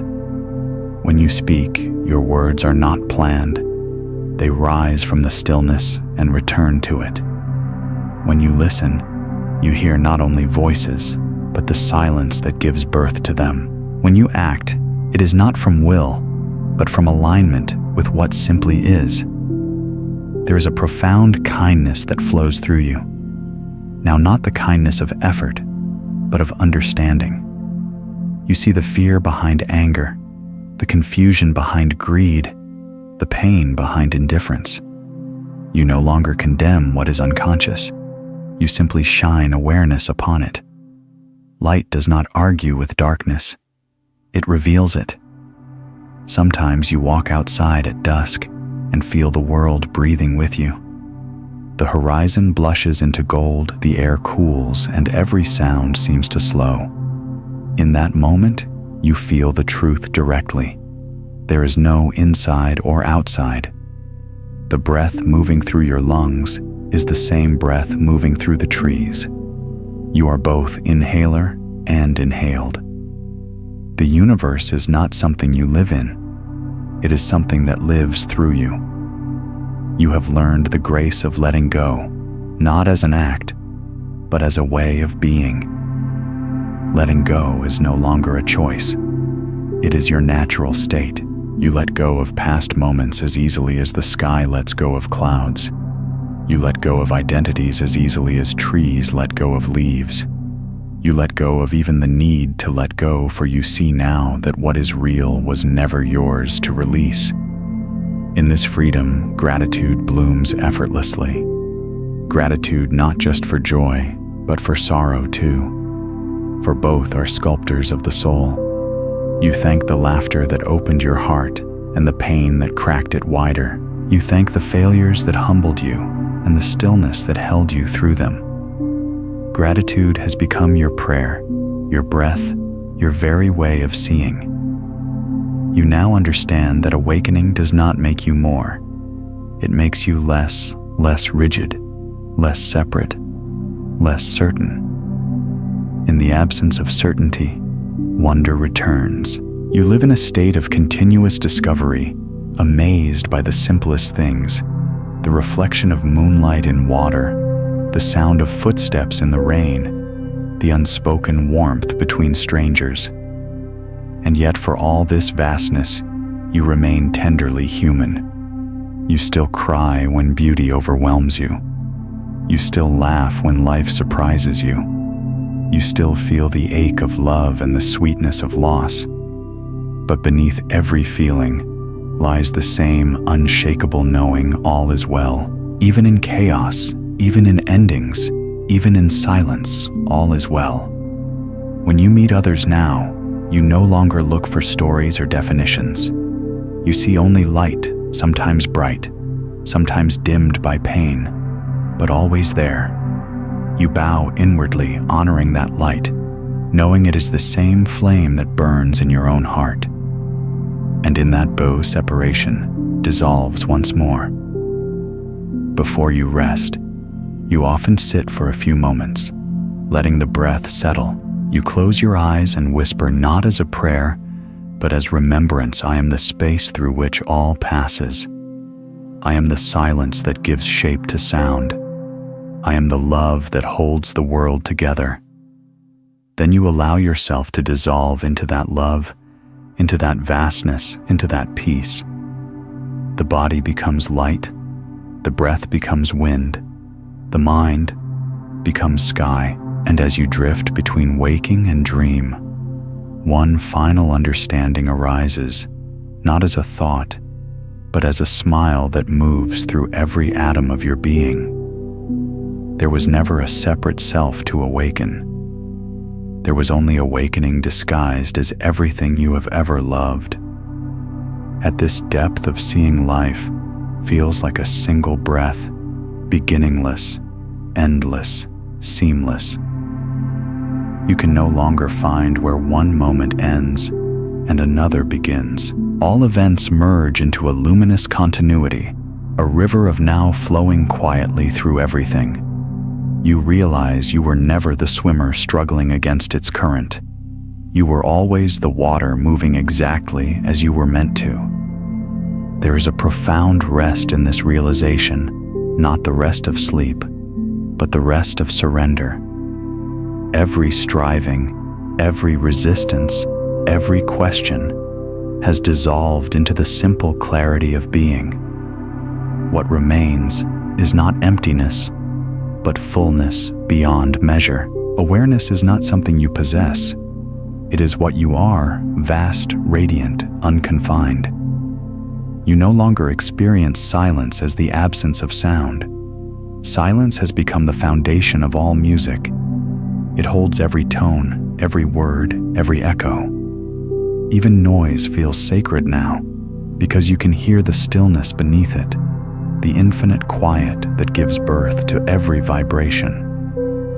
You have discovered that there is no difference between meditation and living. Walking, breathing, listening, touching, all are prayers in motion. There is no effort to remain mindful, because mind and awareness have merged into one fluid intelligence. You no longer practice presence. You are presence. There was once a belief that enlightenment would remove you from the world, but you now see the opposite is true. It brings you into the world completely, into its rawness, its wonder, its sorrow, its grace. You no longer hover above life as a witness. You participate fully, yet remain untouched at your depths. The lotus blooms from the mud, yet its petals are unstained. This is not detachment. It is intimacy beyond condition. You touch everything without clinging love, everyone without owning, feel everything without drowning.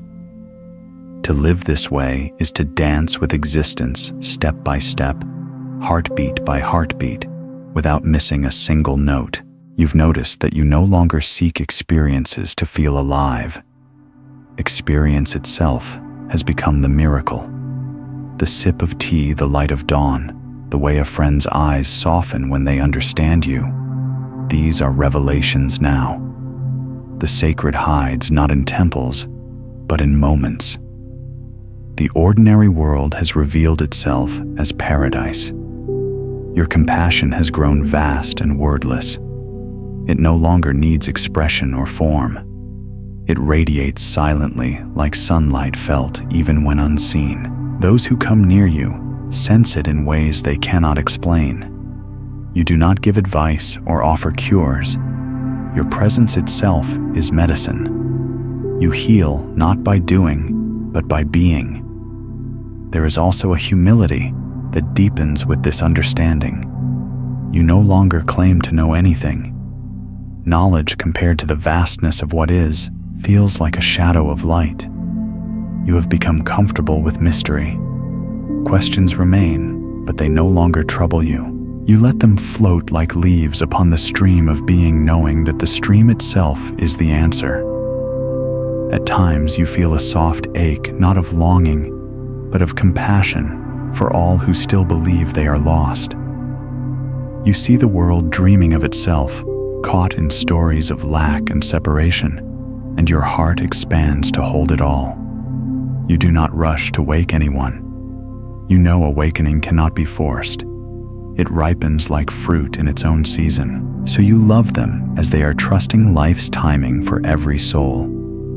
There is a joy now that does not depend on events. It is not the joy of excitement, but of stillness, the quiet delight of existence aware of itself. It glows even in sorrow, whispers even in chaos, remains even in endings. You realize joy was never something to be pursued. It is the nature of being when resistance disappears. Time, too, has become soft. You live no longer in anticipation or memory. The future has lost its promise, the past its weight. What remains is an eternal unfolding, the continual birth of this moment, again and again, forever new. You see that even eternity is not endless time. It is timelessness itself. Sometimes you sit in stillness and watch thoughts arise like fireflies in the dark, flickering, beautiful, fleeting. You no longer chase or capture them. You let them light up the night for a while, and then fade naturally. Awareness does not interfere. It simply watches, knowing that the darkness itself is never disturbed. When you gaze upon the world, its suffering, its striving, its endless becoming, you feel a tenderness that transcends pity. You understand that every struggle is part of the divine play, every heartache a doorway to awakening. Life is not broken, it is unfolding. Nothing needs saving, only remembering. Before you sleep, you offer no requests to the divine. You simply rest as it. You whisper softly, "I am the dreamer and the dream. I am the wave and the ocean. I am the question and the silence that answers." Then you dissolve into that silence, into the vastness that holds galaxies and grains of sand alike. The body grows light, the breath slows, and you fall into the rhythm of the infinite. And as awareness expands beyond thought, one final recognition dawns clear as moonlight over still water. There was never a path, only walking. There was never a seeker, only seeking. There was never an awakening, only the universe eternally waking up as you. When everything has been seen, when every illusion has dissolved into light, what remains is unspeakably simple awareness resting in itself. No destination, no seeker, no distance to cross. The journey you believed in for so long folds quietly into the realization that you never left home. The ocean you sought was never beyond the shore, it was flowing through your veins all along. In this clarity, even the word awakening feels too small. It implies a moment in time, but what you have discovered is timeless. Awareness has always been awake. Only the dream of separation has ended. You are no longer a person experiencing the infinite. You are the infinite tasting itself as a person. Life continues. People come and go, days rise and fall. Laughter and tears weave their rhythm through the fabric of time. But something essential has changed. You are no longer caught in the weave. You are the space in which the fabric unfolds. The threads of joy and sorrow, hope and loss are seen for what they are. Colors in the tapestry, none brighter or darker than the others, all belonging. You no longer divide experience into success and failure, right and wrong, sacred and ordinary. Those opposites were necessary for a time, but now you see they were only the language through which the one spoke to itself. Beyond those pairs lies the truth. Everything is an expression of the same silence. The highest mountain and the falling leaf share the same origin. You live now in the soft glow of understanding. Nothing startles you. Nothing is rejected. What once provoked fear or resistance now appears as movement within stillness. You no longer try to control your experience, you allow it completely. There is no need to fix what was never broken. The mind still thinks, the body still moves, emotions still visit, but they no longer define you.